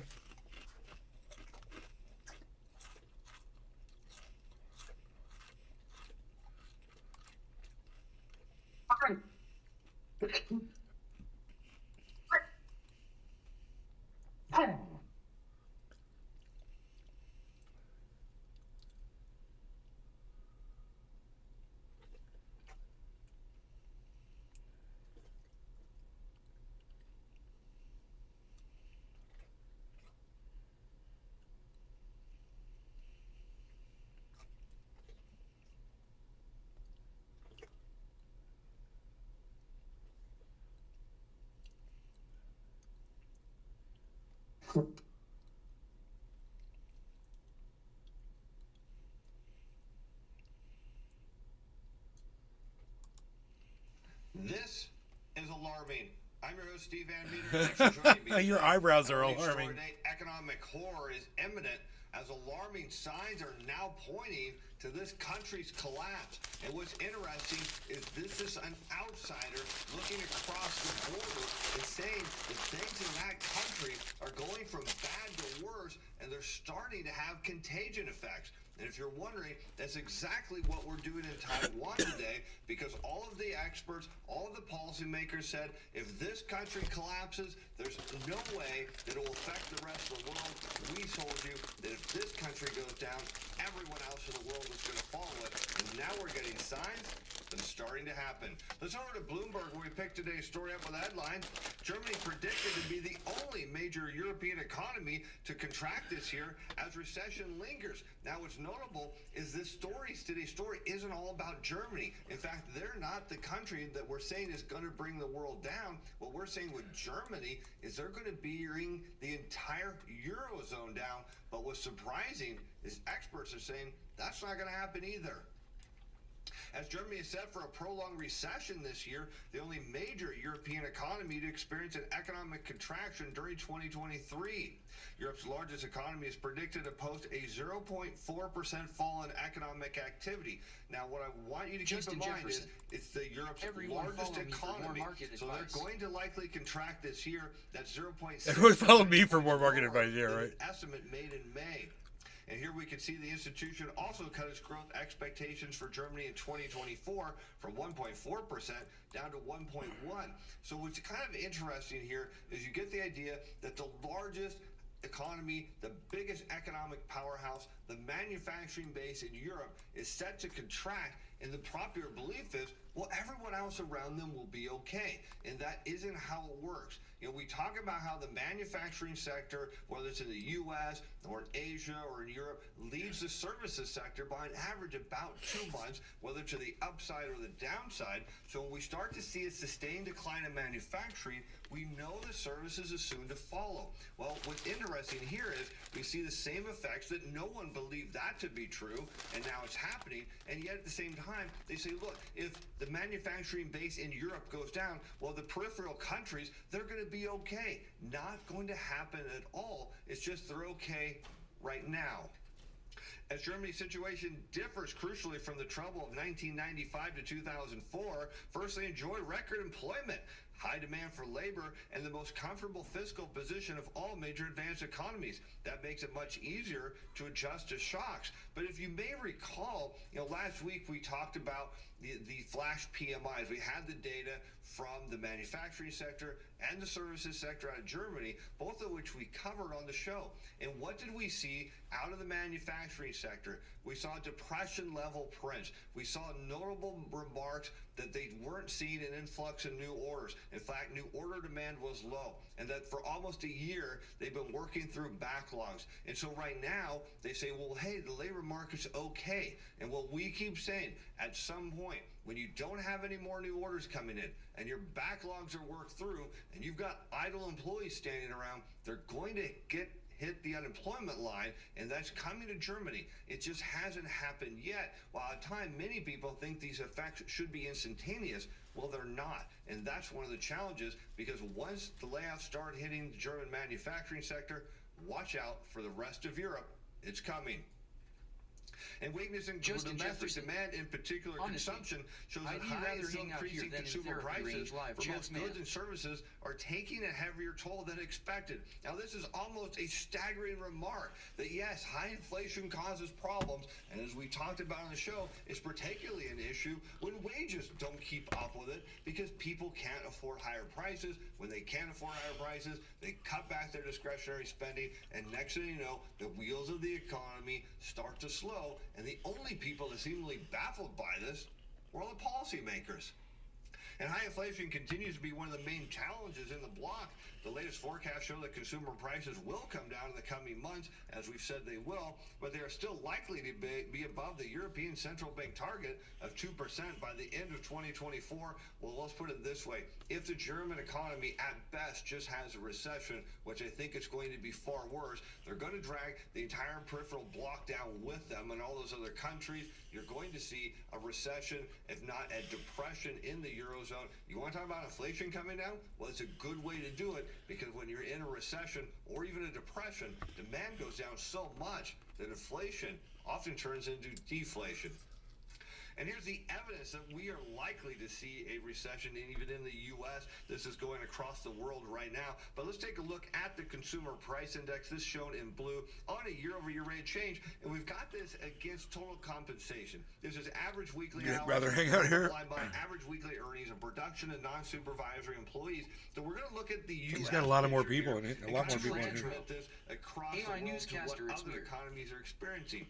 Because what I want you to see here is you'll see times where inflation is running high, and you see that up here in the 1980s or late 70s going into the 1980s, and you see total compensation is lagging behind there. So this AI gap newscaster. is where, of course, workers cannot afford higher prices, so their spending decreases. And then all of a sudden, you'll see compensation jumps over that, and all of a sudden the policymakers get really excited, but it's too little, too late. And so what I want you to see is going into every recession, it's usually led by the fact that compensation, total compensation, is lagging behind consumer prices. When that happens, eventually consumer prices do come down because this is a demand. If you want to see demand in itself, you can look at total compensation. So right now we see that policymakers are excited that wages are finally above inflation. But what our problem with this is, how has the economy been running at the pace it has been? Well, consumers have been tapping debt. They've been maxing out their credit cards, and that's the issue here. As you face the fact that credit cards are tapped out and wages are lagging inflation, eventually this all comes to roost and we have a recession. The problem is, in the Eurozone, people don't believe that what's going on in Germany is going to affect the other countries around it. In our case, is it absolutely is going to affect them. And someone else who's in complete denial, well, that's our Treasury Secretary, Janet Yellen.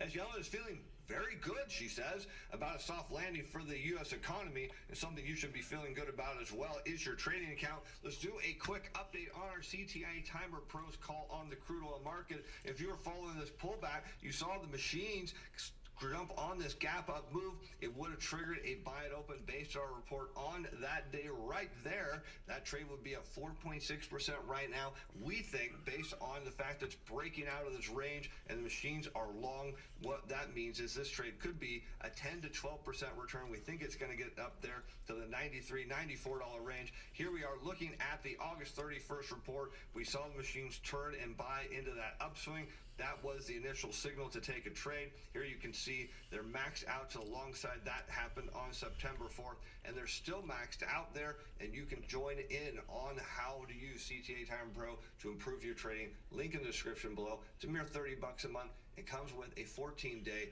money-back guarantee, something I think our Treasury Secretary is going to need on that statement of saying that she's feeling good. The only question is, for how much longer? And here you can see the 10-year Treasury constant maturity against the 2-year. This is a yield curve. So we take the 10-year, subtract the 2-year. When this inverts or goes underneath the black line, well, that's when bad things happen. And according to Yellen, she's feeling really good about where monetary policy is at, as we'll get into what she says here in a little bit. But I want you to see that she believes inflation's coming down. Well, it is, because anytime the Justin central Jefferson. bank inverts the They do yield you curve, throw in the we towel. set down the motions. of No, beginning man. We're of going on. I'm what telling is you, a it's gonna go. decline in inflation. You can see it here in the late 80s again. Then, of course, you see an inversion. And yes, inflation did go up, and then it comes crashing down, because the yield curve doesn't tell you the time that it's going to happen immediately. It just tells you at some point in the future, demand's coming down. And sure enough, we see that, going into the dot-com bubble, into the global financial crisis, heading to the pandemic, which, remember, was a global slowdown, and now we're seeing again. So we're making the case that her feel good about whether we're going to have a soft landing is likely going to change in a big way, because if we look at what she's saying here, she's saying that the data is hailing a slowing in prices. Well, that is true, but the question is, are we going to see a soft landing? Well, the CPI, when you see these big decelerations, well, you'll notice they happen during recessions, or they lead into recessions. So now let's take a look at this chart here, where we overlay the 4-week moving average of initial claims, because we're going to talk about the labor market as well. when you see these inversions, what normally happens? People start losing their jobs, and you see this repeat. These inversions lead to layoffs, and sometimes they happen right at the same time. And so you see it happen here again in the late 80s into the 90s. You see it happen here in the early 2000s. You see again the yield curve invert going into the global financial crisis. Layoffs happen there. You start to see it right before the pandemic, and you're seeing it now. You see it almost at the time of inversion. We bottom out on the initial claims. They're headed higher. Everybody thinks over time they're headed back down. We're making the case that everything is going the other way.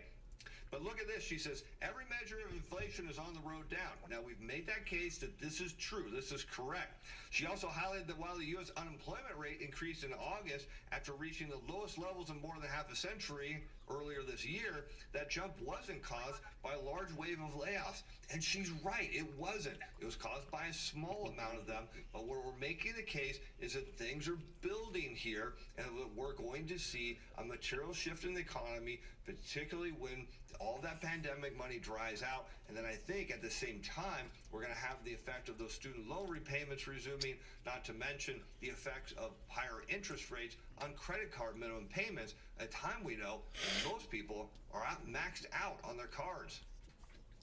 Yellen reiterated the view that China's policymakers will still scope to step up if needed to support the economy. Of course, any former central banker always thinks more support is needed, as Xi Jinping's team has taken a number of measures to loosen restrictions on property market, but stopped short of broad stimulus packages for consumers or sweeping interest rate cuts. And she says, I think they have quite a bit of policy space if they decide it's necessary to use it. They've made what seem to be like relatively small adjustments in monetary policy, suggesting that if they hired Janet Yellen to be their chair of the PBOC, she'd probably be slashing rates and encouraging massive amounts of stimulus, because what she's telling us in this report is, while she doesn't see the U.S. economy heading into a recession, we're making a case we're not going to see a soft landing. We're going to see something far worse. If we're lucky, we'll just get out of this without a financial crisis. But given the health of our banks at this time, it's highly likely that we're going to see tens or dozens of banks fail in the future here, and that's going to be a problem, telling us that we're headed for a recession and a financial crisis at the same time. But as we know from Janet Yellen's past, who could not see the housing market blow up in her own backyard, she's saying, look, over there in China, they need to do something. But in this case, she's absolutely right. But as far as what the Fed's going to do, well, they think they need to tighten some more. As Fed's Williams says, policy in good place. Must be. Dave.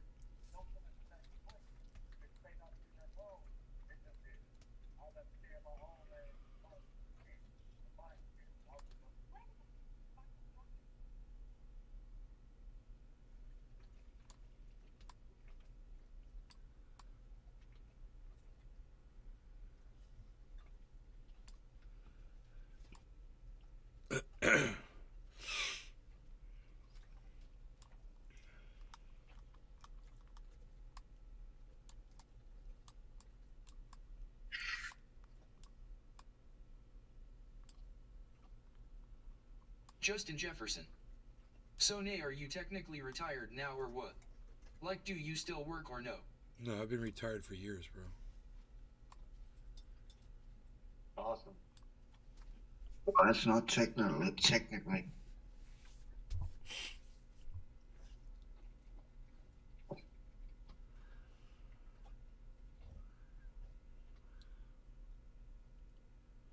Dude, I've worked so much in my lifetime. Manual labor, all kinds of stuff.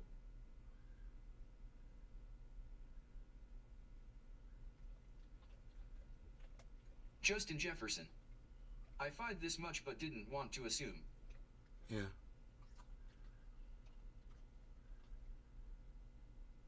So I didn't want to make a bet about that.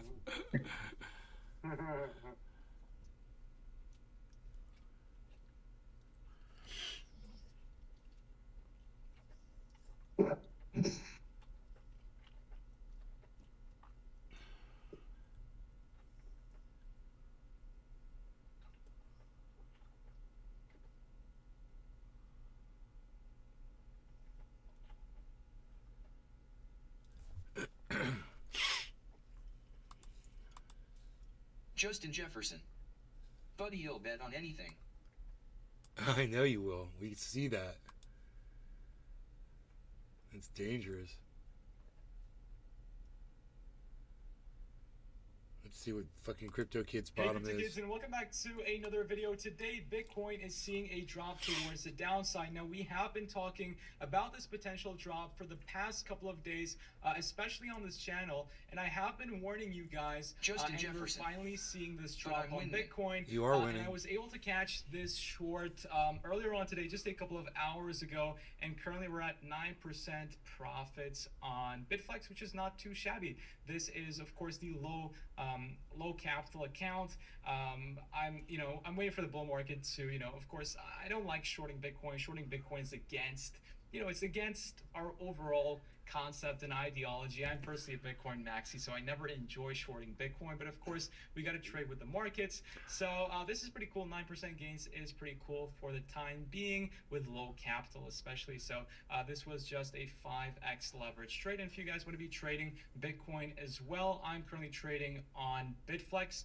I think it's a pretty cool exchange. They had a very cool UI upgrade with fixed leverage, etc. So if you want to give it a go, you can use the link in the description below. It's also no KYC at the moment, and you'll be able to participate in future giveaways that we hold with Bitflex. And if you want to trade on Bybit, it is a KYC exchange, but it has a larger array of alternatives, and you can watch how to trade on Bybit using the card above over there. And you'll get a very nice deposit bonus if you decide to do so too.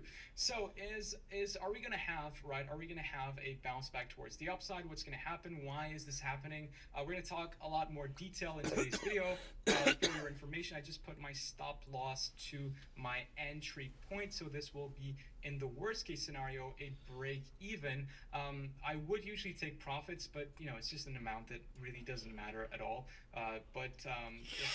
Of course, 9% is pretty good, and I would at the moment take at least 25% off this trade if I were doing this with larger capital. But for the time being, it's absolutely fine, and I will leave it as worst case scenario, it will break even, and that is fine on my behalf. Now, if we jump onto TradingView, I was discussing this bearish crossover on these two moving averages, and I discussed how important this crossover is, and that historically, whenever we did see this crossover, Bitcoin dumped drastically. The last time that we saw this bearish crossover on the moving averages was back, in the 27th, the 3rd of January, the week of the 3rd of January back in 2022. And of course, until the next bullish crossover, Bitcoin dumped around 60%.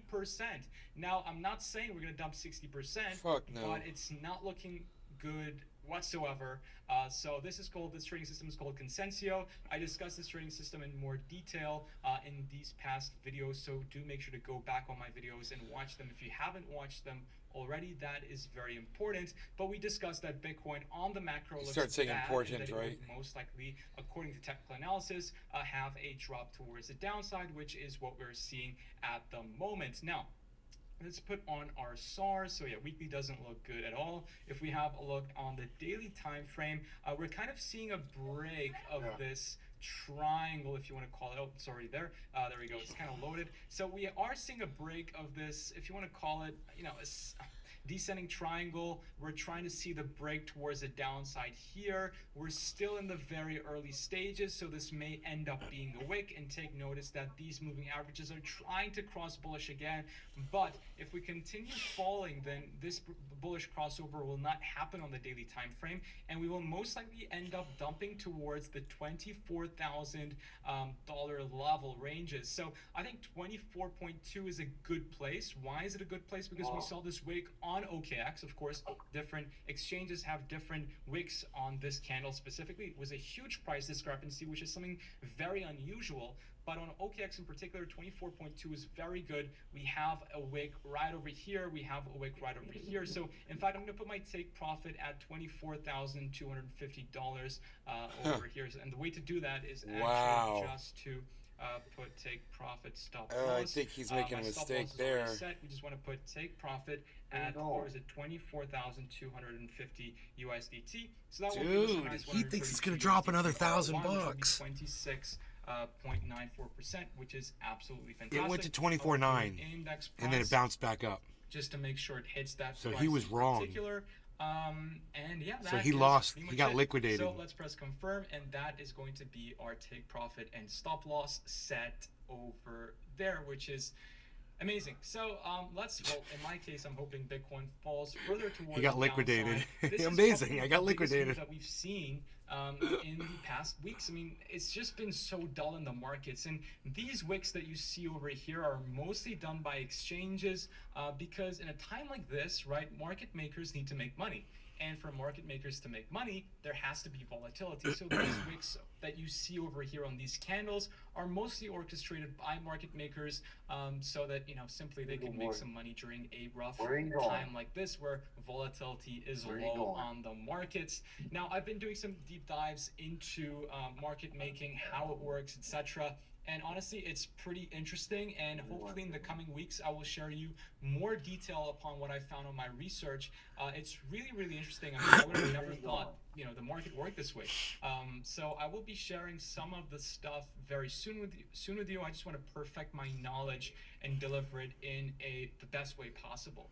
So just wait for that, and make sure to leave a like and turn on the notification bell. Of course, you do not want to miss the content that's going to be coming up very soon, and it's super, super important. Now, before we end off the video, Token 2049 is going to be starting in 2 days, ladies and gentlemen, and I will be there alongside many other cool people in the space.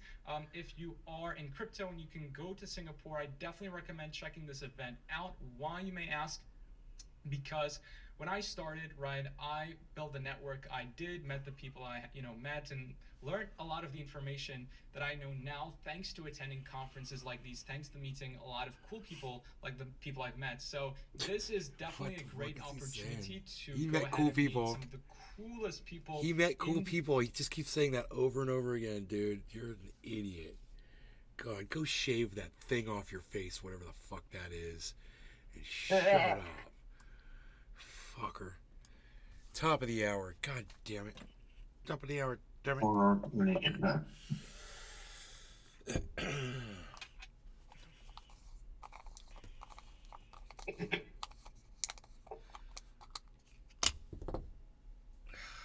Son of a bitch. Justin's gonna eat his words when that bitch goes up to 25, 26, 25,000 fucking, what did I say, 300? You're gonna shut up quick when that happens.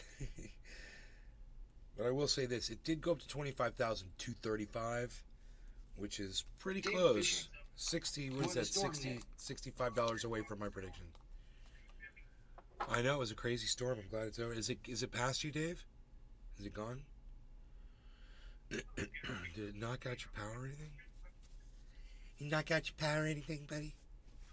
Did you get your power? All right, I'm back. All right, cheers, Cyber, Pinoy, Dave Fishing, Justin. Justin bets on anything. Jefferson, cheers, everybody. Cheers, bro. Cheers, Pinoy. Cheers, everybody. Dave Fishing. Cheers, brother. Slowing down now, just tons of water.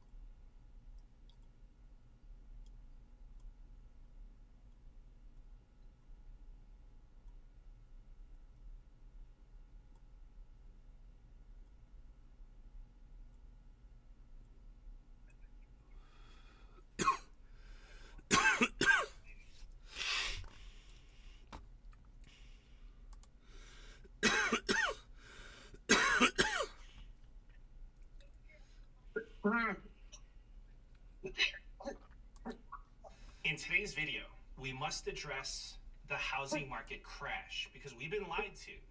And so many people continue to lie, and I have to put an end to this because it's just spiraling out of control. So here's the situation. Ever since 2021, I've been saying, you know this, I've been saying that there's not going to be a housing market crash in 2022. I said that there won't be a housing market crash in 2023 either. So I gave the details. I was very specific about it. I said that the housing market nationally would fall 10 to 15% from its peak. It fell by 11% and then went right back up to record high levels. Damn. Now, I must explain the housing market situation to people that still don't get it. And this includes the fake gurus on YouTube that are clickbaiting people. And I'm going to be as nice, as gentle as possible regarding all of this. So as I said, I predicted the housing market accurately for 2022 and for 2023. For the past 2 years, some of you probably have seen this, people have been making videos about me, criticizing my prediction. I've counted 54 videos of people saying that my prediction would be wrong. Wow. So that's flattering to know that there's at least 54 videos out there about me, about my prediction. And most of these fake gurus, they've been deleting their videos about me, probably out of shame, probably out of embarrassment, after they realized that I was right. That's funny. So I'm going to give you one example. I want to show you this video of a fake guru on YouTube. His channel name is RJ Talks. So I am not doing this, so I want to be clear about this. I am not doing this to make fun of fake gurus. I'm going to explain how I got it right and why they got it wrong. I'm going to explain the current housing market situation. I'm going to give you the stats and the facts. We're going to go into all that. So again, I just want to emphasize this, that I am not doing this to make fun of them that they got it wrong, and I'm not taking a victory lap that I got it right. No, I'm doing this strictly for educational purposes. Okay, so this fake guru, RJ Talks, made a video about me 10 months ago. The title of the video is Clear Value Tax is Wrong on the Housing Markets. So using my name to get views, typical clickbait, fake guru type of behavior, so I'm not surprised, very unoriginal. So he's criticizing my housing market analysis. So keep in mind that this video is 10 months old. So let's roll the clip. Alright, so I came across this video by a creator, Clear Value Tax. For those of you who don't know who he is, he's a large finance channel creator on YouTube, and he usually makes videos just of the facts of the topics that he's covered. But when I came across this video a few days ago, which he created last week and released last week about the U.S. housing market, I was surprisingly disappointed with his analysis. Now, normally, he does a really good job breaking down the topics that he covers, and I would recommend that you check out his channel if you haven't already, because like I said, he normally does a very good job, but in this specific video, felt it was important to explain the flaws in his analysis and why, in my opinion, the housing market crash or the correction is going to be much worse and will be much worse than he explains. Okay, so this fake guru said that he was surprisingly disappointed with my analysis. Been live for 4.5 hours. It turns out that I was right, and it was actually scary how accurate and precise I was. So let's take a look at the headlines in August 2023, so just a few days ago. U.S. housing market recovers, hitting record value. August 2023. Home prices hit record highs in nearly 2/3 of major markets. August 2023. U.S. housing market hits a record value of $47 trillion. Okay, so Mr. RJ was disappointed with my analysis. That doesn't mean much to me coming from a fake guru. But I want to tell you how I got it so right and what you can expect in the housing market, what you can expect to come, because this is an educational channel. And there's a lot of fake gurus out there. They're running wild. They're acting a fool. So I'm They're gonna acting a educate fool. these charlatans with He's so statistics and data. But I want you to see this They're part of acting a RJ's fool. video and keep in mind that this video is 10 months old. All right, so here's the first clip that we're going to watch together. Take a look. Some people are shocked that we have not seen a housing market crash by now. As I explained about 5 months ago, we're not going to have a housing market crash because of Economics 101, the basics, supply and demand. Will home prices go down? I believe that yes, they will. Will they crash? Nationally, I would say that's a low probability unless you consider a 10% correction a crash. During the last housing market crash, home prices fell 33% nationally. So, okay, we might have the greatest housing market crash of the past 10 years. Like, oh no. That's like saying I'm having the worst day of my month. All right, so this is the first thing that I vehemently disagree with Clear Value Tax on. The current correction that we are experiencing most definitely will see home prices fall much more than 10%. Now, as I've been saying on this channel for months now, we can expect to see home prices fall at least back to pre-pandemic levels. Now, most likely we will see a larger correction than that. Okay, so RJ has been saying for almost 2 years that we're going to have a huge housing market crash. You'll see him say that. I will get to that. But before I show it to you, I want to tell you this, and this is very important. This is a warning, and I'm dead serious. Fake gurus come in all shapes and sizes. So sometimes they look like Sam Bankman-Fried. Other times they look Paul's like here. Revenge of the Nerds. So don't let RJ's meek and Harry Hey, Potter Paul. fanboy demeanor Justin, Paul's fool here. you. His data What's analysis up, buddy? is another thing. It's subpar. Justin but I'm Jefferson. gonna let him finish 2 his hours. nonsense. Yep, So 2 check hours. this out. Now, there's a lot more that we're going to get to about what he says, but I want to explain something first. I know a lot of people want to look at the Great Recession and say that the current housing crash will not be anything like that. We don't have bad mortgages like we did back then, et cetera, et cetera. But what these people don't seem to understand is that you don't need the same conditions that we had back then to have a monstrous crash in the housing market. The current housing market is completely different today than it was back then, with completely different conditions that make it perfect for a huge price correction. Now, if you just look at the data and read past the headlines, it's clear as day for anyone looking at the data. All right, so you heard his prediction. Huge price correction. So remember that this video is 10 months old. He's been saying this, a housing market crash, for even longer than that. And home prices are back up to record highs. So RJ said that you have to look at the data, it's clear Justin as day. Jefferson. That's exactly what I Paul did. I looked at ain't the allowed data, here. it was clear as This day, is my and I got hangout it right. estimate. So RJ should have done the same thing. Okay, let's look at the data, and let's start with foreclosures. So let me ask you, do you know why there was a housing market crash in 2008 to 2010? It was because of subprime. However, it all boils down to supply and demand, Economics 101. In 2010, there were 2.9 million foreclosures in that year alone. So I want to put that into perspective for you.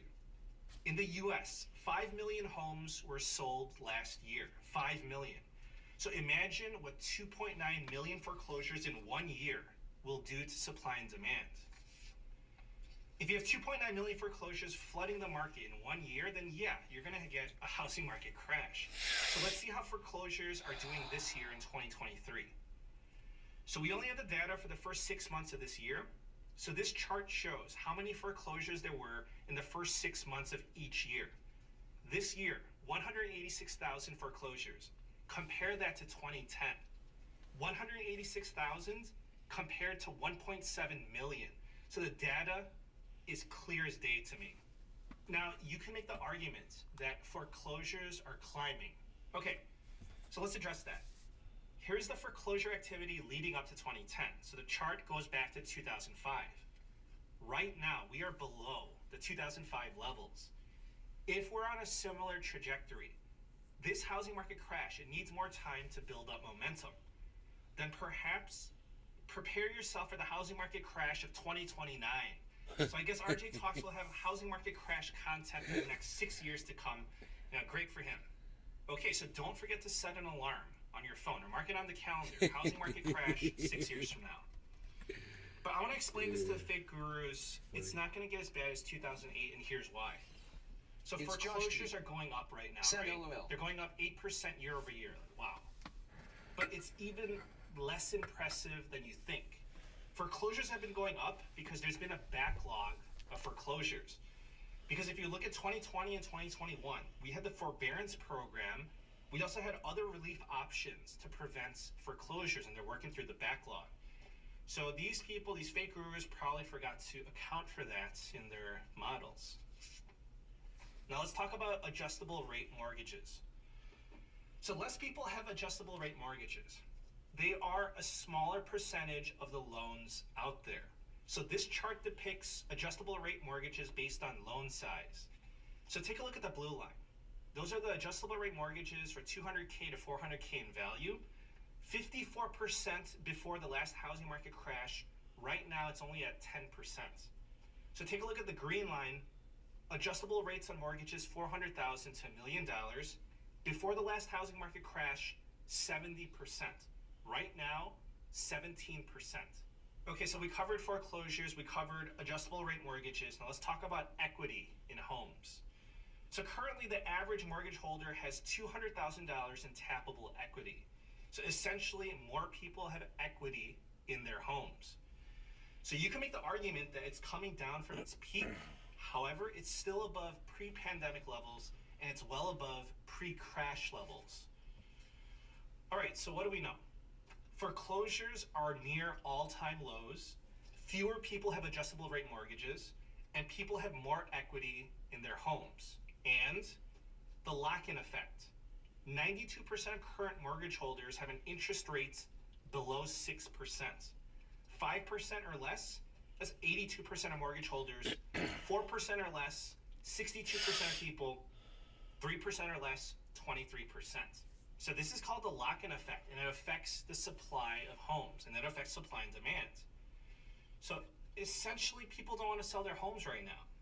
Why would you want to trade your mortgage? If you have a 3% mortgage or a 4% mortgage, why would you want to sell your home and trade for a 7% mortgage? Right now it's actually 7.5% for the 30-year fixed. And also, in addition to that, why would you want to go for a higher mortgage interest rates and also look for a home when there's limited inventory? That means that there's fewer options out there. So I know that some people here that are watching, you have a mortgage interest rate of 3%, 4%. Some people probably have under 3%. You can ask any of them if they want to trade for a mortgage interest rate of 7%. They would only do it if they really had to. So this is encouraging homeowners to stay put. This means less homes for sale, and this is keeping home prices elevated. So this is because of simple economics, supply and demand. This is something that a fake guru would not understand. However, RJ was right about one thing, that the data is clear. It absolutely is. So initially, I didn't understand why RJ got it so wrong. I was trying to wrap my head around it. But after I saw this part of the video, It's Josh G. this part of his video, Hey, it can I all have made the link sense to to this me. video? Sure. So he predicted a huge housing market crash because he was focusing on the charts like a day trader, as if home prices traded around like Dogecoin. It's Josh G. Now, I must show you Thank this you. part of the video. This is where I lost all my respect for RJ. It's cringeworthy, but please watch it for the purpose of financial education. Don't be like RJ. With completely different conditions that make it perfect for a huge price correction. Now, if you just look at the data and read past the headlines, it's clear as day for anyone looking at the data. Home prices ran up so much, so fast during the pandemic, faster than we've seen ever in the U.S. housing market. The overvaluation of homes today in our current market make what happened in 2008 look tiny. For example, the run-up in home prices before the Great Recession, from the end of 2001 to 2007, at the peak before the crash back then, in 5 years, home prices increased 30%. Now, in contrast to that, our current housing market ran up 30% in a little bit more than a year, around 16 months. Between January 2020 and April 2022, 1 year and 4 months, the increase in home prices went up 30% in a little bit more than a year. Now, that's not a normal appreciation in home values. The average home value should increase 3% per year, not 30%. That's the long-running average appreciation for a single-family home nationally in this country. So we 10x that in a little bit more than a year. And it happened due to extraordinary circumstances, not normal home appreciation. Okay, so the problem here is that I realize that RJ is trying to read the charts. He's trying to predict home prices by reading the charts, like a day trader. So that's the problem, and please pay attention, especially if you're a fake guru. I'm sincerely trying to help you. Home prices do not trade up and down like Dogecoin or a meme stock. Home prices are determined by supply and demand. He's saying that home prices shot up 30%. That's too much, so it's got to come down 30%. So you saw it for yourself. That is not data analysis. That is just amateur hour. Okay, so let me break this down for the fake gurus. I'm sincerely trying to up your game. So RJ clearly didn't get the memo that the Federal Reserve printed trillions of dollars and inflated the price of everything. So that's like saying the price of food went up 30% since pre-pandemic. That's too much, and food prices have to crash back down to pre-pandemic levels. No, that's not going to happen. It doesn't work like that. Okay, so 2 years ago and continuously, I accurately predicted the housing market for 2022 and 2023. I'm going to make another prediction for you. RJ will respond to this video by saying that Clear Value Tax is wrong, the housing market crash is coming. So you watch and see. I don't have a crystal ball, but it's just predictable. If you happen to stumble over to RJ's channel for some laughs or comedic value, please send him my regards. Okay, now this is funny. Get ready to laugh. To top it off, from what I've been told, RJ offers a service where he charges money for data analysis on the housing market. Wow. So I guess the sucker is born every day, right? Doesn't even know what he's doing. But who knows? It could just be for entertainment purposes. I didn't read the disclaimers, to be honest. Thank you for all the support. Please subscribe, and I wish you a very nice day. It could just be for entertainment purposes only.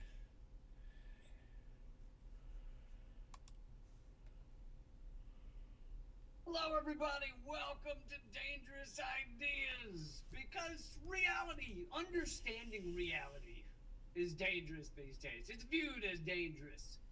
It really is. And that's why I'm thankful that you joined me here today. I got an hour of important news for you. We're going to get into this major story of the Navy dumping $100 billion, which I know isn't much for them, but for the rest of the world, that is a shit ton of money. $100 billion into just a complete literal pile of shit. You'll see what I mean in a minute.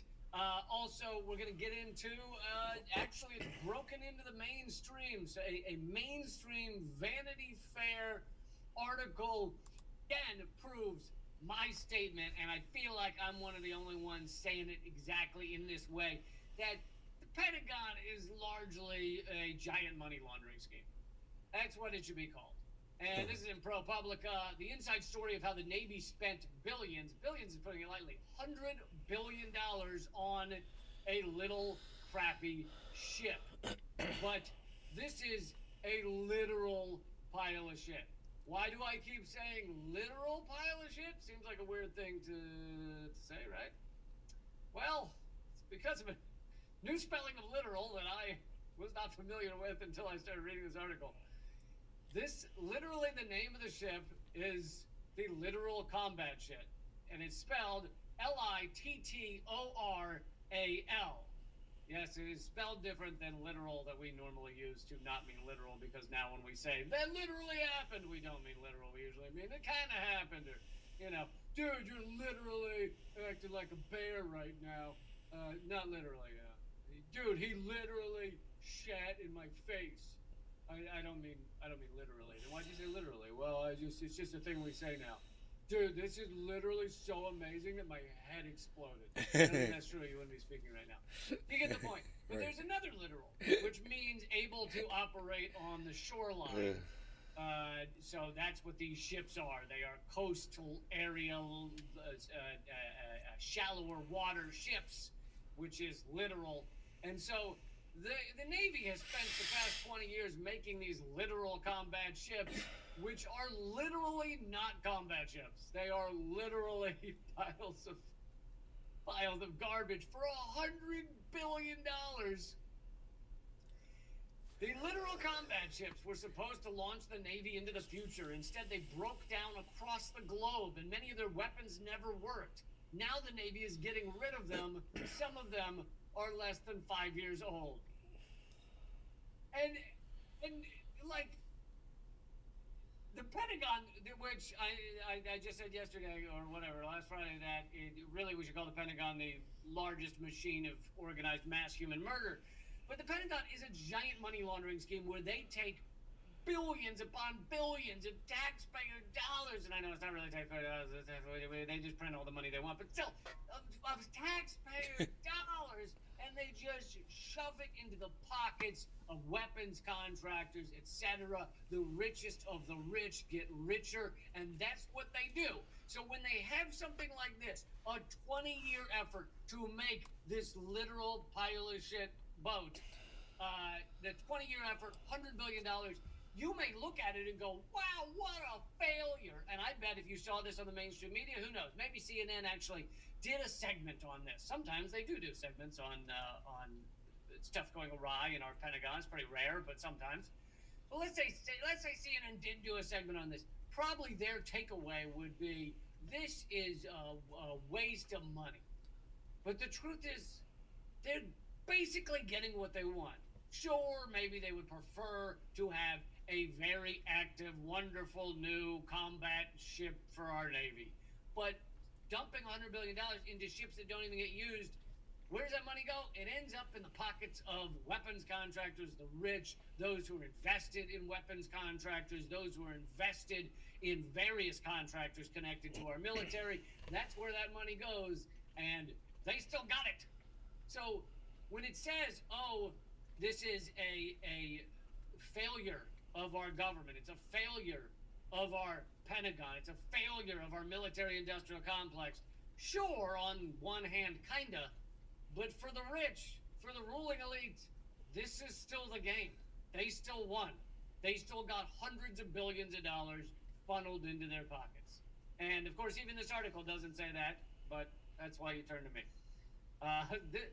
You turn to ProPublica for the nitty-gritty details of an investigation like this, and then you turn to me to go, what the fuck? So, but it is. The Pentagon, the military-industrial complex is largely, sure, at times it is the fucking fist of the fascist state around the world of our empire. However, a lot of the times it's just a money laundering scheme. It just takes taxpayer dollars, not really, but you know what I mean, takes taxpayer dollars and says, thank you for those, and now there's 4 rich people over here, and we're going to give it to them. Thank you. You've done your part to protect America. The USS Freedom had its own special place within the Armada. It was one of the new class of vessels known as the literal combat ships. The U.S. Navy had billed them as technical marvels, small, fast, light, and able to combat enemies at sea, hunt mines, and sink submarines. In reality, the LCS was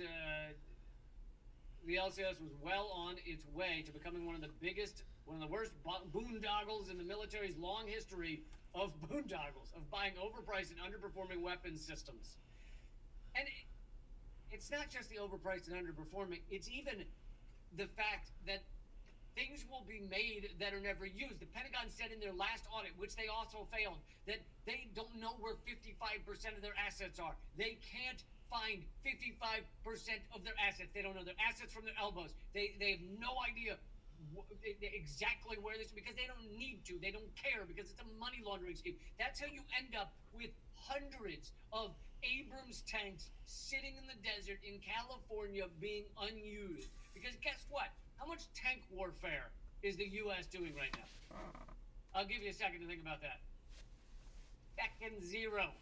zero tank warfare, yet we keep producing Abrams tanks because the weapons contractors get paid to produce them, so they produce them, and Congress doesn't want to decrease it. And the Pentagon never says, hey, we need less money, we need fewer tanks. They essentially never say that, although apparently they have tried to get Congress to stop allotting so many tanks. But so you can find photos. I didn't pull one up now, but you can Google it yourself. The images, the hundreds of unused Abrams tanks that are still sitting in the California desert right now, right this minute. Just a sea, an ocean of Abrams tanks, completely useless, unused, probably filled with dead mice and bees, probably just all kinds of shit living in them, you know, probably up on blocks. Anyway. Does sound like a great place to have a theme. Yeah, the reason that Justin Jefferson, desert with you hundreds learning of anything? unused Abrams tanks. Yeah, you know, learning just get high out there and each get your own tank. That sounds like a good idea, right? Then they start to describe one of the ships, the Freedom class ship. A sailor described the engine room as a horror show with rust eating away at the machinery. One of the Navy's newest ships would spend the next 2 years undergoing repairs at a cost of millions. So they get these faulty ships made, finally, after over a decade. Then they don't work, so they put them in the shop for 2 years and charge millions more to fix it. Boy, sounds like a racket, doesn't it? Sounds like someone selling you something that's faulty and then saying, pay me to fix it. The Freedom's collapse was another unmistakable sign that the Navy had spent billions of dollars and more than a decade on warships with rampant and crippling flaws. Each ship ultimately cost more than twice the original estimate. Worse, well, and actually, if you take the entire cost of the project, $100 billion, and you divide that by the number of ships, it's actually $3 billion a ship.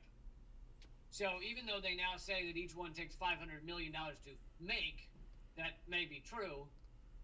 If you actually take the entire cost of the project, the number of ships that have been made with it, it comes out to over $3 billion a ship. Most of them never being used.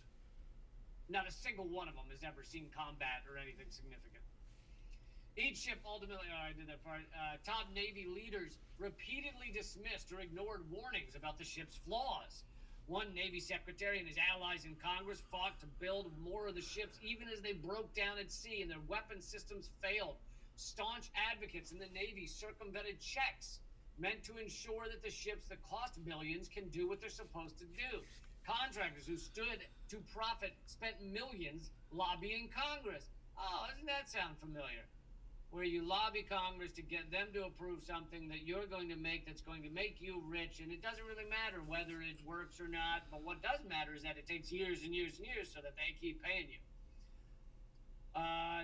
Lobbying Congress, whose members in turn fought to build more ships in their home districts than the Navy even wanted.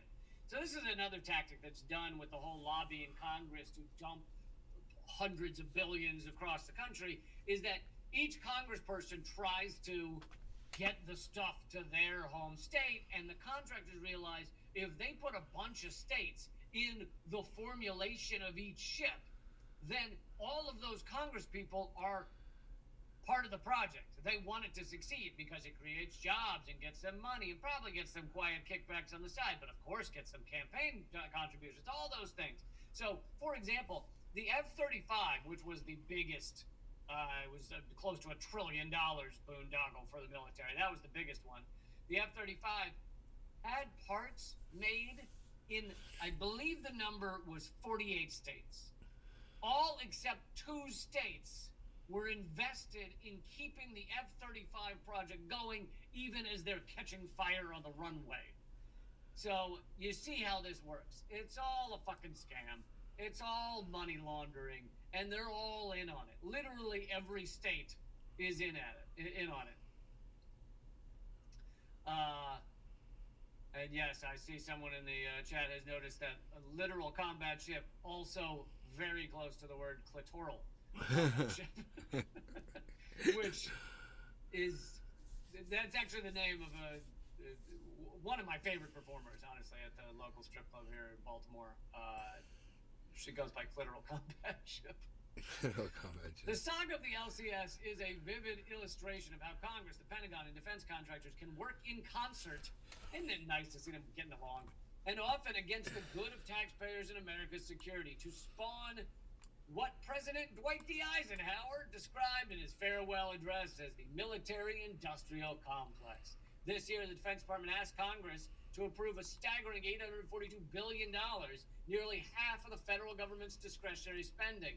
And actually, that doesn't do it justice, because that $842 billion is only really like half of it.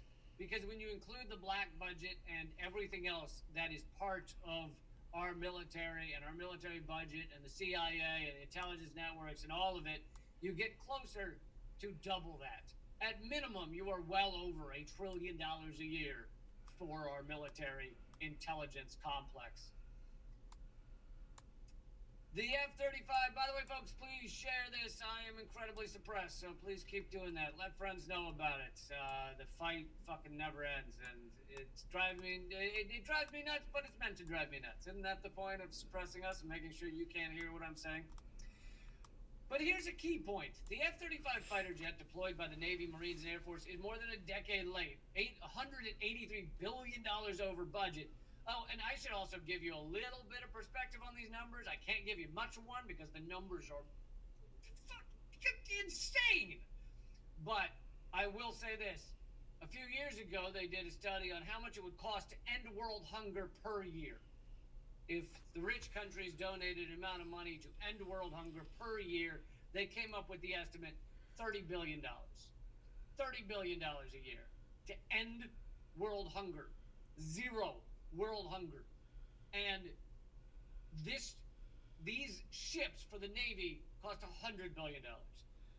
You could have, if you had not had this insane, literal pile of shit project for these ships with the Navy, and you instead had taken that $100 billion to end world hunger, you could have ended world hunger for 3.5 years.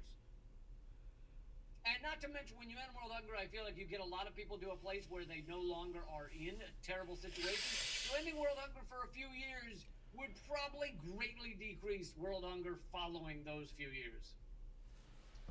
They also did a study on what it would take to get clean water to everybody on the planet, because dirty water is one of the #1 causes of death around this planet. And they found it would cost $10 billion. So you could take the $100 billion dumped into these non-functioning ships for the Navy and get clean water to everybody around the world for 10 fucking years. Save God knows how many lives. But they're not interested in saving lives. They don't really want that many humans on the planet anyway. So why would they want to save people? The F-35 fighter jet deployed by the Navy, Marines, and Air Force is more than a decade late, $183 billion over budget. So that would end world hunger for what? I'm not good at the maths, but I'm going to say about 6 years. The Navy's newest aircraft carrier, the Gerald Ford, cost $13 billion and has yet to prove it can reliably launch planes. And the Army's Future Combat System was largely abandoned in 2009 after the military had dedicated more than $200 billion on a battlefield intelligence network meant to link troops, tanks, and robots. Oh, they only spent $200 billion on a plan to link troops and robots that they've now abandoned. But here's the thing. They have the money for this because they fucking print money. They just print it out. There is no stopping them.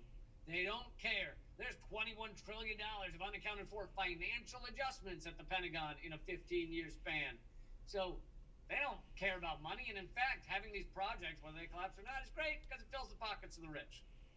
Once a massive project gains momentum and defense contractors begin hiring, it is politically easier to throw good money after bad, which of course is an expression meaning when the project's failing, just keep dumping money on it, because these people the people who realize that everything's failing, going to their superior officers, going to the people above them and saying, hey, this is fucked. That's bad for them. That's bad for their career. It's bad on every level. and we've seen this before. There's probably a good term for it, but where the different levels of authority in a system mean that people are not willing to raise the alarm of problems. And I remember there was a study, a good example of this. I believe it was in Korea. There were far more, because planes don't crash that often, passenger planes. And there had been several passenger plane crashes by Korean Airlines I don't mean, not that, I don't know if Korean Airlines is one corporation, but I mean just airlines in Korea with Korean pilots. There have been several more crashes than was average for most other countries. And they were trying to figure out why. And ultimately what they figured out is that in the cultural understanding in Korea, it was unheard of for the co-pilot to question the pilot's commands or the pilot's, decision making. So it was far more culturally, it was far more, far less allowed for the co-pilot to be like, I don't think that's right, or we seem to be going down instead of up, or why is that engine smoking? Those type of things. So they didn't do it. They could be crashing into a mountain and the co-pilot wouldn't say anything. They'd be like, ooh, I just make that noise. So they changed their system and made it so that co-pilots now are supposed to question their pilots, etc., and it solved the problem. Well, this is very similar in U.S. military. As these systems collapse, as the literal pile of garbage ship, not shit, but yes, as it's not working, as it's failing, as it's collapsing, they don't go to their superior officers and say, hey, we got a real problem here. Instead, they try and make it work. They try and make the superior officer look good. They try and make the new literal ship do well, etc. The article continues, stopping a weapons program in its tracks means people losing work and admitting publicly that enormous sums of taxpayer money have been wasted. Tropical thing. Yeah, why we don't want to BTC breakout. Publicly. I mean, it's interesting that now that we have this full accounting from ProPublica, will you see it admitted publicly? Will the mainstream media be doing a lot of segments on this? I feel like it's the type of thing where NBC News, like Nightly News, would do like 1 3-minute segment on this, and that'd be the end of it. The Navy has tried to retire many of the literal combat ships, and I'm sorry, I know I've already made the joke several times. I cannot get over the humor of something called a literal combat ship. That doesn't a combat ship, right? That is funny. Like, they don't work.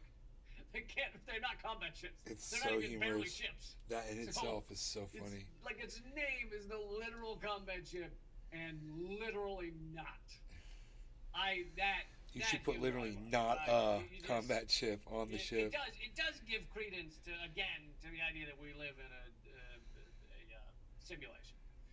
It's too funny. This reality is too funny. Right. All right. The number one community commons online has been renamed a porn name. Like, people think it's a porn site now. How funny is that? Elon Musk, the Swedish word for worm is Musk. Elon Worm. So it's just, Larry Fink is the head of BlackRock. Fink in the dictionary means detestable person. I think this is a simulation that's running out of memory, and so it's just using the names that are wrong.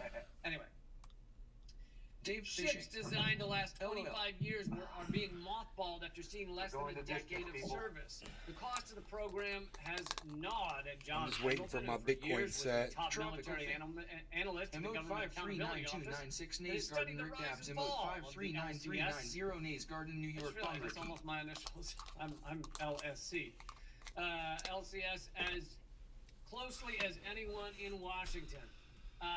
And for those who don't know, the Government Accountability Office, sometimes they do, I don't know about good work, but okay work.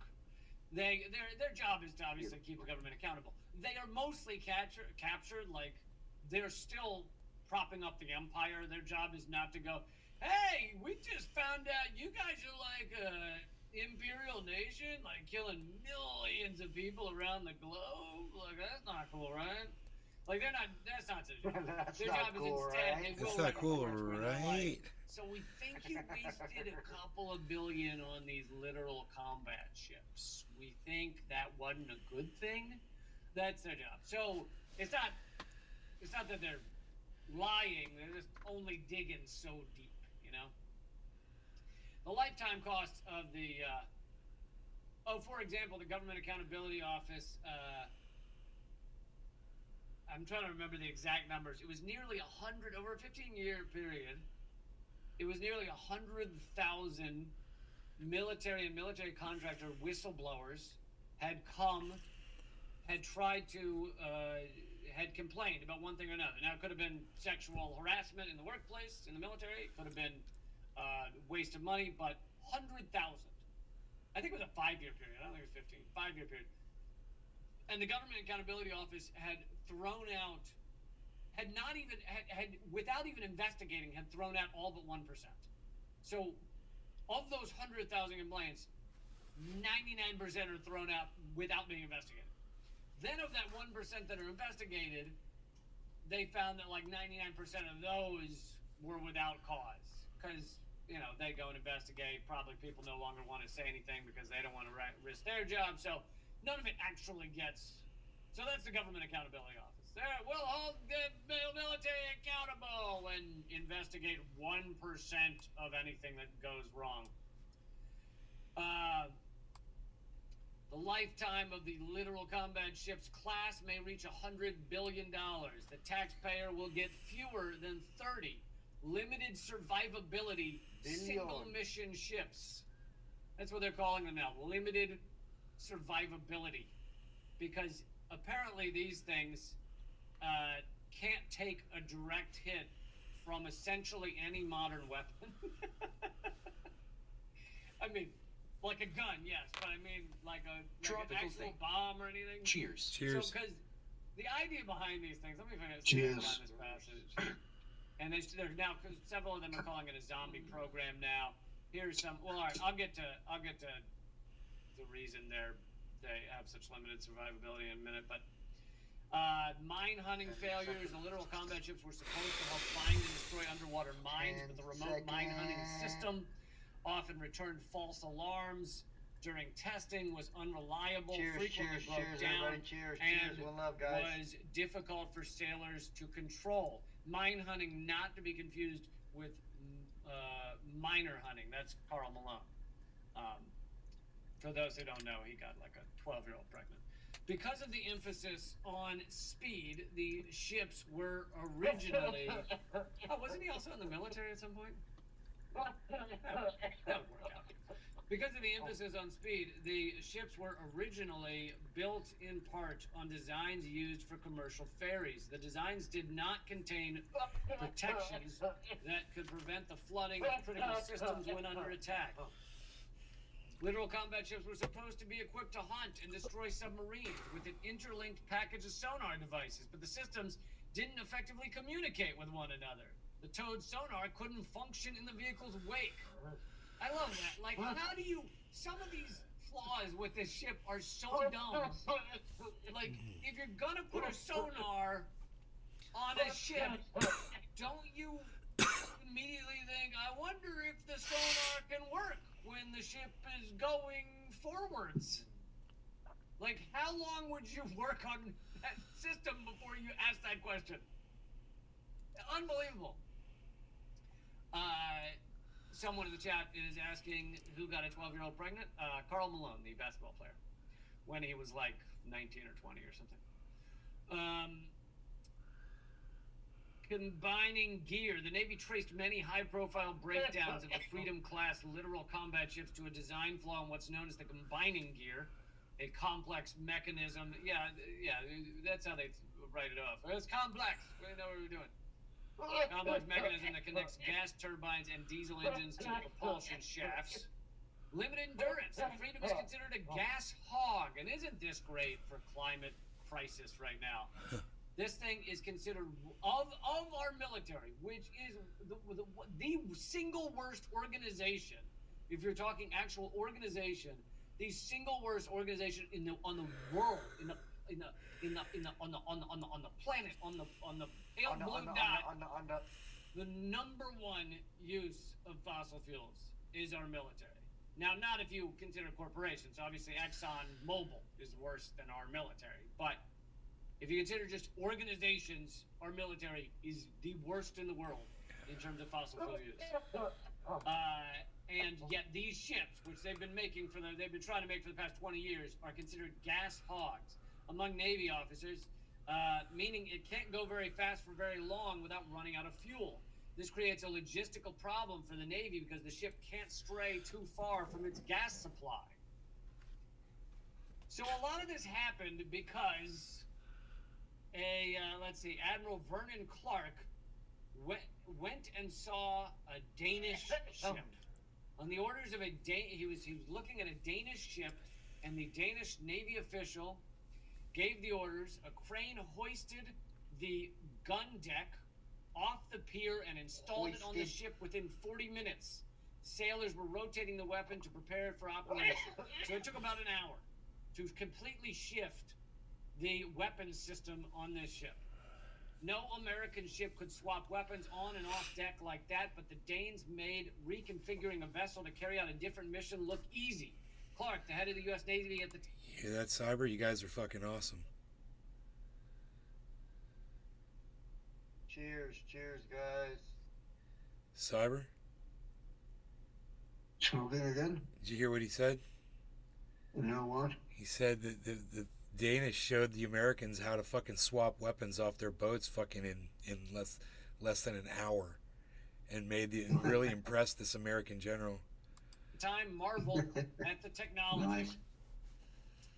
And so he went and tried to do that, create a quick, light, small ship that could easily change weapon systems, and none of that happened. And we spent $100 billion on it. I wonder how much the Danish military budget is per year. Maybe someone can look that up while I keep talking, because I bet you it's a tiny, tiny fraction of the $100 billion we dumped into these ships. All right, well, I'm going to wrap this up, this segment, because I want to get to that president who was assassinated in 1963, Blonde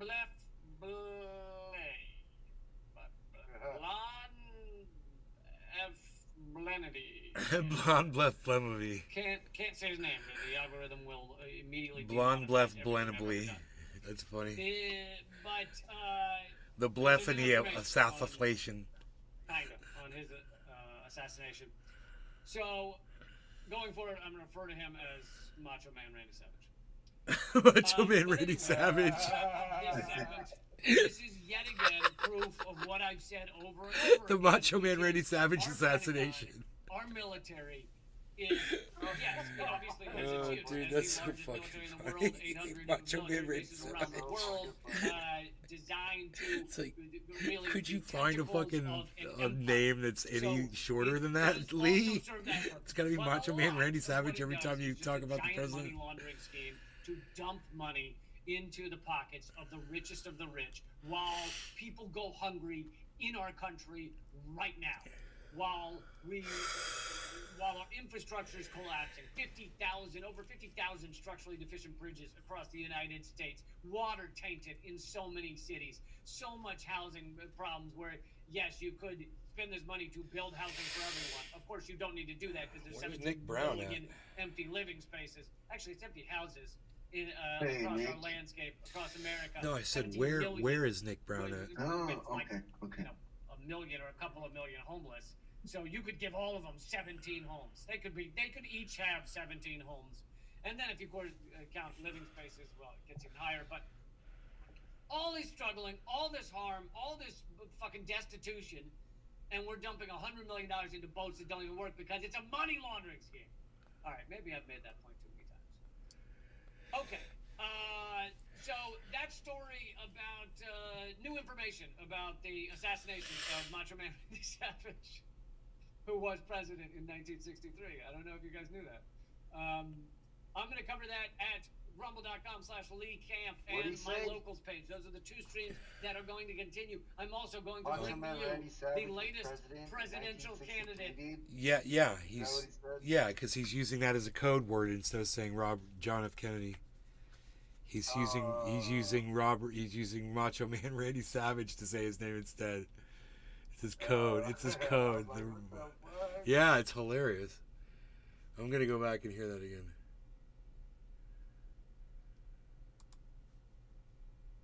Who was president in 1963. I don't know if you guys knew that.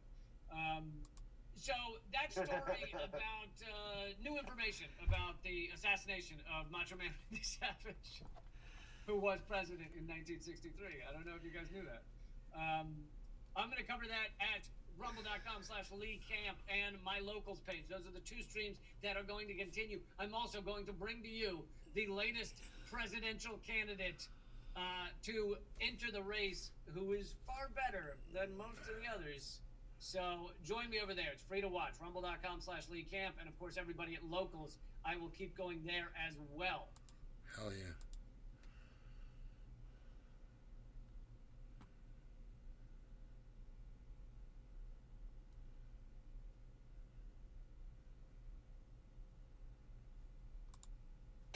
China wants to make Taiwan part of the mainland, but would prefer not to have to go to war. So instead, China's trying to invade Taiwan's economy. Just when you think the CCP couldn't get any creepier, they're trying to be the world's evilest sugar daddy. Welcome to China Censored. I'm Chris Chappell. Taiwan has developed a bad case of Stockholm Syndrome. China's made it abundantly clear that it plans to take over Taiwan. That's practically their catchphrase at this point. What are we going to do tomorrow, Xi? The same thing we do every day, try to take over Taiwan. I'm really not digging this remake of Pinko, Kami, and the Brain. China hasn't ruled out using force either. In fact, it constantly is putting out propaganda showing how the attack would look.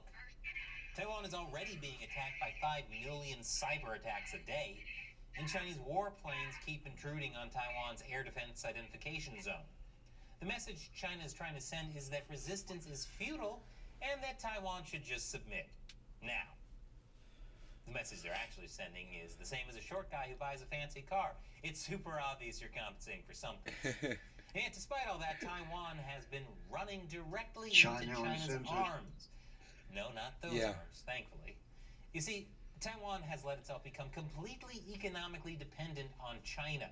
Not only is China Taiwan's biggest export market, but it imports almost as much from China as the next two countries combined. That means China is Taiwan's biggest trading partner. This would be like if you made your lunch money by selling items to your bully, only for them to then threaten to steal it back. It's fucking funny analogy. Was this some Machiavellian plan on China's part? As you probably guess, it's the second one. When the China-friendly Kuomintang Party was in power in 2010, China got Taiwan to sign a free trade agreement with it. It's called the Economic Cooperation Framework Agreement, ECFA, and it gives Taiwan very, very favorable treatment. The initial agreement cut tariffs on 539 Taiwanese exports to China and only cut tariffs on 267 Chinese products entering Taiwan. To put that in dollars and cents, tariffs were cut on almost $14 billion worth of Taiwanese goods and less than $3 billion of Chinese goods. Because China's so giving and altruistic, you see.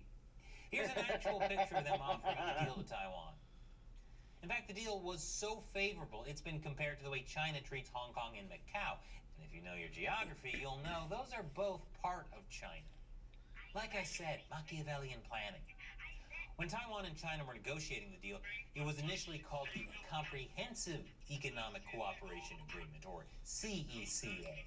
But there were some problems with that, so in 2009, China changed it to the Economic Cooperation Framework Agreement, or ECFA. As you can guess by the name change, this was a very controversial deal, and not just because they should have changed it to the superior acronym FACE. Taiwan's Democratic Progressive Party, or DPP, which is currently in power, rallied against the trade agreement.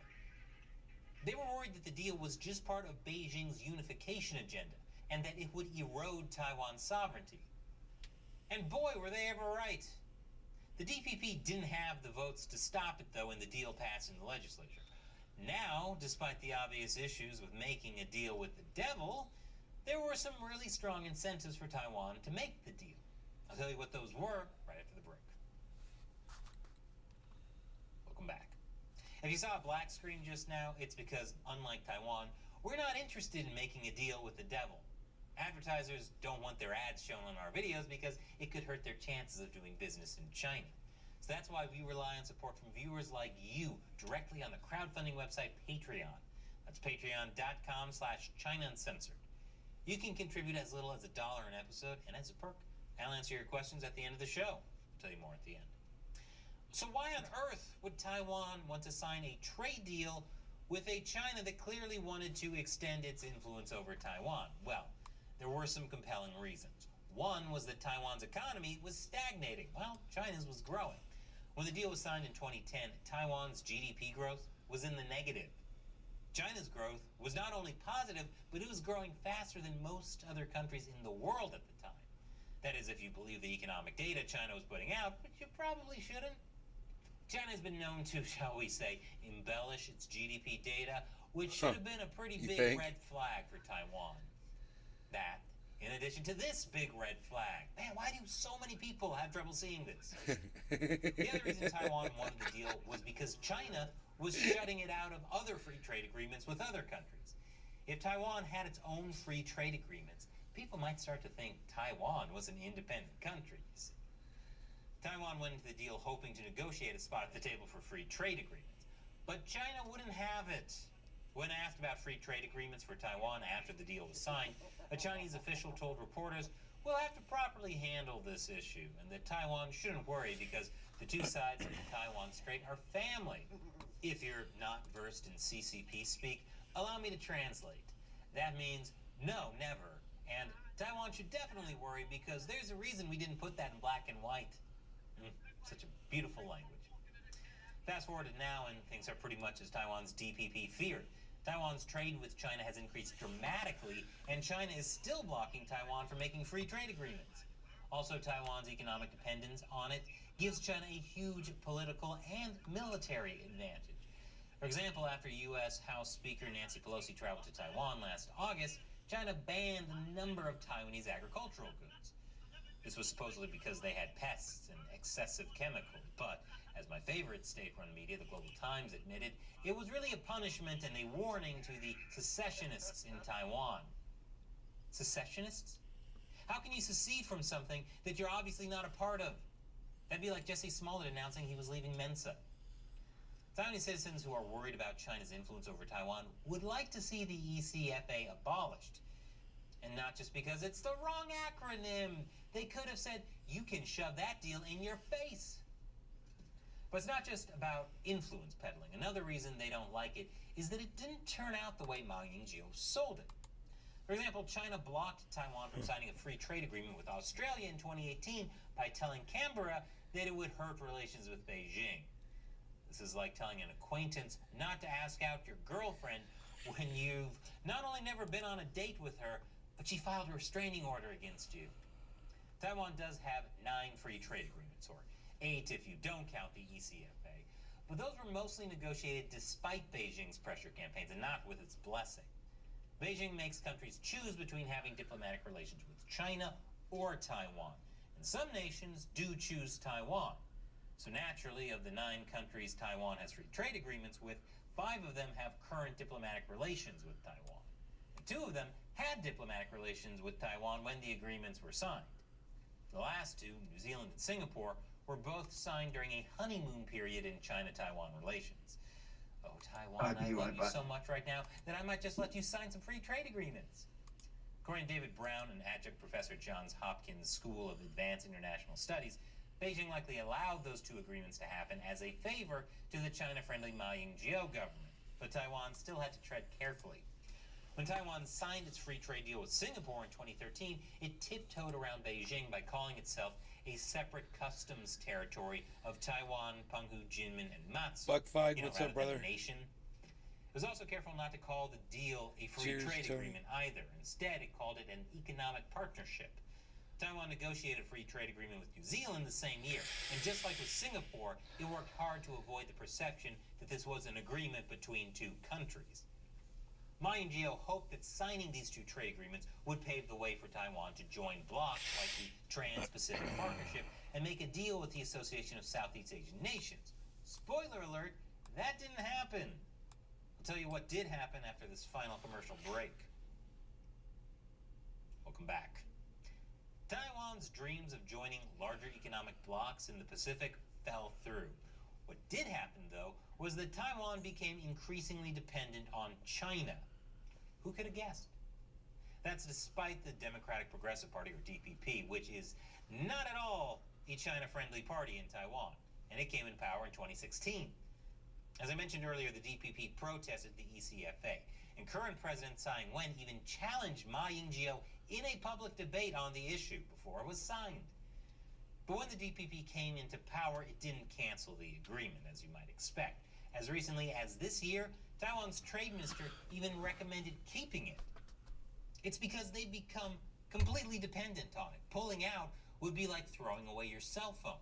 You could, but do you really want to go back to printing out directions from MapQuest? Strangely, the one threatening to suspend the agreement has actually been China. Earlier this year, it accused Taiwan of putting up trade barriers on about 2,400 Chinese products.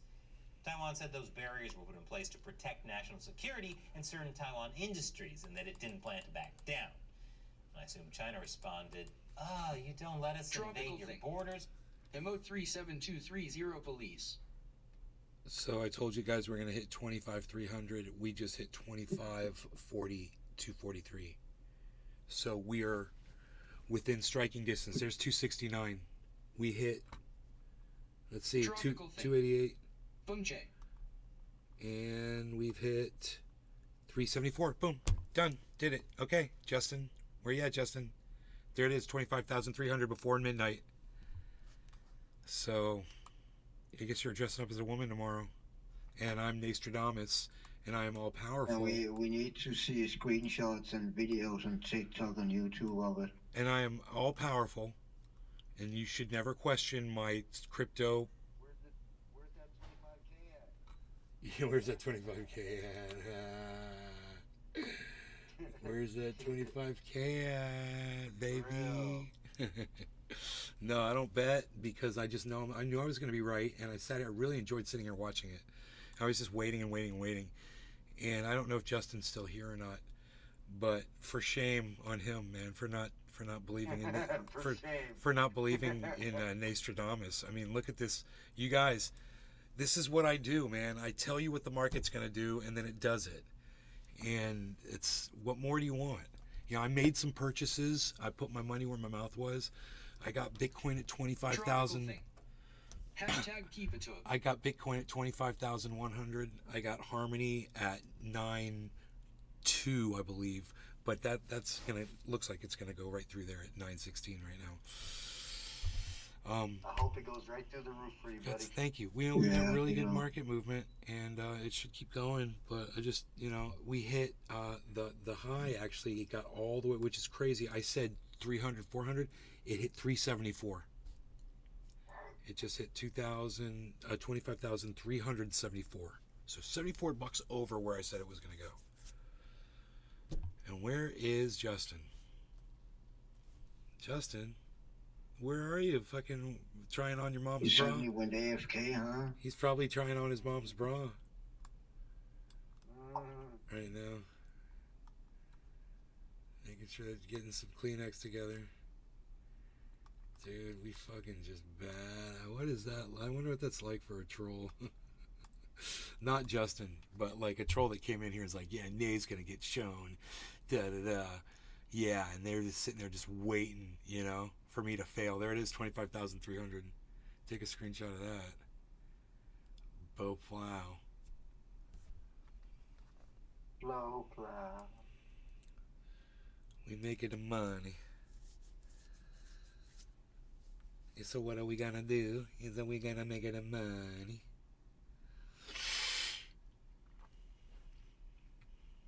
He's gone, huh? Wow, dude. What do you guys think in the chat? Let me know in the chat. Arafat, boom, cheers. Token Tony Z says, "Go baby, go." I got a bong. I got some flower here to smoke. I'd like to hit flower. All right. Eat my fucking finger, man. I need to get my finger fixed. Cyber, you want to smoke?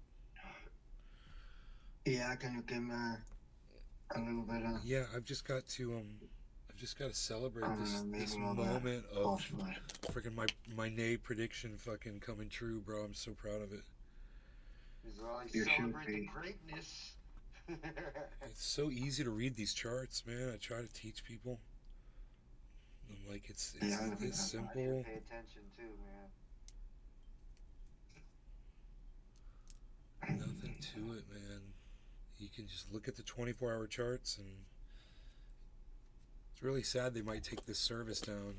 I really enjoy using this one. This one really helps me see where it's going. I mean, geez, dude. We busted right through there, man. Holy shit, 374. That was way higher than my expected. Cheers. I was happy just to be $65 under my mark. I was like, if he was going to be like, yeah, you didn't hit 300, I was going to be like, well, I was $65 away. Oh no, I nailed it. I was dead on. I nailed it. All right, and what's funny is it's like settling right around 25.3. I fucking nailed it. I fucking nailed it. Cheers, Cyber. Cheers, Pinoy. Tropical. Cheers, Justin, wherever you are.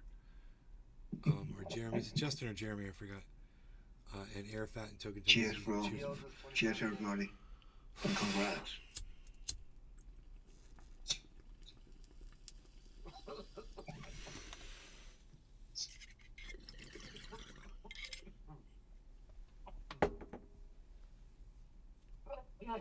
Look at that. 298, 297, 303. Boom. 304.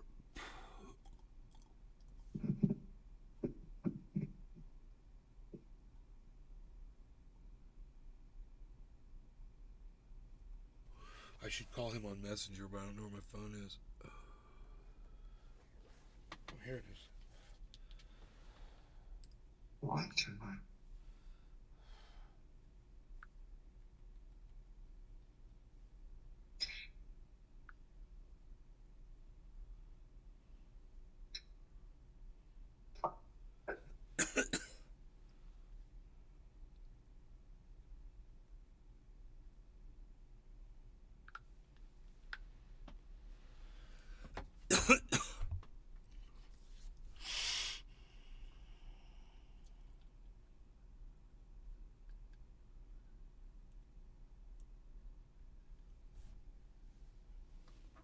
See if he gets it.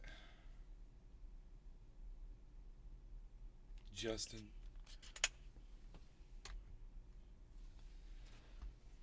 I messaged him. We'll see if he gets it. Dude, that feels so good right now. I feel like I just fucking stepped off a goddamn stage, off of like an arena rock and roll stage, and just played in front of like 50,000 people. That's what this feels like right now. It's just winning so hard right now. I should have bet that motherfucker $25,000. Yeah, sure. Real. He would have been like, I don't really have $25,000. I was just joking, man. It's an internet bet. There it is, 25,300 again. Boom. Fucking just sitting right there, 303. It's beautiful.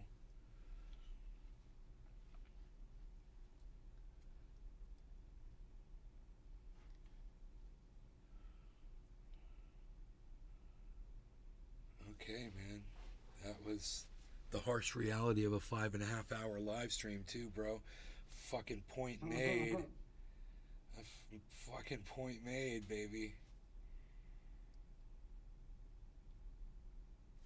I want to make that really big on screen. Oops. 25. 3.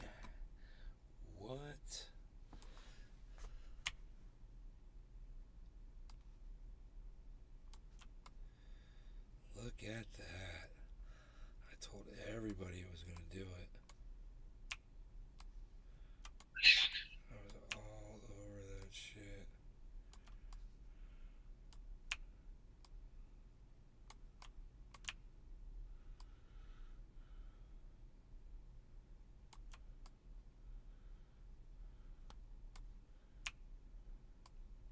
Tropical thing.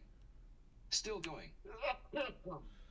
Oh yeah, it will go, bro. I said it's gonna go up to 26, but it's gonna go to 25.3 first. And bro, dude, not only did I nail it, but it went up through it and it came right back down to it and just levitated at 25.3, as if to just rub it in, as if to add insult to injury to Justin. Yeah, who's just fallen asleep all of a sudden. We won't be seeing him probably on here ever again. He's probably like, he watched and like hung up as soon as he saw it was going up. Dude, I'm gonna put that bitch all big on the screen. Oh, what, dude? What? What, son? What? 25 what? Look on the screen. What? 25.338. What? Take a picture of that. I'm gonna send that shit to him right now. Thought I wasn't gonna hit. No, dude. Not gonna hit. Not gonna hit. Boom. Bitch ass.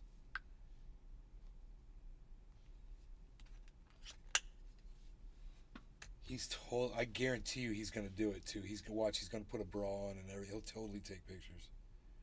I could just tell he's that kind of a person.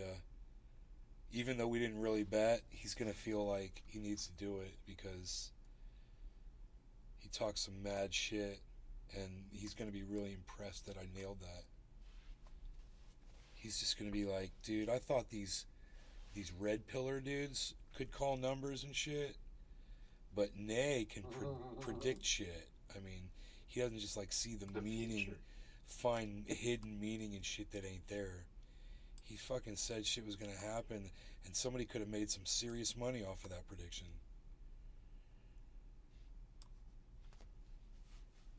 And guess who was wrong about it? Crypto Kid. He said it was gonna go down to 24.2, and he set a stop loss at 24.2. He had fools jumping ship. Dude, it only went to 24.9 and it turned around on his ass. It went to 24.9 and came right back up and went right where I said it was going to go. And now look at it. What did I say? 25.3, 25.4. Look, 25.4 right now. Boom. 25.4. Boom. What? Dude, I just bought Bitcoin at what? 25.1? Fuck yeah, bro. That feels really good. Fuck yeah, bro. It feels really good, man. Making money. Tropical thing. Dude. Give me your money, baby. Look at Harmony. Harmony's at 9.17, bro. It's almost to that 9.2 where I bought it at. Where I got raped at. 9.18, bro. Just went to 9.18, Harmony. We're leveling off at 25.4. It's a beautiful thing. Oh my god. Dude, I love being right about this shit. Fucking A.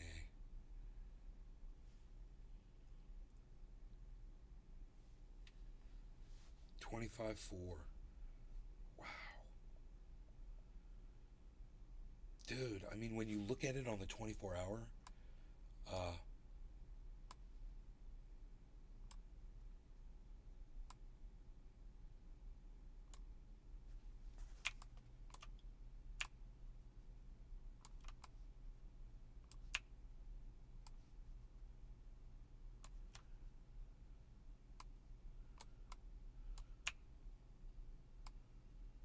Tropical thing.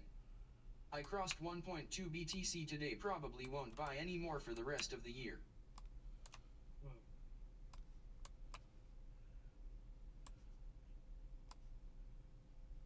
Bro, you own 1.2 Bitcoin? Congratulations, that's phenomenal.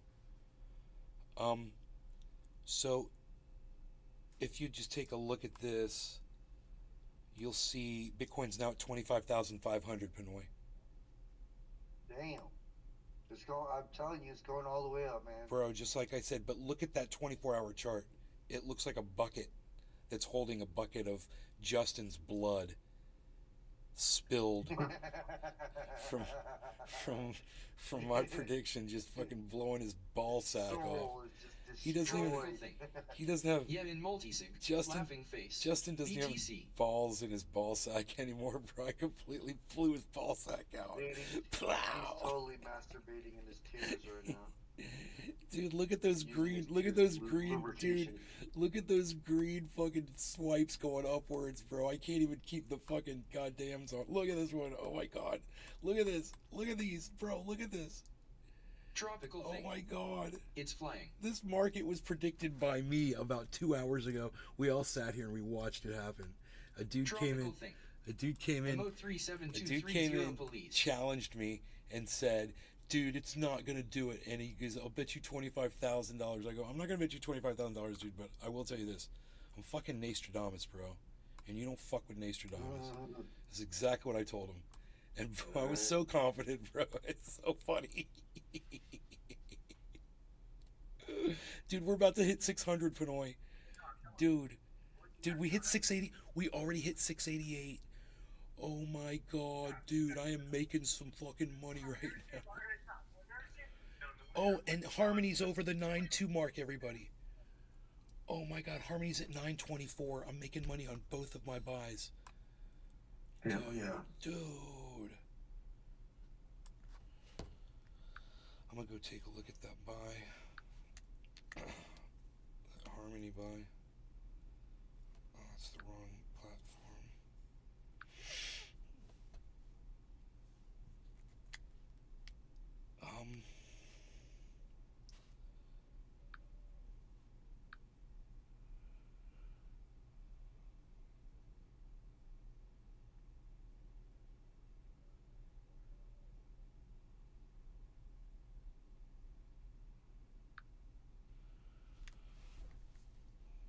Let me get my glasses on so I'm not fucking squinting at this shit. Let's see here, dude. Harmony, it says 9. Harmony's at 9.5. No way. It couldn't possibly be. Okay, I got $1,000 of it. I paid $28 fee, and they bought it. When I got it, they got me at. Oh shit, dude! They got me at 9.4. So I'm way off. It's at 9.28 right now. It's got to be at 9.39. So 28. When that says 9.39, I'll start making profit off my second buy. But the fucking Bitcoin is making me a shit ton right now, because I think I bought like $2,500 of Bitcoin or something like that. I don't know what I bought. I bought 2 different payments of it. Somewhere around 25.1. It's at 25.6. So I probably made close to $100 just off of that.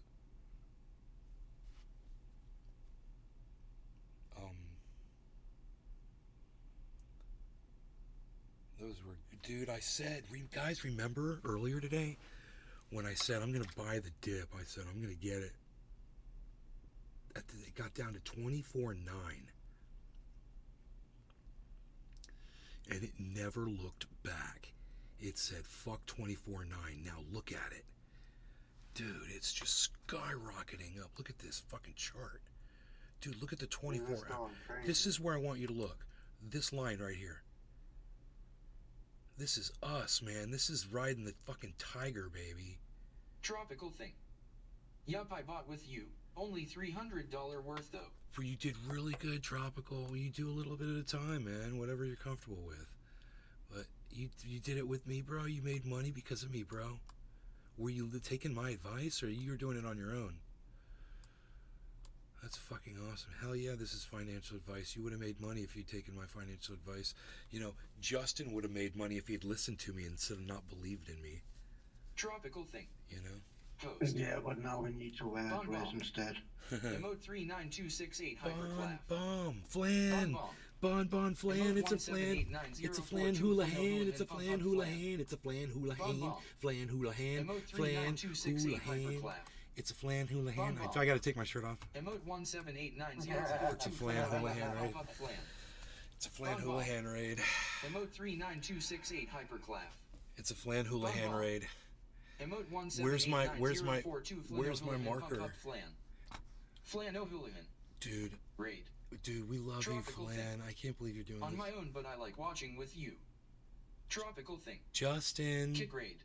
Justin. Roasted garlic berry. Hey, Justin. Bitcoin. Flan O'Houlihan. Justin, what We are happened? free. Yo, Bomb. yo, Justin. Emote Justin. 39268 hyper. Justin. Bomb. Emote 178. Justin, what happened, Justin? Up flan. I see you're here again, Emote Justin. 39268. What happened right? What happened right there, Flan Justin? O'Houlihan. Yes. Justin Jefferson. Wake up. Justin Jefferson. Boobies. Chewing tobacco. Oh, Justin. Emote 39251 Oh, Justin, B-bobble. tell Emote us what that. 39251 B-bobble. Emote 39251 B-bobble. Chewing Emote tobacco. What's up, chewing 39251 tobacco? B-bobble. What's up, chewing Roasted tobacco? garlic berry. Roasted garlic berry. Let's go, man. Bon, what's Chewing up, guys? tobacco. Flan raid. Dude, Flan, I can't Justin bring Jefferson. up kick. My kick won't Fake numbers. Bon. Flan raid. Kick won't Flan come up. O'Houlihan. Kick won't come up for Woo. me. I don't know what's wrong with my kick, bro. It's like I try to pull up kick. I'm just gonna go to kick.com. Dude, kick.com won't even pull up for me, guys. It's just a black screen. I'm so sorry. I don't know why that Emote is. 1789042 But at least I can hear you talking in my Flan. chat, and I can put that on screen. Dude, Justin, talk to me about this 25,800. Justin Dude, Jefferson. Panoy, 800. Damn. Let me go 800, stuff my bro. wife's bra. Fucking 800. Chewing tobacco. Look at the blood bucket. Woo. Justin, look at your bucket of blood that's formed on the screen, dude. Look at your Flan O'Houlihan. look at your fucking blood, 800. bro. Dude, look at what happened to fucking Tropical crypto. Dude, I Go predicted. BTC. Yo, Flan, I predicted the shit, bro. I was earlier on the show. I was like, it's gonna go to 25,300, maybe 25,400. I said, and then it's gonna go up to 26,000. I go, you guys watch. And everyone was like, it's fucking Nostradamus, bro. They know me, bro. They know I'm always right about the shit. Except for this guy, Justin. He's like, dude, I want to bet you $25,000 that it's not gonna go to 25,300. I said, dude, you're talking to Nostradamus. I said, I don't ever get shit wrong, bro. This shit, I'm looking at the chart. I know exactly what it's going to do. Now, Flan O'Houlihan. OMG, wow. You should join the stock talk in my Discord. bro, I call this market like Nostradamus, bro. I'm telling you, I'm all over it. Now, let me get Flan your O'Houlihan. chat on Hell screen. yes. Bon. Flan, thank you for rating Emote me, bro. 39268 hyperclav. Tropical thing. 26k incoming. Where's the chat? Stream chat. Since I can't see kick. Flan O'Houlihan. Bon, you ready for it, tote? Yes, dude. Yeah. I'm so glad you're here and you brought all your friends, bro. You just made my night. I took my shirt Chewing off. tobacco. I took my shirt off for you. Flan loves his stocks. Screen, there we go. All right.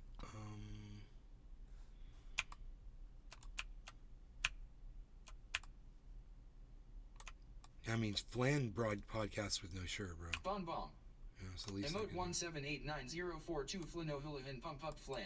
I'm putting all you guys on my screen. I want you to know that.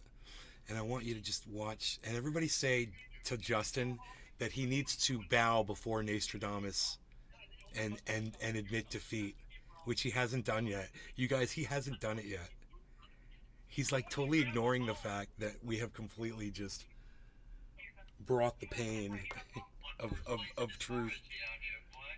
I'm the real. Yo, Panoy, your phone, bro. Yo, Panoy.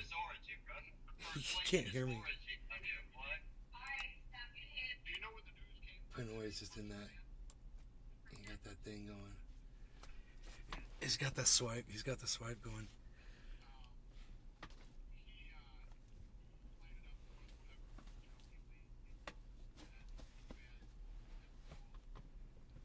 Guys, I'm gonna show you my little exercise that I do here.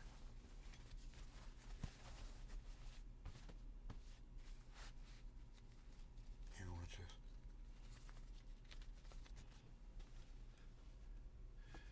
See this chair that I got? I just go back like this. And I lift my legs up like that.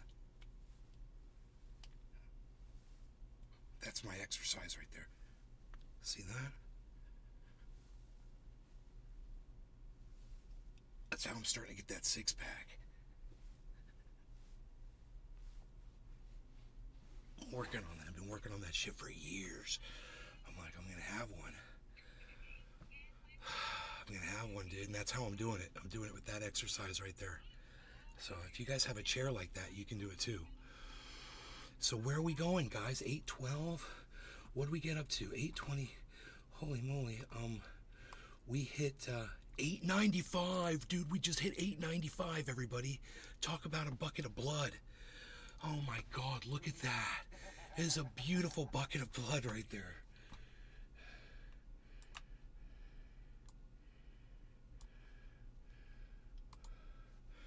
Beautiful. We lost we kind of got Pinoy back here. Okay, over here. There we go. Oh yeah. Justin Jefferson. Deal's a deal. Check the inbox. Okay, bro. Now you just want to send me pictures of you dressed up like a woman.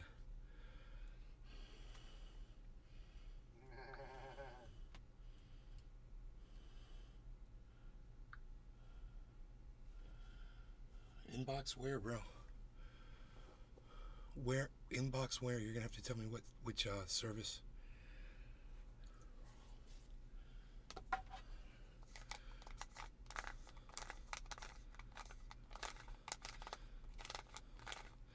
Dude, I can't pull up Kick. I don't know how many people are on my Kick channel. Justin Jefferson. Facebook Messin. Flan, how many people did you bring in? Because I can't see. Kick won't show. Flan O'Hooligan. Nay's stream is lit. This man knows his stuff. Bro, why? Tell me how many people you brought in my Kick channel. I can't see it. It's so weird. I don't know why it won't load.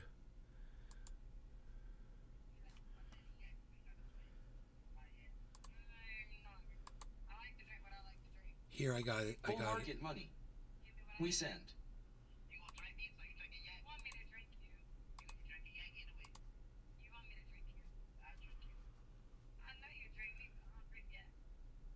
$18. Oh my God, Flan, I am not worthy, bro. Thank you so much. 21 people. Thank you guys. Oh my God, you guys, thank you so much for that.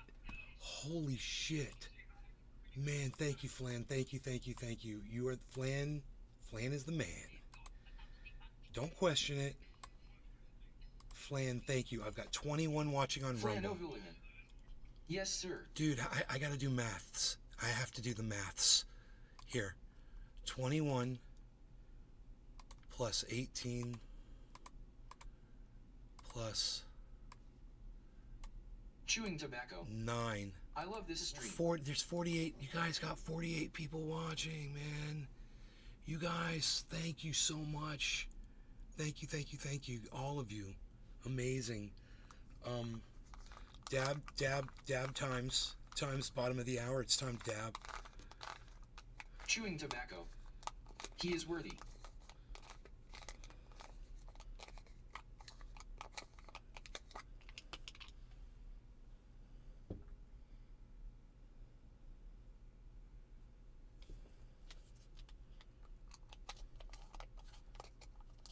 California Tiki.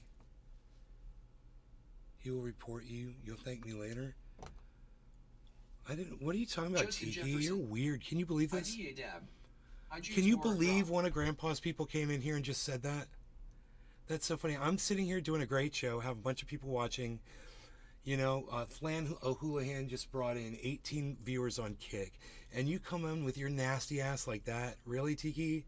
Get out of here. Just, you know, go find a fucking Full upload market somewhere money. else. Nay, this is You're not insane. welcome I'm here. long Get for out of here. 25,160 I can't believe you'd even say that about me. 208. Bon Bomb. Emote 39268 Hyperclav. Bon Bomb. Emote 1789042 Flynn O'Hooligan Pump Up Flan. Do you guys know who I reported? Do you guys know who I reported? I reported a guy that was calling me a fucking convicted child molester.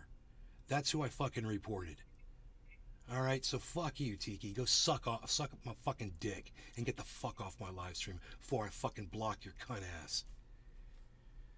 All right, and everybody else is welcome here. You know, you want to disagree with me, I'm not going to report you. You know, so get over yourself, Full you market fucking money. dumb bitch. I closed my short earlier today and I really didn't want to, but that was a blessing in disguise. And once again, hey, Flan, I smoke for you, my friend. Thank you so much. Cyber, cheers. Pinoy, cheers. Bull market money, cheers. Cheers. Everybody cheers. Flan, everybody cheers. Cheers. Bull market money. Cheers. Flan O'Sullivan. Love you, brother. Tropical thing. Cheers.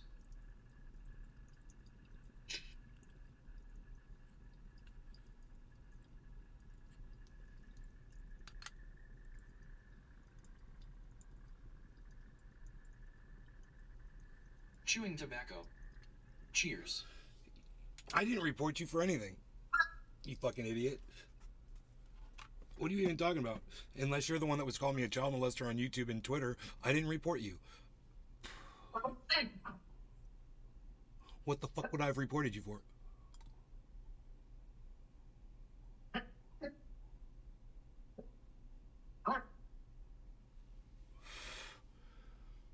What the fuck did I report you for? I don't even fucking know who you are.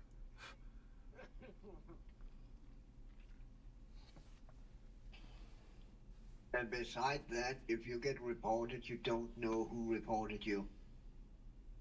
Oh, well, there She you will go. never fucking know whoever reported her if you Bull got market reported. money. Fuck this, nobody YouTube talking. gonna Let's not watch fucking this gonna pod. email and tell her this and this person reported you. A Rumble is not gonna do it. A Kick is not gonna do it. You're on Truth Social and Rumble. Okay, so which one did I report you on, Rumble or Truth Social?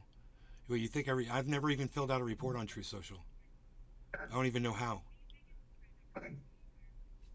Don't even know how. I've never done it. Show the proof that. And yeah, show the proof that I did. Fucking, reported you. And what would because I've done? That if you got reported, it will not show who reported you. It will never show that. I mean, what did I report you for? I go on Truth Social to drop a link every time I go live. Every once in a while, I'll interact with somebody like maybe Grandpa or something, and that's it.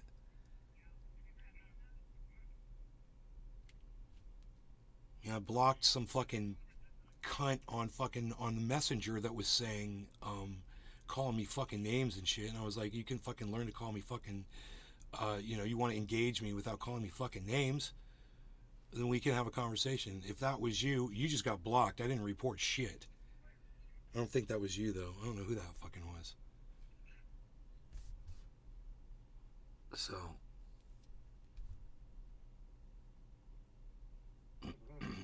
If that was you, then, you just got blocked. You didn't get reported. You got anything else to say? Fucking squeaky wheel getting grease?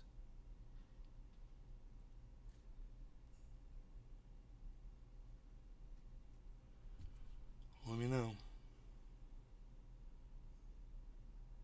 20 viewers on Kick. What? Will you guys that are all here from Flan, thank you so much. Will you subscribe to my channel while you're here, please? I've got 88 followers on Kick. Let's get me to 100. Get me to 100 followers, guys. Yes. I have a lot to say. I've learned my lesson, Toad. You've learned your lesson? Am I Nostradamus when it comes to crypto, bro? Did I have to shame you? It felt good to me, bro. It felt like when I watched that thing turn around and I knew you weren't in the chat anymore, I was like, he's not in the chat anymore, bro. He knows. It's turning around. Flan O'Hooligan. And I just watched it. Emote 1789042 So great. Flan O'Hooligan pump up Flan.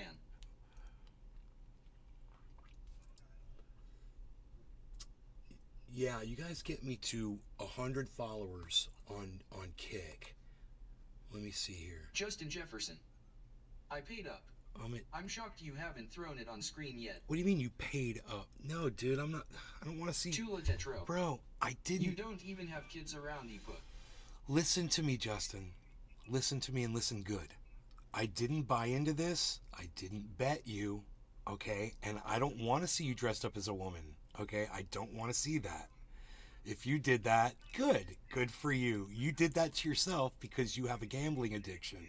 And I'm here to grab you and pull you out of that. Justin Jefferson. Man of my word. I said I would so FK as LOL. He really wants me to show. Okay, where did you tell me where you sent it? Well, I haven't seen it yet, so.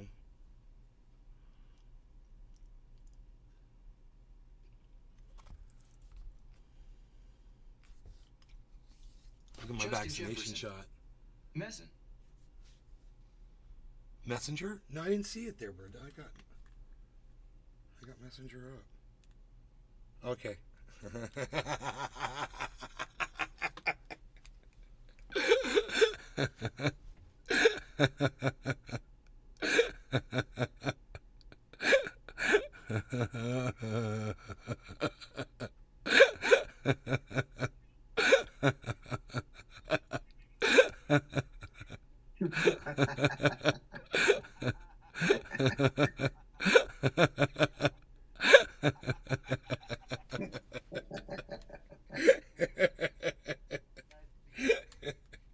Hey man, make sure next time you take a picture of yourself in the mirror, remember, look up, you fucking idiot. And Justin Jefferson. And smile. Okay, I lost, I manned up. I won't run my mouth. Oh, no more. dude, it's all good. You're hilarious, man. I love you. Don't you fucking worry about that shit. You're so funny. Dude, you know, look, I don't bet because I don't like losing, bro. And if you're getting involved in that shit, sometimes you're going to lose, sometimes you're going to win. That's why I don't like sports either, man, because sometimes your team loses. And when my team loses, I feel like shit. You know, so I just got out of that shit. I stopped watching sports, and I stopped, you know, any kind of thing where I feel like, you know, nobody likes to fucking lose. So that's why when you wanted to bet me, I was so sure. I was so sure that it was going to go up to 25,300 because look where it is now. I was so sure of that. The problem is even when I'm the most sure that I could ever possibly be, if I had bet you, I lost $200 on the Bengals game yesterday. in my mind, if I had bet you, I would have totally fucking lost that bet. And the crypto would have just crashed right as soon as I made the bet. Because that always seems to work for me when I do that. But if I make the prediction and I don't put money down on it, or I don't, you know, and I did, I bought a little money. I mean, I bought a little crypto. Not a lot. But that's not a bet. That's investing in something that's going to be worth more money. You know, and if I'm buying at the right time, which what this is buying at the right times, then I increase the amount of money that I have sitting in that store of wealth, and it, you know, it gains more value. That's all it is. You know, I just try to get it at the right time, and other people can benefit by doing that too. They can also benefit by when I tell them it's about to drop. We'll have to see how low this goes right now before it makes its first correction off of this drop. Oh, it's dropping pretty fast right now. Let's see if it turns around, because this whole thing could drop again.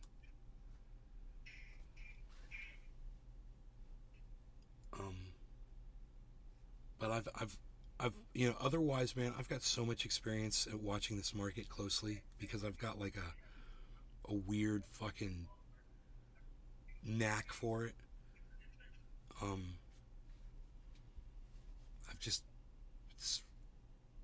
I didn't even listen to what other podcasters said, and you know what, bro? If I had listened to Crypto Kid earlier, he said it was all going to drop, and that would have been wrong. It didn't do what he thought it was going to do. He was totally wrong, bro. He set a fucking a short, and he blew his short, man. He got liquidated.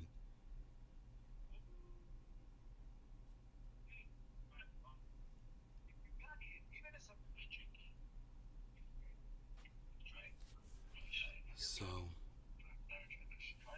let's see, where's Harmony? Is it 9.3? Where did I say it needs to be at 9.4? I got fucked. Yeah, it was 9.39. I got fucked at 9.39 on Harmony, but I always get fucked on it. It's okay. I got it under a penny. If I got it, see, the thing I got it 9.39. Okay, so 9.4. So that's definitely under a penny. So when it hits 2 pennies, this doubles. When it goes to 35, it multiplies 35 times. So my $1,000 that I bought will be worth $35,000. So from 1,000 to 35,000.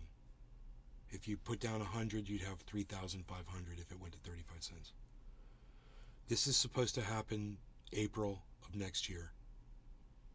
So you got a whole, almost a year, at least a half year, to try to get some funds together and get it in the right spot at the right time. So when April happens, you'll already be locked in with your store of value. You've already got your,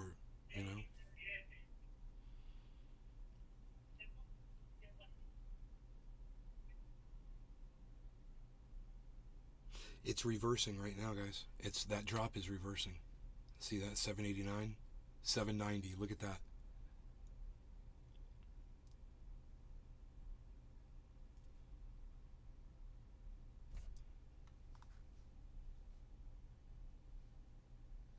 What is she still saying something on there? I didn't see it.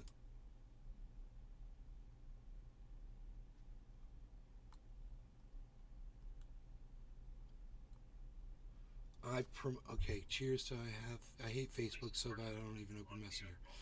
I promoted your Rumble on my True Social and brought you lots of folks. Then you slammed on them and they unfollowed you. I told you that on DM via True Social.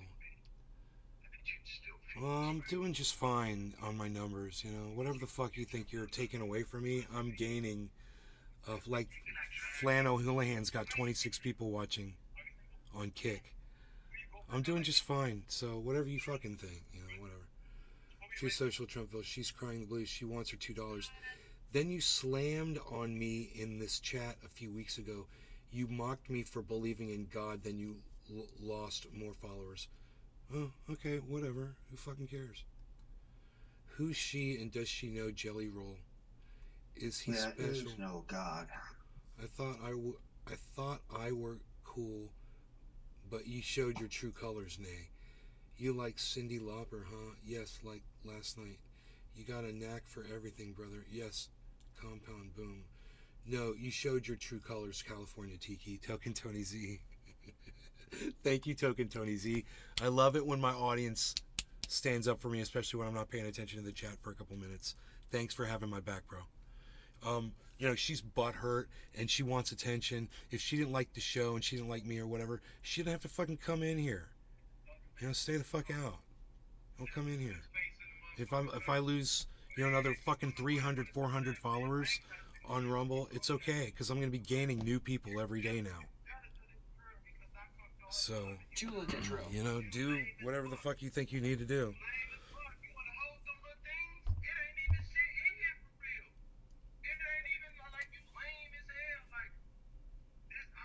She says I slammed on her for believing in God. Wasn't it more like she was like, was it the Bible verse thing?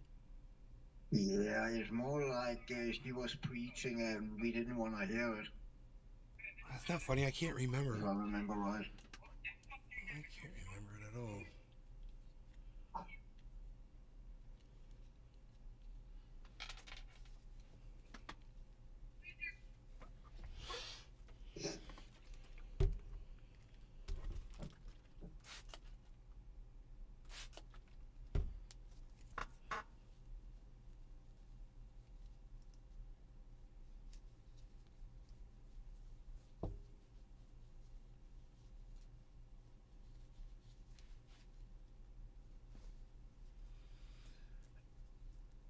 Fuck her, bonsai, Buck Fiden. So she tried to push God on you? I don't know, I don't remember. I honestly don't remember the conversation. I don't know what day it was, I don't know what was said. I don't know the context. All we have right now is her side of the story, and I have no idea what she's talking about.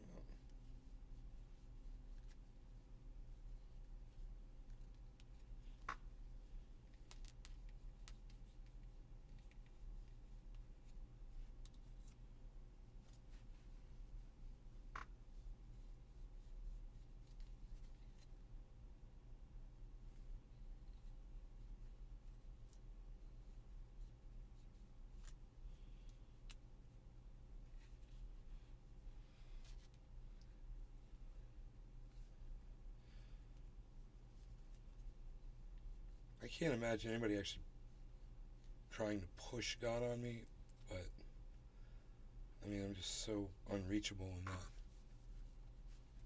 in that department.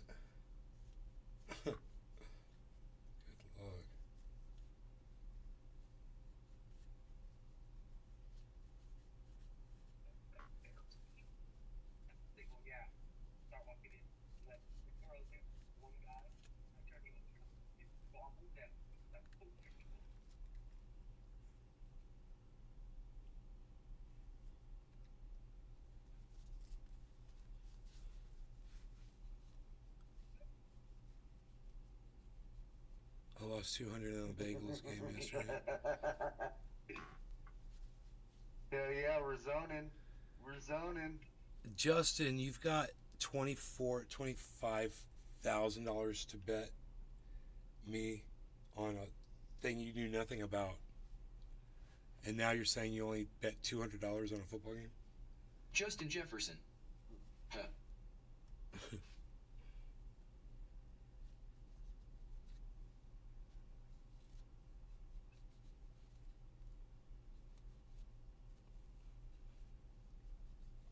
Can't get these perfectly clean. I feel like I'm on meth.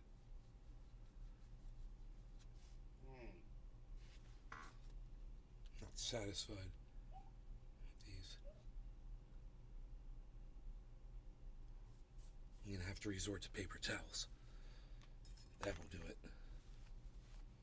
Paper towels are the ultimate way to clean glass. Justin Jefferson. Yeah, I would have paid up. The pussy wouldn't bet more than $200. Oh, dude, stop betting everybody, man. You're funny. You're so funny. Oh, wow. I wonder what gets splattered all over this motherfucker. Was this from the coffee? The coffee spill, you think, maybe? It's crazy. It looks like just tiny little speckle splatters. Tiny little speckle splatters.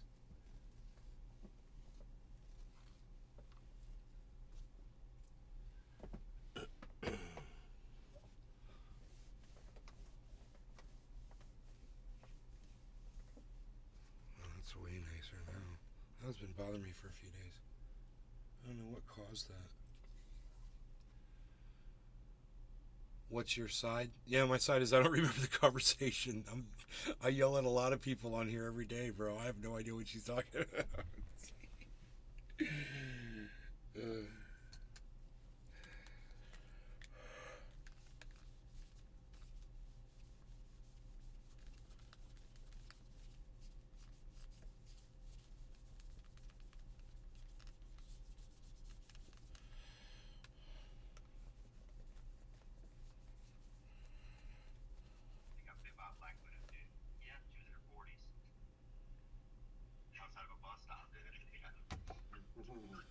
There's the bounce. There's the bounce we wanted to see. That is beautiful. So we've got a step forming at 25,800 basically. Justin Jefferson. Be nice to your audience, Benny.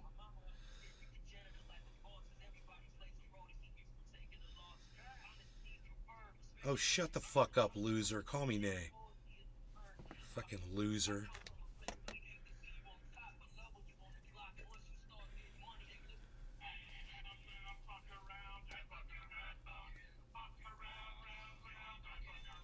I fuck around, get around, fuck around. Pinoy fucks around, forgets to put his mic up when he's listening to stuff on the sound, and he makes a lot of noise. Pinoy makes a lot of noise. He don't hear. Justin Jefferson. Of the audience, Peanuts. Be nice. Dude, you're a little bitch. Are you kidding me? You're my audience. You understand? Yeah, I guess you don't understand. This is a troll, bro. Okay? I'm not going to be nice to you because it says it on a piece of paper. I'm going to shame you, and if you keep it up, I'm going to take that picture and I am going to put it right on the main screen.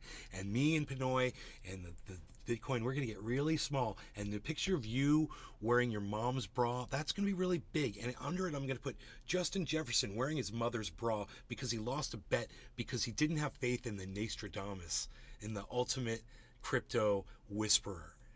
That, something like that, I think would be perfect. So you better just let it fucking go. All right? Trust me, bro. This ain't what you think it is. Not at all. Justin Jefferson. See how he treats people who tune in every show, LOL. Bro, not everybody comes in here and bets me $25,000 against something that I told them was definitely going to happen. No deep. Usually they're just like, yeah, whatever, and they just hang up. They don't find out that I actually got that shit right. But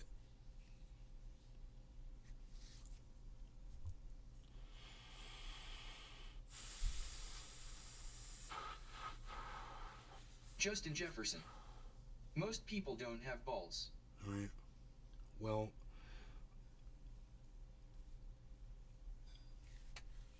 betting just to me isn't a sound way to increase your wealth. I mean, you said throw a number like $25,000 out there, bro.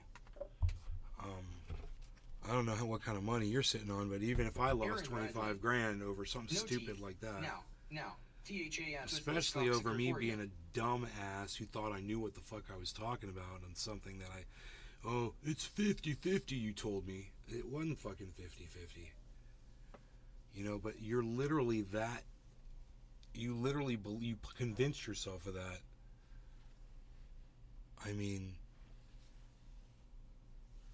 whether or not you actually have $25,000 available or that you'd really give it up over something that you said on a goddamn live stream. I don't know you.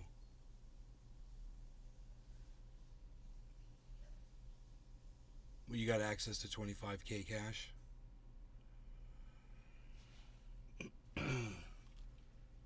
That you would just throw out like that?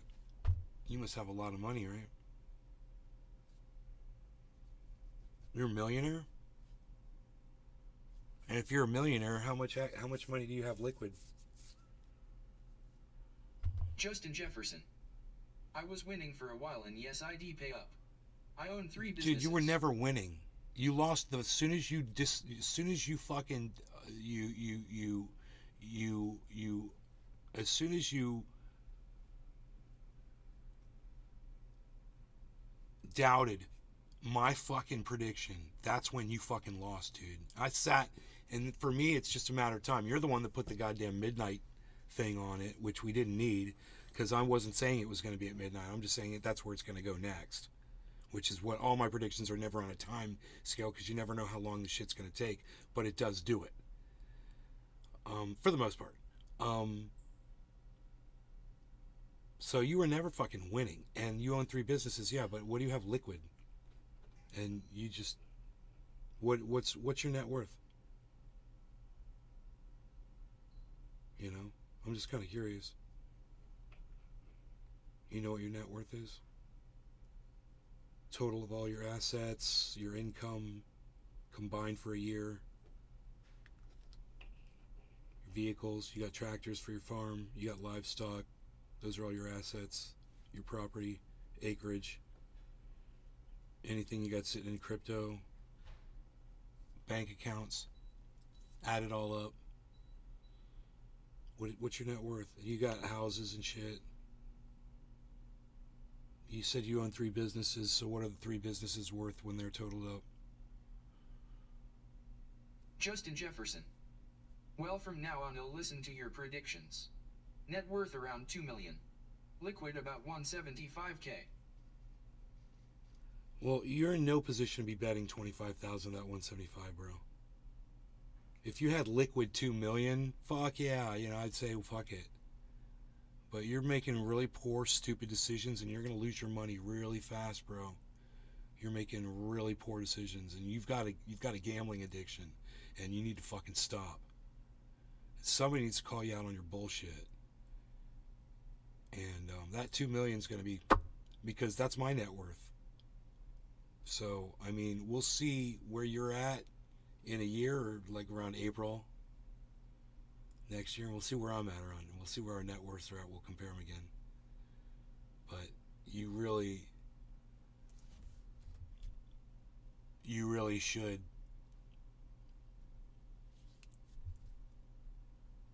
get off that gambling addiction, bro, because it's gonna fucking wipe you out. That's not exciting. It's losing all your money because you don't know shit and you make stupid decisions. That's not exciting, bro. You know, more sure things in your life, and the risk factor, whatever it is that you're doing to make it feel like you're alive, you're doing it wrong. So Find joy in other things, man. Don't find joy in trying to bet your money away, because I'm telling you, when you only got 175 liquid, you should not be betting $25,000 over something you don't know anything about. And trust me, bro, everybody that was watching this show, that's been watching me, when you came in here and you started talking that shit, they all like, oh, this Who the guy's in hell? trouble. I guarantee you. He doesn't have $200. Justin Jefferson. I watched a video earlier that said BTC was going to go down. I know, dude. We watched one too on this show of Crypto Kid, and I laughed and I said he got it fucking wrong. It only went down to fucking. Even if you were watching, I said it only went down to 24,900 and it bounced back up. And he said it was going to go down to 24.2. And he set a goddamn. He set a freaking short on it and lost.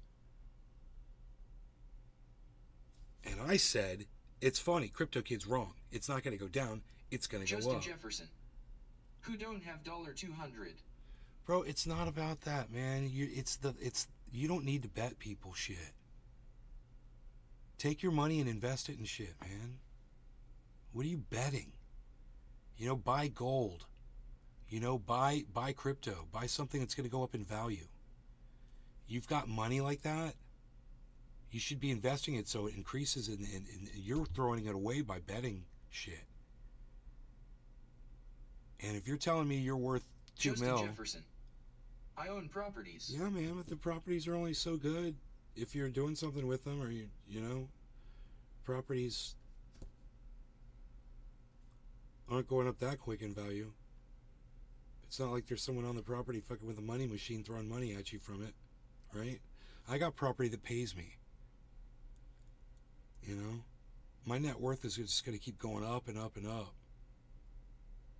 I'm in a sick business, and what I'm doing with crypto, that might even do something too, but I'm not even looking at that.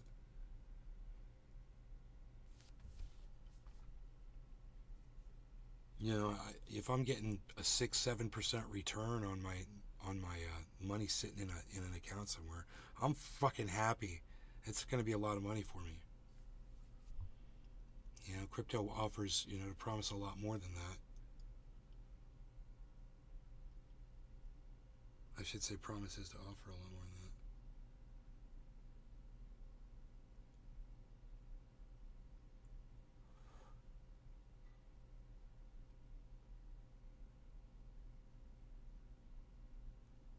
Tropical thing.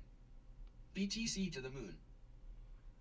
What Token Tony's he just said about you betting 25,000 when you're 175 liquid?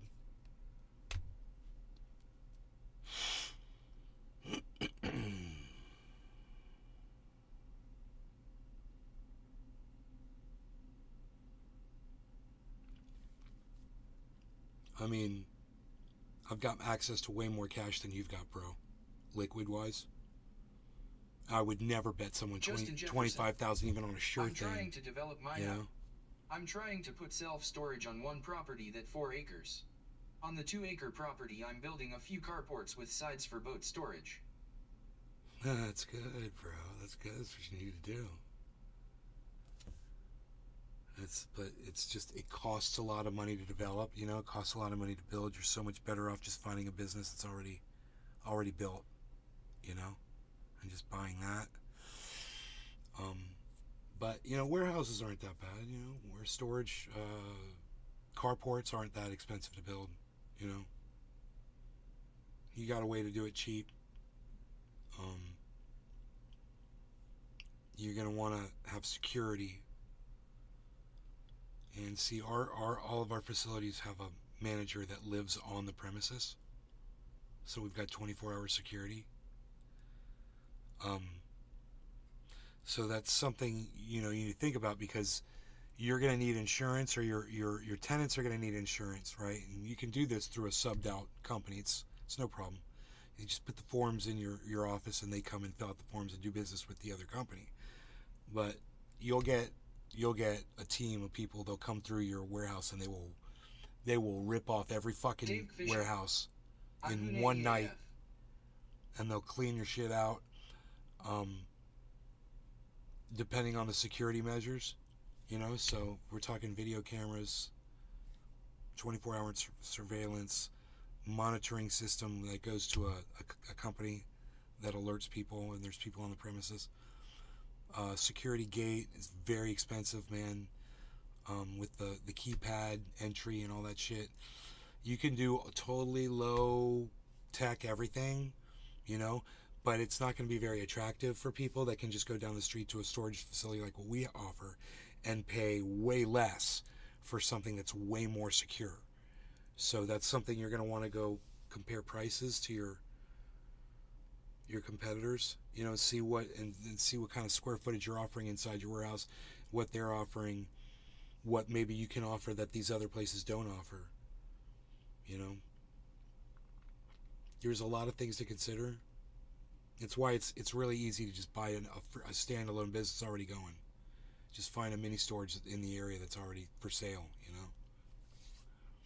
It's already 100% full, you know, it's got everything going, it's got its tenants already, you just Justin start Jefferson. collecting rent. We will chat. Alright. I know a little bit about the mini storage business. I know a thing.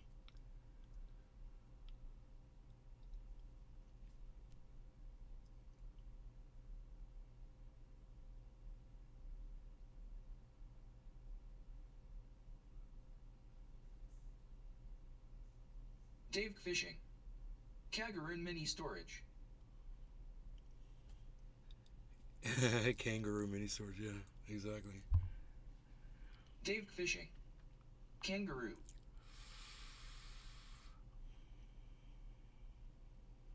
Bro, Bitcoin's going up again on the 24-hour. The bucket of blood's got a nice little cup and handle, man. Oh my god. A giant cup and handle just formed. I don't know what that means on the 24-hour. I don't know what a cup and handle means. Let's look it up really fast. Cup and handle. You guys can do this. Cup and handle pattern.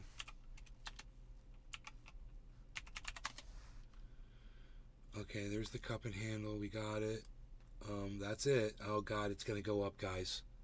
You guys. So we're going. I said we're going to 26,000. Yeah, we're going up, man.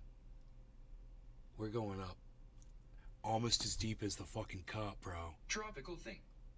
Cup and handle normally bullish. Dude, almost as deep as the cup. It's gonna, bro, it's gonna go up as deep as that cup above it. Holy shit, dude. So you calculate the distance from the bottom to the top right now, and then just add that, and that's what it is. So 24.9 to 25.9, so it's going to go up $1,000. That's it. That's as easy as it is, guys. So your next prediction should be 26,800, guys. That is your next prediction. 26,800. So if you bought $100 of Bitcoin right now, when this thing goes, and it should go pretty quick, you will make $10. Maybe not $10 on $100.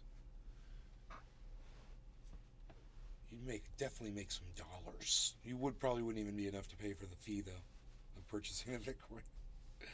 But once it goes past that, it'll pay off. So there it is. There it is, guys. A cup and handle results in a bull charge upwards, and it goes up. And all the ones I'm looking at, it's cup, handle, boom. So look at this: 25,888, 25,894, 898, 910, guys. 25,917, 25,921. 25,932, 25,931. See, I call this shit live on the show. 25,936. I didn't even know what a cup and handle was going to do. I just saw a cup and handle. 25,958, 955. Dude, we're about to hit 26,000. Have we already hit 26,000?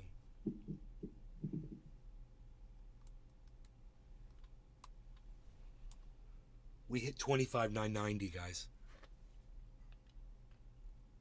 5 minutes ago, we hit 25,990. Dude, I told you 26,000, guys, on the show. Yes! It is driving. Oh my goodness gracious.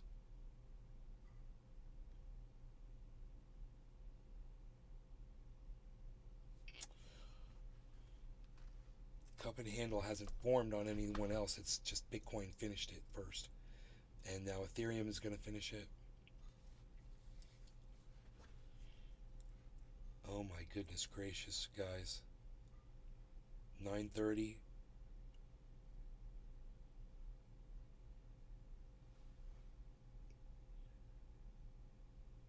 $9.40, guys.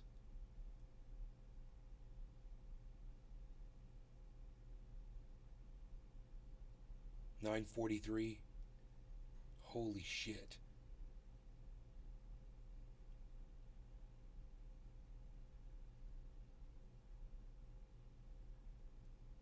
A whole bunch of freaking, oh my god, a ton of volume just poured into the market, everybody. Dave Fishing.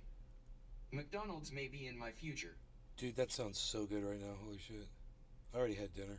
I'm good. 25,906, 25,907.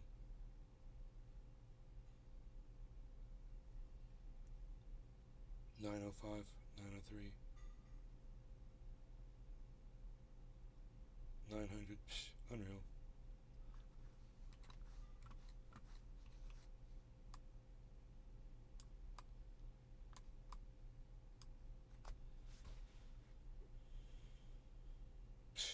Unreal. Come on. This cup and handle completed.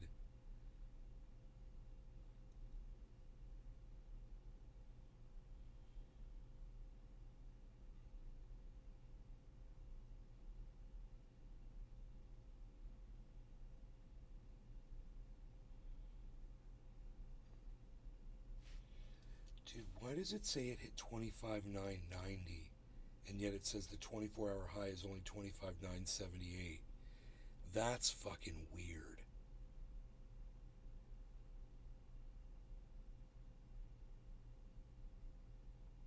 $8.84, $9.10, $9.17.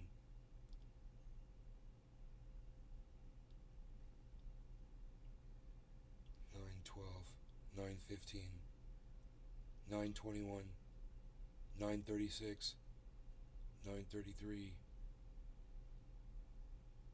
yellow marker, $9.18, $9.17.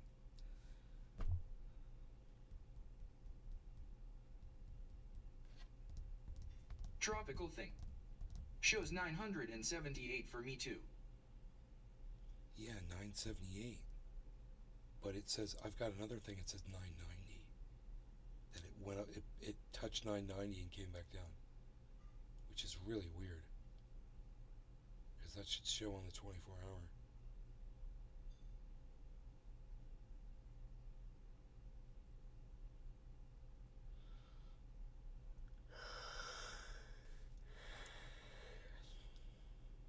God, dude, this was so awesome. This spike is so huge. That I called it is so awesome. Oh my god. That I bought crypto in the dip before it went up is awesome too. Justin Jefferson. Keep putting it in my face. I'm not, dude. You put it in your own face, man. This is what we talk about on the show, bro. It's not about you. Stop making it about you, bro.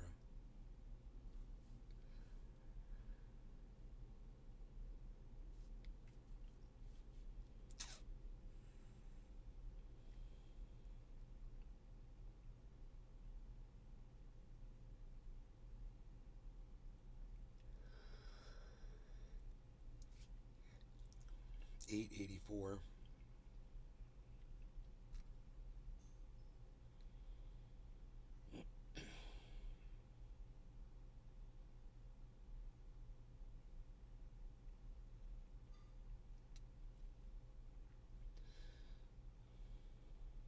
Justin Jefferson.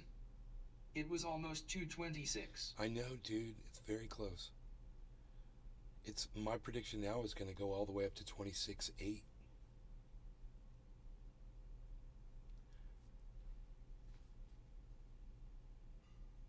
It's going to go up another $1,000 because of this cup and handle. It's the giant cup and handle pattern.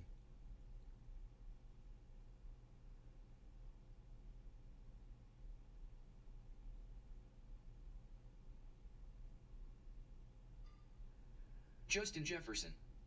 Won a bet on that LMFAO. Dude, you don't want to do it. It's totally going to do it. It's just, this is the way the market works, bro. And I'll explain to you why when you see these patterns. Because people can look these patterns up and they see a cup and handle form and they'll be like, well, what does the market do when a cup and handle form? And it says, oh, it goes up. So then what people do is they see the cup and handle Fed form interest rate decision next week. and they start purchasing crypto, anticipating that it's going to go up. That increases the value. It's a self-fulfilling prophecy. That's why this works. It's really hard to fight that.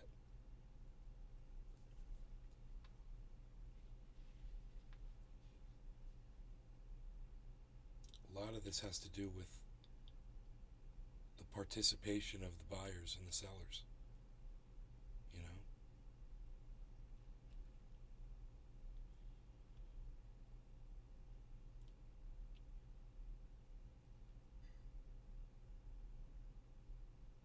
I think a lot of people are holding on to their Bitcoin right now in offline wallets too.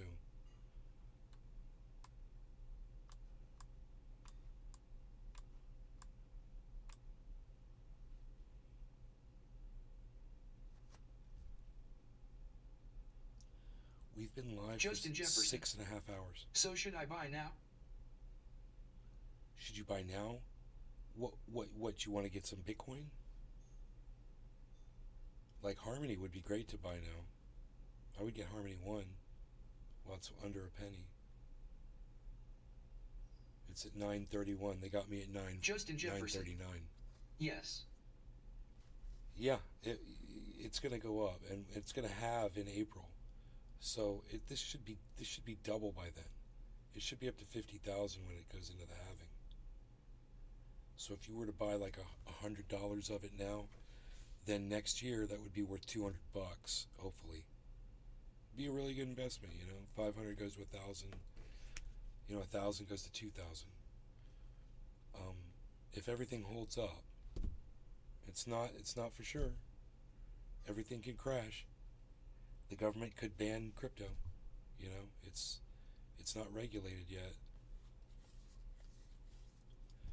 So, you know, there's a lot that can go wrong. It's very risky. But, you know. Justin Jefferson. No, I want to buy the whole coin. You want to buy an entire Bitcoin right now? It would have been better if you had bought it at 24.9. Because now it's at 20. Now it's up $1,000. You would have made $1,000 if you had bought that Bitcoin when I was telling my audience to buy earlier today. It could go back down. It's possible. It could retrace. It all could drop out. You might wait. What I recommend you do is you just buy a little and see what the market does. If you really want to buy an entire Bitcoin, I would think about getting like $500 worth and just wait and see. You buy the 500 and see if it just immediately the value drops, because sometimes it does. And then if it drops down to 25,100 again, I would say buy it at 25,100 where I did. You know, because it's going to go back up eventually. It's going to take time, but we got lucky tonight. This was a big spike. So this is not common for it to jump like this.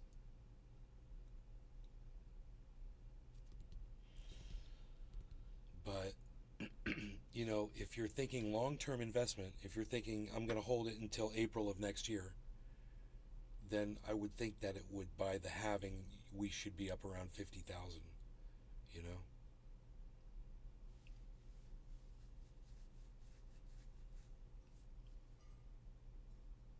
But Harmony would be a way better choice. for, Harmony's only a penny. Tropical thing. HODL forever. So let's say you were buying $25,000 worth of Bitcoin. Okay, and then it's worth 50. So you made a Bitcoin, you made $25,000. So now you got 50,000. Let's say you took that 25,000 and bought a Harmony One coin at a penny. That would go from 25,000, and let's say it goes to 35 cents.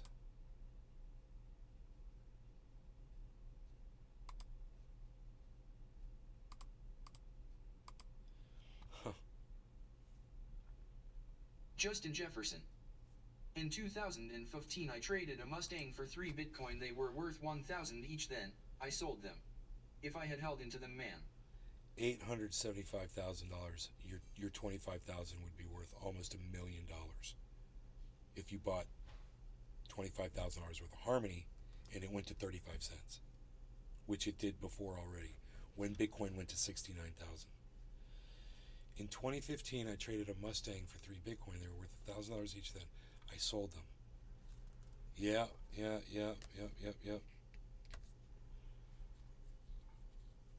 2015, they were worth Bitcoin was worth 1,000, and you could have just held on to them.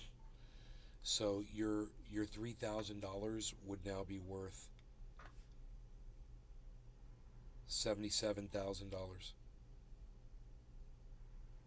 if you had held on to those 3 Bitcoins.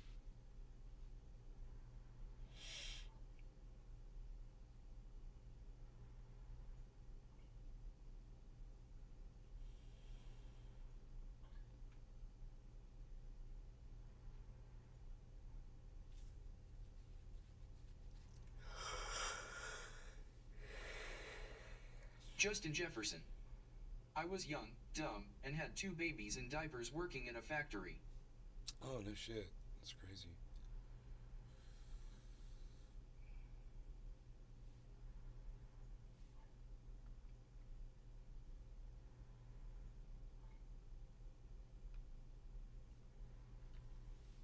CJ Hill. What's the best starting investment when you're on a budget? Miami E. Melon. Uncle and Pa. Hey, Miami Melon, what's up? I'm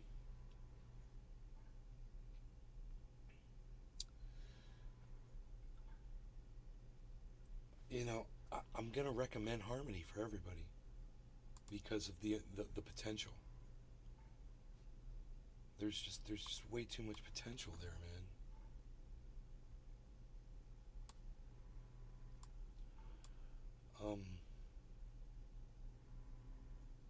I mean, I bought some Bitcoin when it was down at 17,000.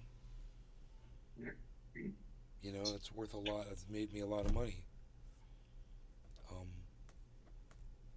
It's this market. You're going to be able to make money whenever in it if you get the right thing at the right time. Just learn, and be patient.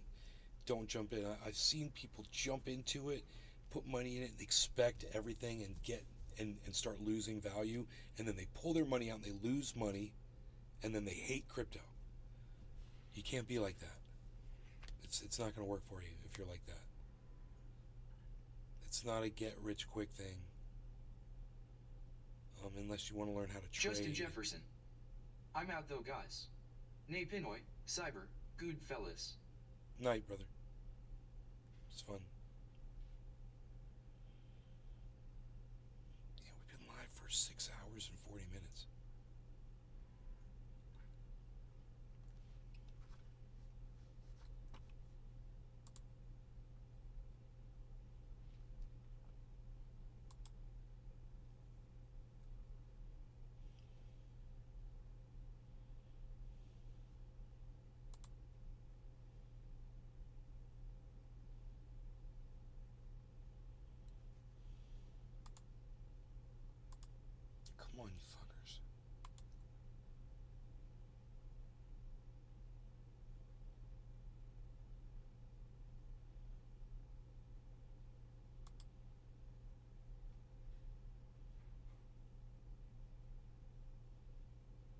Justin Jefferson. CJ Hill penny stocks like Harmony RE. Later.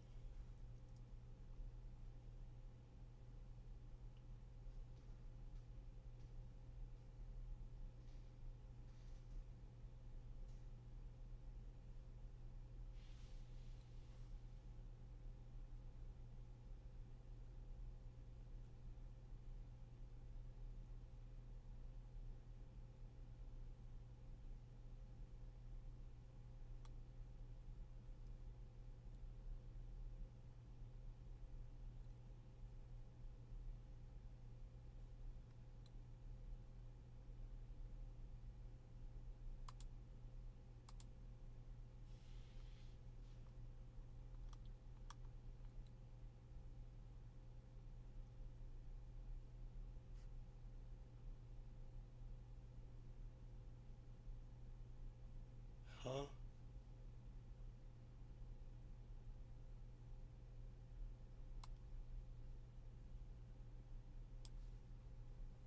Oh.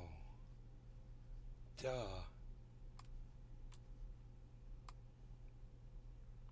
was like, what the fuck, dude? There we go.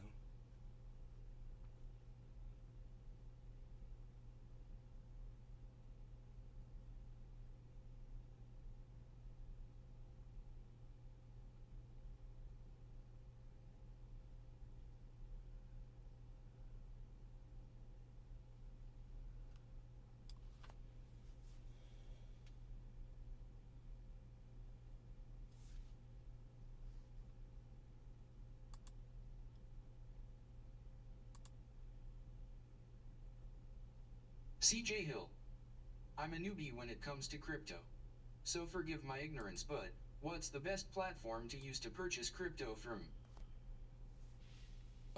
You know, I would look at crypto.com and Coinbase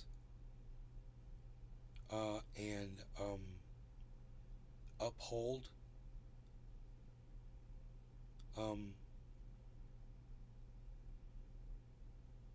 Those are pretty good. Tropical thing. Cash App for Bitcoin lowest fees. And Cash App for Bitcoin for sure, man. Cash App. Yeah, I'm sorry, I forgot that one. Cash App. Everyone should have Cash App anyway.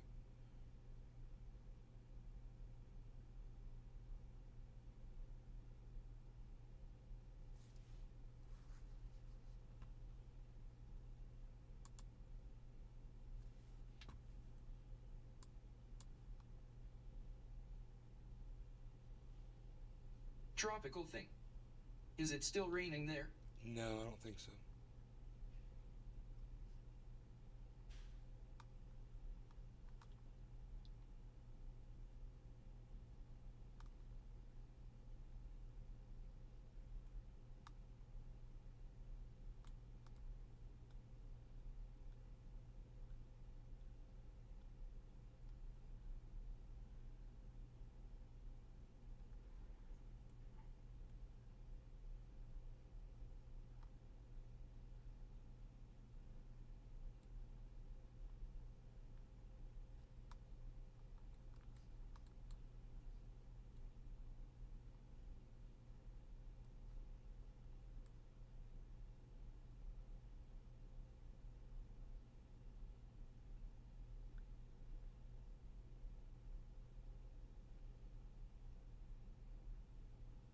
CJ Hill. Avid Cash App user already, so that's pretty convenient, lol. Yeah, bro, you should go buy some Bitcoin. I mean, it's up now, bro, but I think it's gonna go up to 26.8, man. So if you bought some right now and it went up to 26.8, you'd make a little bit of money. Or you could wait and see if it drops again, but me personally, man, I don't think it's gonna drop. It's been down for 24 hours. It's time to reverse. It just made the reversal. Now it's going to stay up. Now I think it's going to drive upwards. I don't know what the target is, but you know, I'd be looking for a Carl the Moon upload. He's probably putting one up. We can look and see.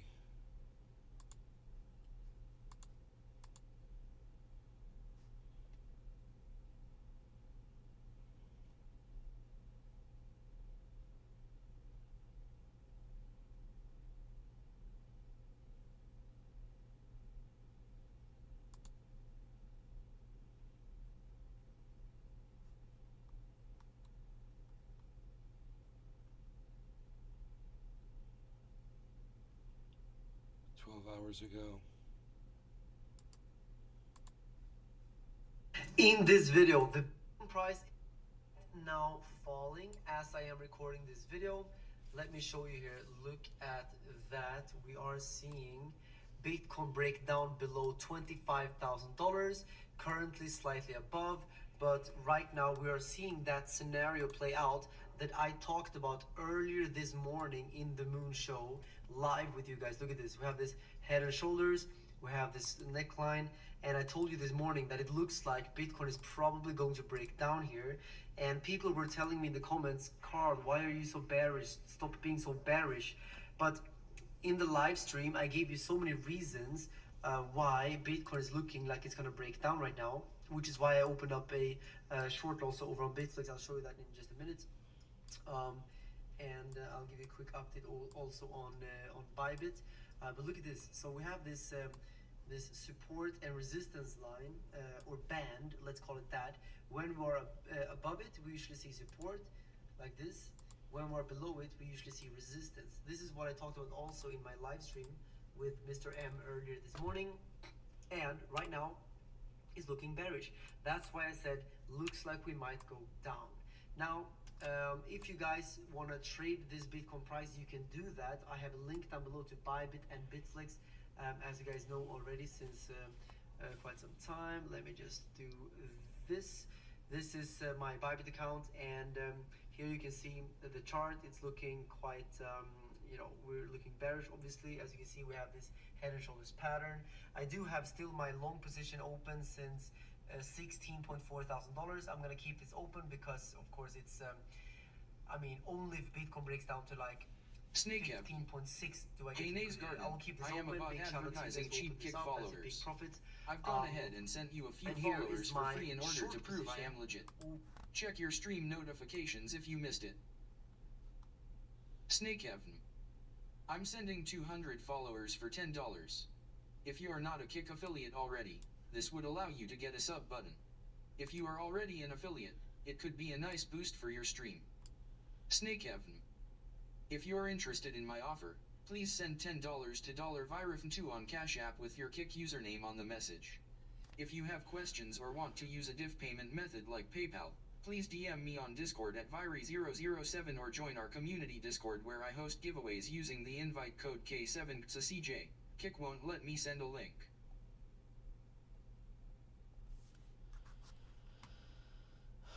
Over on Bitflix. Many people have been asking me about this short position and if they should open up one as well. And I saw in the past few days that many of you guys have actually been shorting now. Tropical thing. So this LMAO. is now $1.4 thousand in profits. Like I said earlier, if we break below this blue line, that's when I'm gonna increase this short position because the target is down here, out of this head and shoulders. You know, let me quickly show you that once again. Look at that. We take this, take the top to the neckline down like this. That gives us a target of $22.6 thousand. That could still happen.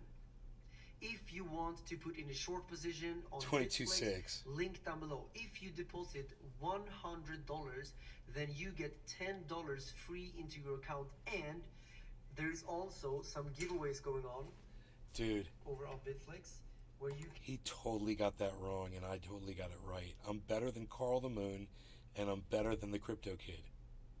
I beat both of them on this prediction. What more do you guys want? I remember when I started watching crypto, people were like, dude, have you ever watched Carl the Moon? I was like, no. I started watching him, started learning a lot. I learned a lot from him. But he didn't get this one right. I did. Tropical thing. 22K. Emote 53958 Nays Garden Sophistica. 22K? CJ Hill. Could you expect anything less from the based god?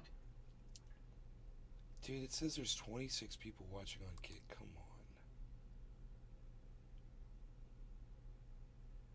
Dude, who are my... Everybody in Kick hit a number 1. If you're watching on Kick, press number 1. How many ones can I get in my Kick chat? How many ones can I get in my Kick chat? It says there's 26 viewers. 15 on Rumble. How many ones can I get in Rumble? And on the YouTubes and the Facebooks, everyone give me Tropical one. thing. Tropical. 1. Okay, tropical thing. 12 people there. So according to this, there's dude, I need my calculator again. This is crazy. This number of people watching, this can't be right. So it says it's 26. There's no way. Play Peter Guitar Jam. 1. 12 plus 15 equals 53 viewers, guys. And only one person pressed 1 on Kick. Only one person pressed 1 on Kick. It says there's 26 viewers. Not only one person could press 1. Oh, yeah. Bam. 1.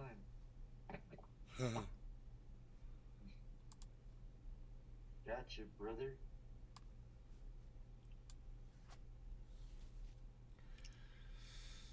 That is 1, 2, 3. You guys, it's so weird, man. That's how many people. Thing. Bots. I don't know, dude. It's YouTube, between YouTube and Facebook, 12 viewers. On Rumble, it says 16.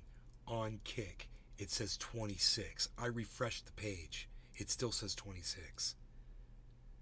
But it's not it. It's just showing how many people came to my show. It's showing the highest number of people that were there.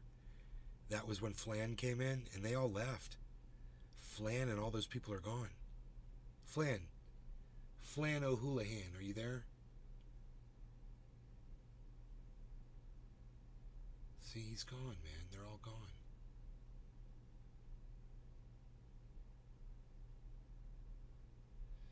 This guy's giving me free followers, right? These are people that aren't even going to come and watch the show. 92 followers, it says now. Right, so I'm sad that there's nobody here. You guys, if like 10 of you had pressed 1, I would have been like, Tropical let's keep thing. going. It just dropped to 10 viewers. Really? Tropical thing. Strange. Mine says 26. I'm going to refresh it. Now it says 27. Go figure. Only one person hit 1. No, I think it's that guy's populating. I think this guy's populating my server with bots. Just like Tropical Thing said. Dave Fishing. What's the point? 1. What's the point? You know, populating my servers. I mean, you're not helping me. Except you're prolonging the show to go 7 hours because I thought there was a bunch of people watching. Actually, I wanted to stay because I wanted to you know, show you guys this prediction come true on crypto. It's really exciting to see that.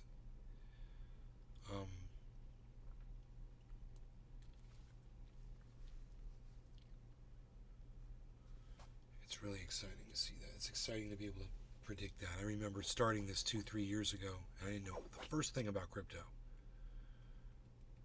And now I'm literally predicting Fishing. the movement of the market. 9 viewers now.